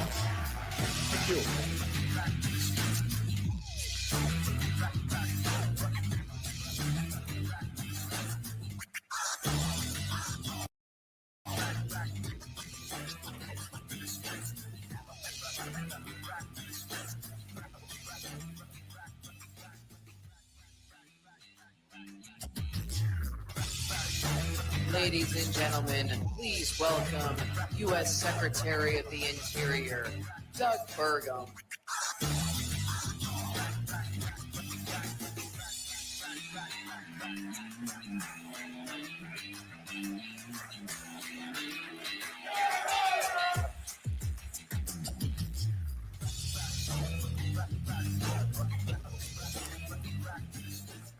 Good afternoon, CPAC. So great to be with you. We are gathered here today at a historic time. And in a few hours, you're going to have an opportunity to hear from a very historic president. Here's a name you probably haven't heard of. Buddy Melgus, Olympic gold medal sailor from Zenda, Wisconsin. Grew up on a small, teeny little lake in Wisconsin. How did a kid from a small little lake in Wisconsin go on to become an Olympic sailor? He became an Olympic gold medal sailor because he understood you never have to recover from a great start. So I've got a few questions for you. In our entire U.S. history, which president has been off to the greatest start in history?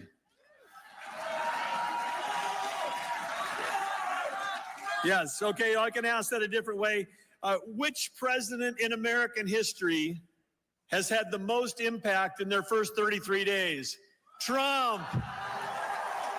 And of course, we know the answer to this one. Which president right now, every hour, every day, is making America great again? There you go. I want to say thank you all for being here. This is such an important group. You are the difference makers. CPAC was the group that believed in President Trump when others didn't. You stayed with him.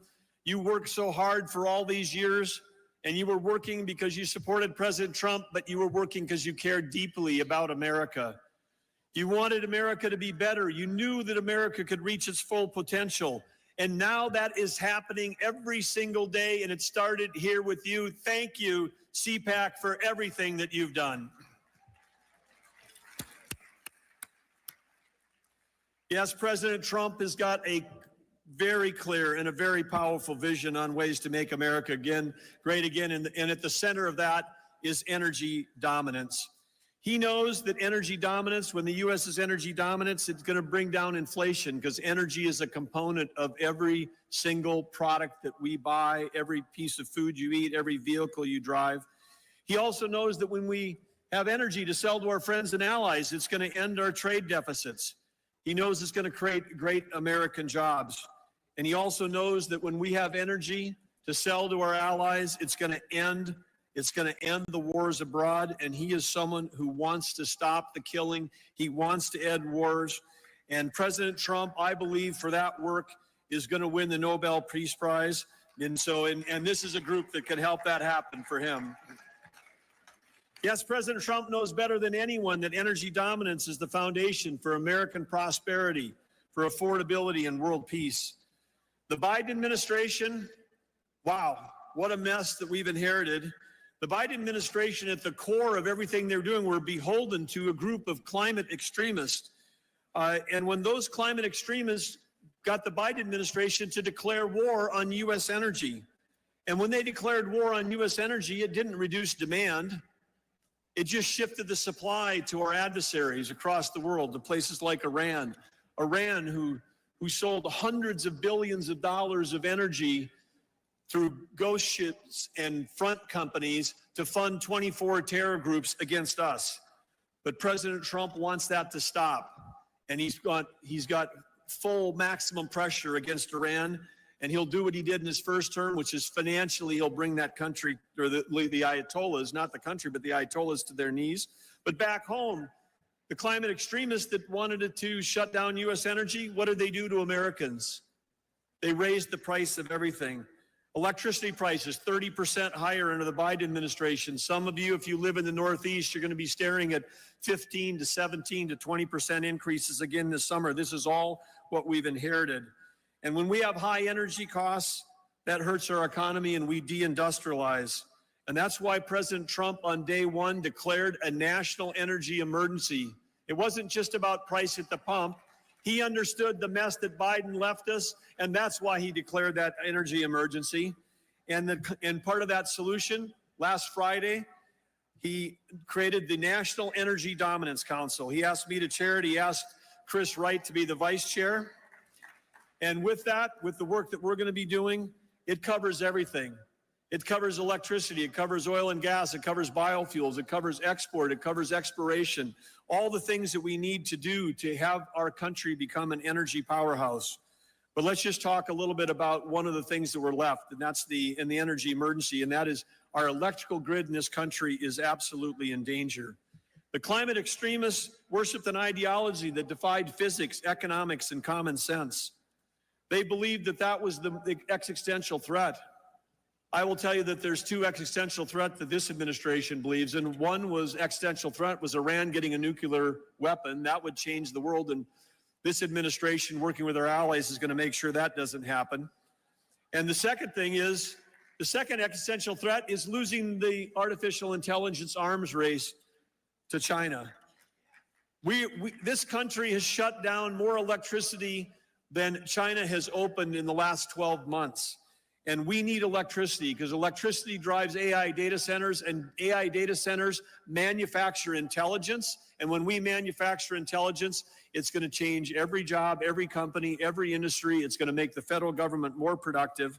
But no, what did the Biden administration do? They focused on highly subsidized, unreliable, unaffordable, and weather-dependent sources of energy. We all know, you don't have to have a PhD to know that the sun doesn't shine 24 hours a day and the wind doesn't blow 365 days a year. And yet the Biden administration was trying to convince Americans that we could run a full-time society on part-time, intermittent, and expensive power. They pushed a Green New Deal that was a lot more like a Green New Steel because it was stealing your taxpayer dollars at the same time, raising the price of electricity for all of you, raising the price of food in this country, and jeopardizing our grid. We have today, for the first time, I was in tech for 30 years before I ever ran for office. We never used more than 1% of the nation's electricity in the whole technology sector.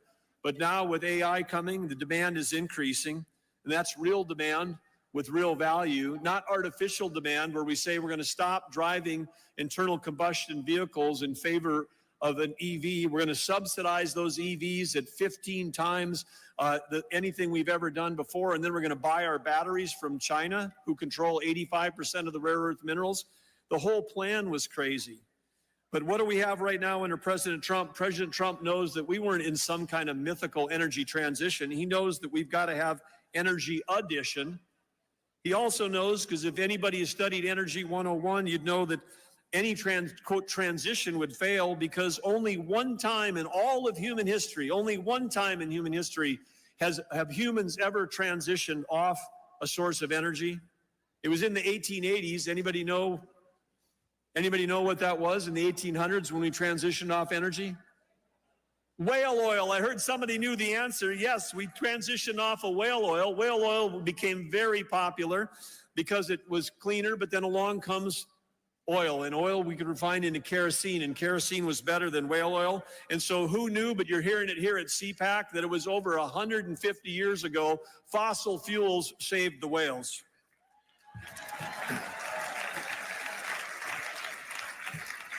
And I think we've got some t-shirt merch experts here in this room, and I just think that could make a great slogan on a t-shirt, by the way. But President Trump's got a plan for energy dominance that's going to help drive us forward. All of you know that we've got $36.5 trillion of debt because we hear it over and over again. But has anybody ever come on this stage and told you how much America's assets are? No, because nobody knows what they are. And the Biden administration is playing hide the ball. But in the Trump administration, we're going to build that balance sheet. And we have trillions and trillions of dollars worth of natural resources. And we're going to make sure that we understand that our assets far exceed the debt that we have. But before Joe Biden left office, one of the things that he did was he took 625 million acres of offshore potential, trillions of dollars of revenue potential for you, your kids, and your grandkids, and with a stroke of a pen said, we're never going to develop that. Never. It's off the table. I got it. You can boo for that if you want to, but that's literally 1/3 of the lower 48 here. He was trying to rob us of that.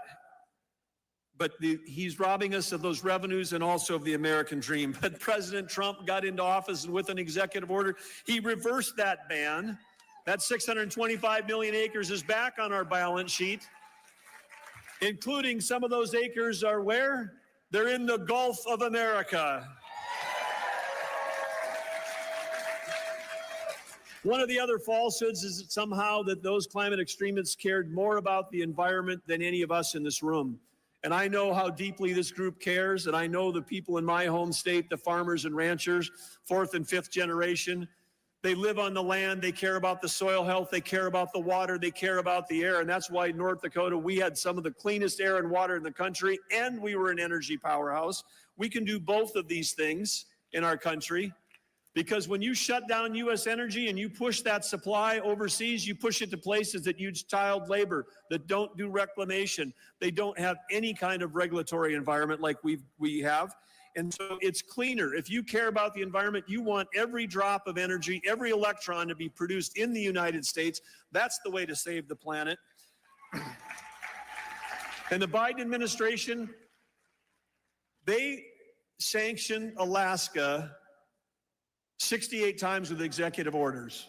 68 times Joe Biden issued orders that tried to shut down energy development in Alaska. They sanctioned Alaska more than they did Iran, if you can believe it. But those days are over. One of the other executive orders that President Trump signed is one not just unleashing American energy, but unleashing Alaska's potential. And when we do that, we have an opportunity to sell energy to Japan, South Korea, the Philippines, our allies in the Pacific, who we need more than ever because of the growing threat of China. So let me ask you, as we close out here today, when we talk about being energy dominant, we know that one thing that President likes to say, and I'm sure you'll hear it to say, which he wants us to drill, baby, drill, and we're going to do that. But the U.S. Geologic Survey, which is part of Interior, we've got a job to actually go out and map those resources to find out how many trillions or hundreds of trillions of dollars of assets belong to all of you, the public. So we're going to map, baby, map, and then we're also going to mine, baby, mine. We're going to mine, baby, mine, because we've got to get critical minerals developed back in our country. We can't be dependent. We're buying uranium from Russia for our nuclear plants. We have to be able to have those supply chains be right here. So we're going to do all of that. And when we do all of that, we're going to be able to build, baby, build. President Trump is the greatest economic developer that's ever existed. Nobody sells America better than he does. Chris Wright my partner in this from the Department of Energy, he and I were asked by President Trump to join him when he was meeting with the Prime Minister of India and the Prime Minister of Japan. In those meetings, President Trump said to those leaders, you've got a deficit, a trade deficit with our country. We think you should solve that. What would you like to buy from us? Perhaps some energy? 30 years ago, he wrote the international bestseller, The Art of the Deal, President Trump did. I've seen him in action. Right now, every day, he's writing the sequel to that of The Art of the Deal in real time. Only, yes, he is, but he's dealing with the world leaders. They're coming to him, and they want to buy American, and we want to build American. And we know that President Trump is not only making America strong again, he's going to make America affordable again. He's helping with your help. He's fighting for the agenda. And you know what he's going to do? He's going to make America great again. Thank you, CPAC.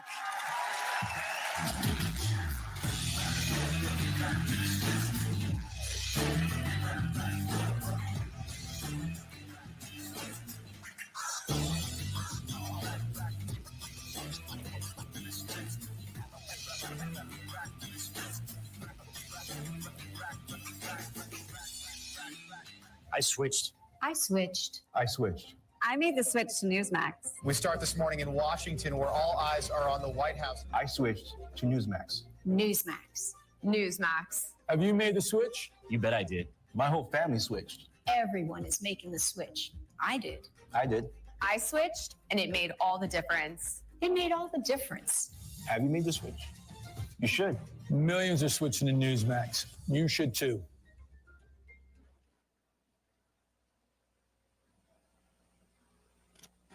America is under attack. Our families are being crushed under the politics of a radical agenda. But moms have had enough. We are standing up and we are fighting back. This is our battle. This battle is every bit as important as the Revolutionary War because we fight for the same thing. Moms for America is a national movement of moms reclaiming our culture for truth, family, freedom, and the Constitution. I think Moms for America is exactly on track and is doing the right thing for the future of our country and our children. Like Moms for America is going at the heart of the issue. I want to go on the record and say I'm for moms, I'm for America, and I'm especially for Moms for America. But I am honored to join Moms for America today as we speak out against the horrific mandates. With a national network of over 500,000 mothers, Moms for America is one of the fastest growing movements of women in the country. The most dangerous place in all of nature is between a mama bear and her baby cub. We are the change. No matter what, no matter where, and no matter how difficult the obstacles are that are facing us and our families, we will not give up and we will not give in. So if not now, then when? If not you, then who? Welcome to the Moonlight Revolution.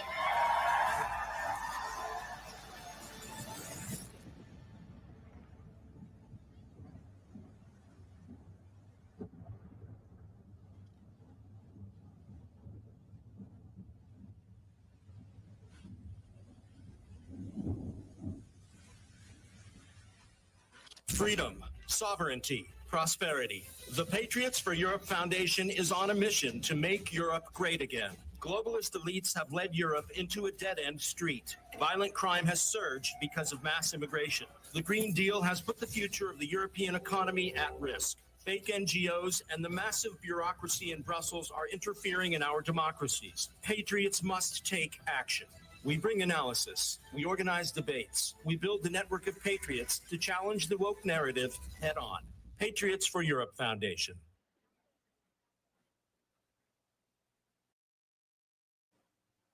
America is under attack. Our families are being crushed under the politics of a radical agenda. But moms have had enough.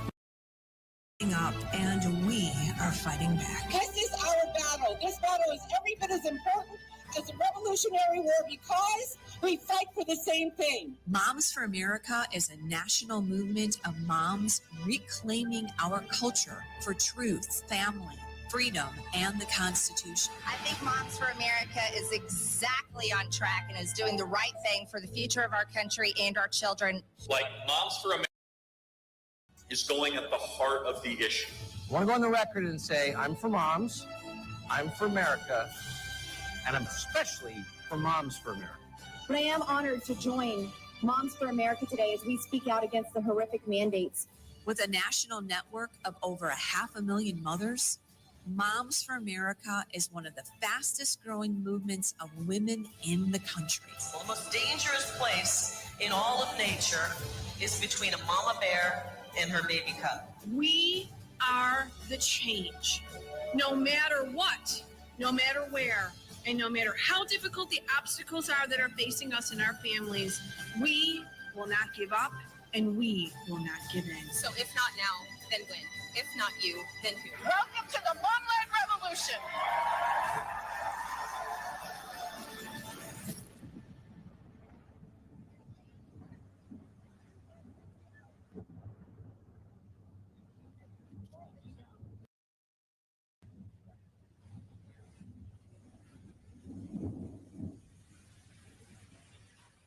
Every institution today is under attack. The home, the church, the government. And many people are asking, what is the truth? Jesus Christ claimed to be ultimate truth. Are you willing to face the truth? Do you think the MK Ultra project ever actually ended? The Central Intelligence Agency is actively involved in mind manipulation. We all answer to one God and one Savior, and He's there to change your life for the better. Freedom, sovereignty, prosperity. The Patriots for Europe Foundation is on a mission to make Europe great again. Globalist elites have led Europe into a dead-end street. Violent crime has surged because of mass immigration. The Green Deal has put the future of the European economy at risk. Fake NGOs and the massive bureaucracy in Brussels are interfering in our democracies. Patriots must take action. We bring analysis. We organize debates. We build the network of patriots to challenge the woke narrative head on. Patriots for Europe Foundation. Ladies and gentlemen, this is Maha Unchained. Please welcome physician Dr. Robert Malone and Epoch Times senior editor Yanya Kellick.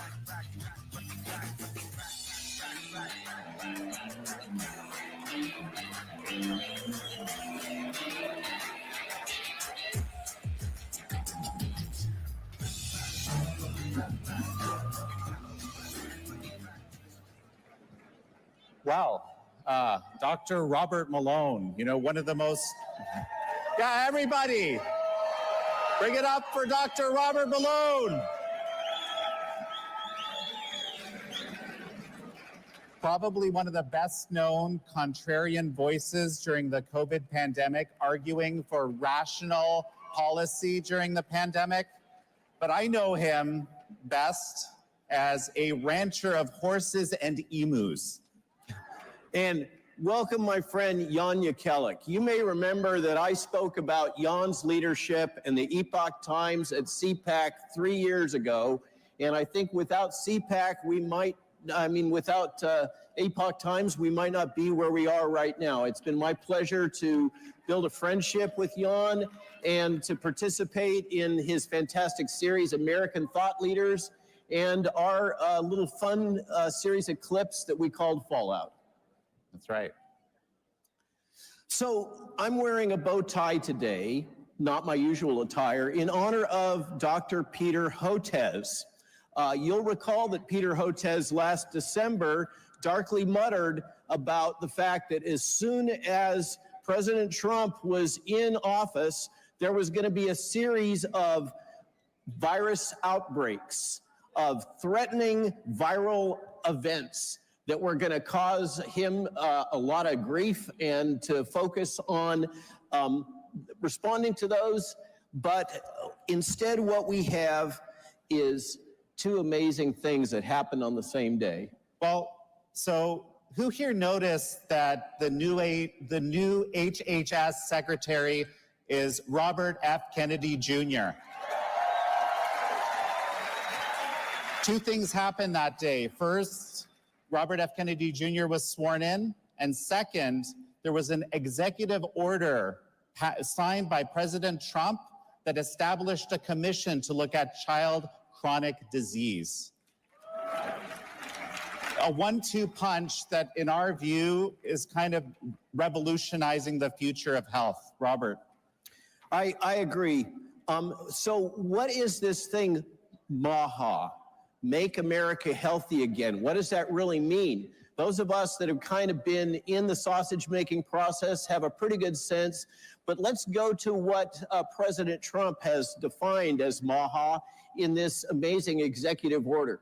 And what he's laid out, the mission he's laid out for my friend, your friend too, Bobby Kennedy, this amazing new Secretary of HHS that, I mean, can you believe this? He's both a bodybuilder and a biohacker. That's what we have as our secretary. And so what is MAHA? A key factor in this is a refocusing of the entire government health enterprise from a focus on disease treatment to a focus on health promotion. And I really recommend that all of you take a moment to read President Trump's executive order creating the MAHA Commission, which includes Treasury. It's an amazing document in which he talks about the crisis of health in America, the crisis of chronic disease in America, but in particular, it zeroes in on Bobby Kennedy's sweet spot, protecting the health of children in America. It talks about child's health. It talks about the epidemic we have now of all kinds of chronic diseases, including autism in our children.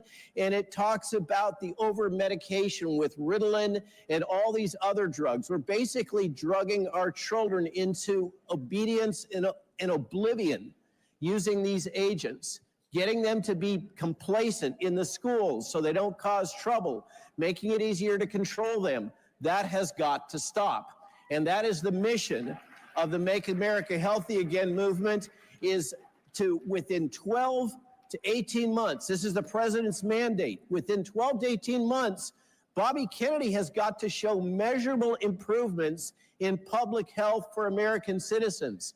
Now that is a tall order. And to do that, he's got to let loose, frankly, he's got to let loose the dogs of war. He's got to let loose the whole federal bureaucracy, transform it, and take this new leadership team that he's created under Donald Trump's direction and completely radically transform FDA, NIH, work with his partners at USDA to enable the health of Americans, and particularly the health of Americans' children. So, but Bobby Kennedy, okay, Bobby Kennedy did not work alone, okay? And MAHA was actually something that existed in America already, a kind of subculture, one that I didn't even know very much about, that I discovered on American Thought Leaders, you know, throughout COVID.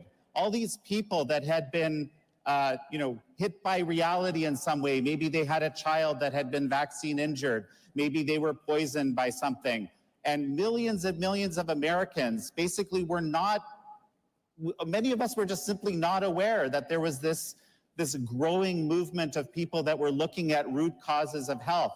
And Bobby was kind of a central figure in this. So him coming in as the HHS secretary, I mean, this is in terms of budget, the largest of the departments. Yes, right? well, except for defense. But China went through a MAHA movement itself at one point in time. Isn't that right? And what happened? 100%. And so this is what dawned on us as we were preparing for this session. You know, back in the 90s in China, there was the health system had actually collapsed a little bit like what's been happening here.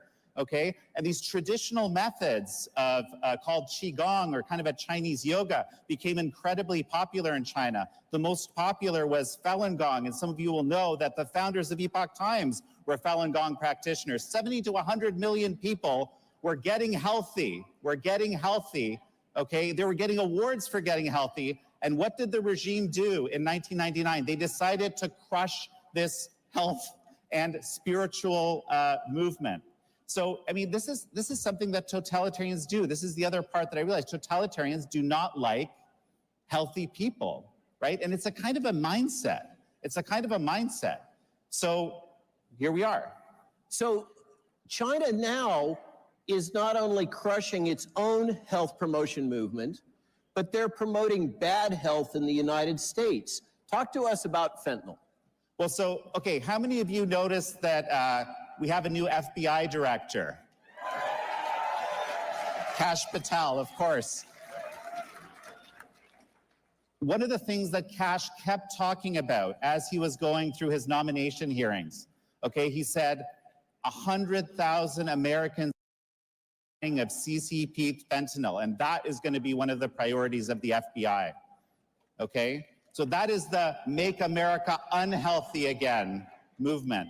But there's like, we also have to have our own kind of individual agency here. We can't let Kash have to deal with this entire problem, or our foreign policy establishment deal with the entirety of that.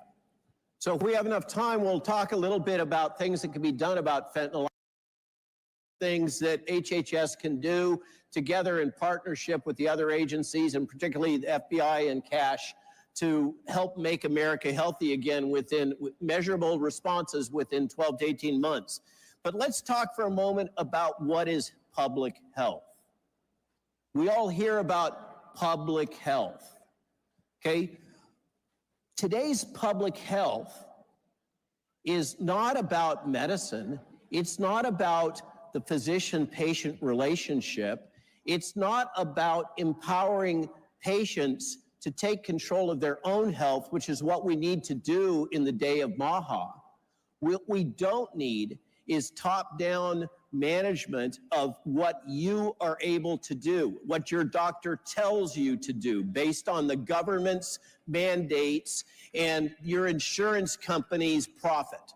Okay, we have to get back to decentralized health under the control of you, the patient. But what do we have right now in public health?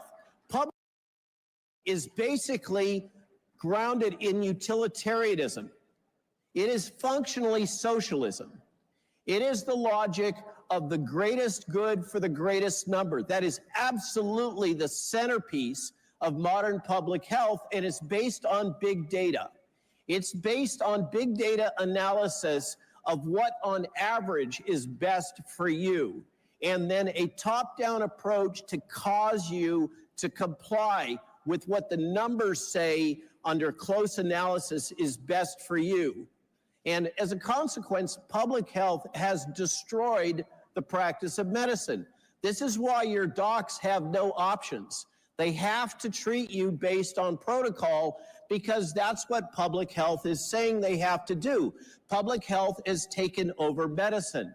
And as I say, it is focused on outcomes, optimizing outcomes, the best outcomes for all of us. What it needs to do is focus on opportunity. What we need to do is enable you to have the opportunity to choose whether or not to optimize your own health and have the information to do it. But what we don't need is public health telling us that we can't eat McDonald's hamburgers and drink Coca-Cola. What we need is the information so that you can make an informed decision about what you eat and what you do to manage your health, not to tell you and micromanage you about what your choices have to be. And the bottom line of this, and think about this, okay? Inalienable individual rights. One of the core things America is based on, a core element of freedom. This approach, this CCP, Chinese Communist Party approach, what happened during COVID? They locked down. They used the totalitarian method. They used the collective rights method. What's apparently going to be better for the greater good. But what happens when you use that collective rights approach? Every time, to paraphrase Stalin here, okay, to make an omelet, you have to break a few eggs. And it turns out to be a lot of eggs, unfortunately. So we got to get back to this approach of individual rights, individual agency, and, the Hippocratic Oath on the medical side. So there's an insidious thing that's happened. They've snuck some stuff in while Bobby was busy focused on confirmation. They've snuck in a UN Agenda 2030 item called One Health. Okay, the CDC surreptitiously agreed to the One Health policies of the World Economic Forum and the United Nations and the World Health Organization. What is One Health? Who's against One Health? Of course, we all think that animals should be healthy and the environment should be healthy, just like the Secretary was talking about with U.S. policy. But in One Health, your health is equivalent to the health of animals. Your health is equivalent to the health of a lab rat. And you know, I had somebody post the other day, we put out an essay today about One Health and what it really means. And they said, hey, I'll be glad to sacrifice a lab rat if I can have a focus on my grandmother and improving her standard of living. In One Health, the health of animals and the health of the environment are considered equivalent to the health of humans. And this has now been slipped in this policy that's right up there with the Green New Deal while the new administration was distracted. Something that was in progress for 2-3 years under the Biden administration, they managed to sneak in. They managed to sneak in the new director of pandemic preparedness, a veterinarian who is the associate dean of One Health at Texas A&M, before Bobby even had a chance to sit in the chair. And this is what Bobby really needs your help with. This is what Maha needs your help with, is he is going to be up against an entrenched bureaucracy that is going to fight him tooth and nail every step of the way. And the only way that we're going to be able to get sustainable change is we have to have all of us, the citizens of the United States, saying, we support you. We support a focus on health in Americans. And we are not okay with this globalist agenda of One Health, and we are not okay with the bureaucracy sneaking stuff in behind his back. Now, we only have a little bit of time left, but let's talk a little bit about bird flu. Well, so how many have noticed egg prices have gone through the roof? How many? Okay, front page of the Epoch Times, okay, the national edition, you should check it out. It's unbelievable, right? But what is the reason? You might think, looking at mainstream media headlines, that it's because bird flu has killed 55 million birds.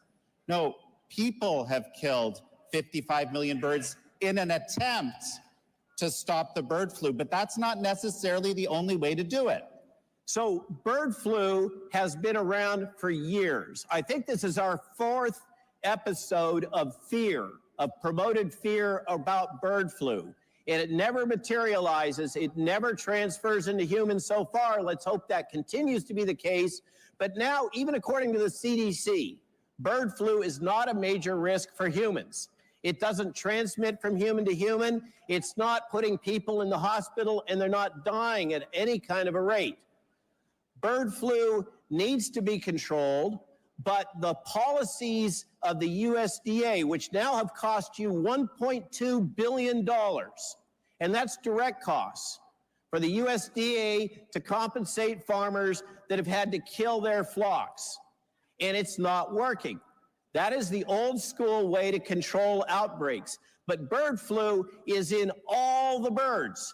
It's in migratory waterfowl. We cannot eradicate bird flu. So we got to think of something different instead of this, you know, give a 3-year-old a hammer and everything becomes a nail. That is what USDA bureaucrats keep applying. I argue that instead of vaccinating chickens with a zoetis mismatched leaky bird flu vaccine, heard anything like that before? Say COVID, okay, which will drive the evolution of more vaccine-resistant bird flu strains. We need to rethink this whole strategy. And what I advocate, and I can tell you, I hear rumor that this is being actively considered in the administration right now, and we may hear some announcements about this, is there's going to be a rethinking of how we approach this. And personally, I like the idea that we let loose the chicken industry to breed flu-resistant chickens and turkeys and ducks, rather than trying to jab them all with crummy vaccines or kill them all because they get infected. That's just one example of what can happen if Maha is unchained. Well, and everyone, I think we've run out of time here. The bottom line is, let's focus on root causes of health. Keep that in your mind. This is what Maha is all about, and let's make America healthy again. Thank you, everybody.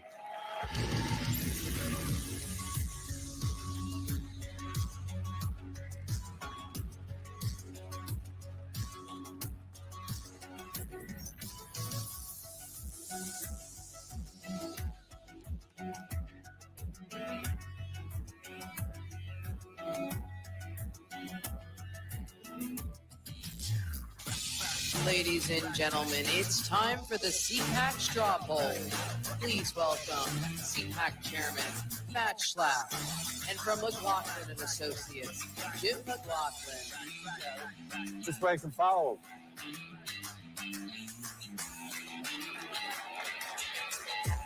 They gave the chair. Huh? That chair.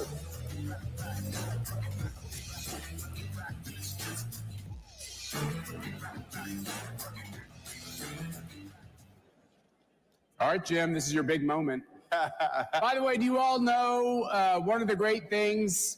Can we just start off by saying a warm applause to the fantastic competence of the Trump for President campaign. Yeah, without Susie Wiles, Chris LaCivita, Michael Whatley at the RNC. What a difference a campaign can make. And Jim and John McLaughlin on the polling. Thank you, Jim, for your great work. And you know what? We've been with President Trump from the very beginning. Believe it or not, he talked about running back in 2011. And I can tell you, this campaign was head and shoulders above, better than anything we ever did in the past. And I can't tell you that Matt is exactly right. Susie Wiles, Chris LaCivita, Chairman Whatley, and I don't think I've ever complimented an RNC chairman.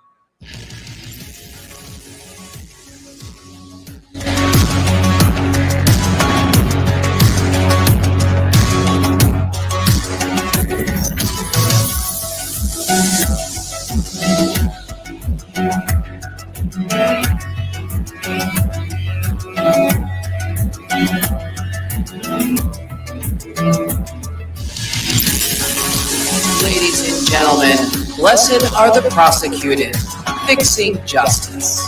Please welcome Attorney General of Pennsylvania, Dave Sunday, Mayor of Knox County, Tennessee, Glenn Jacobs, CPAC's Nolan Center for Justice Senior Fellow, Savannah Chrisley, and your moderator, Director of CPAC's Prosecutors and Law Enforcement Advisory Council, Frank Russo.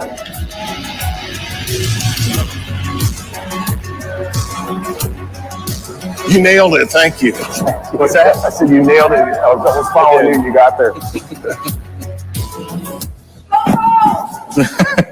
I'll ignore the Go Vols being a Georgia Bulldog myself, but thank you all for joining us today. We are honored to be here with such an important panel focused on one of the most important issues. You just heard from our chairman, Matt Schlapp, that the weaponization of government is tearing our country apart. And thankfully, in November, the voters brought an end to that damage.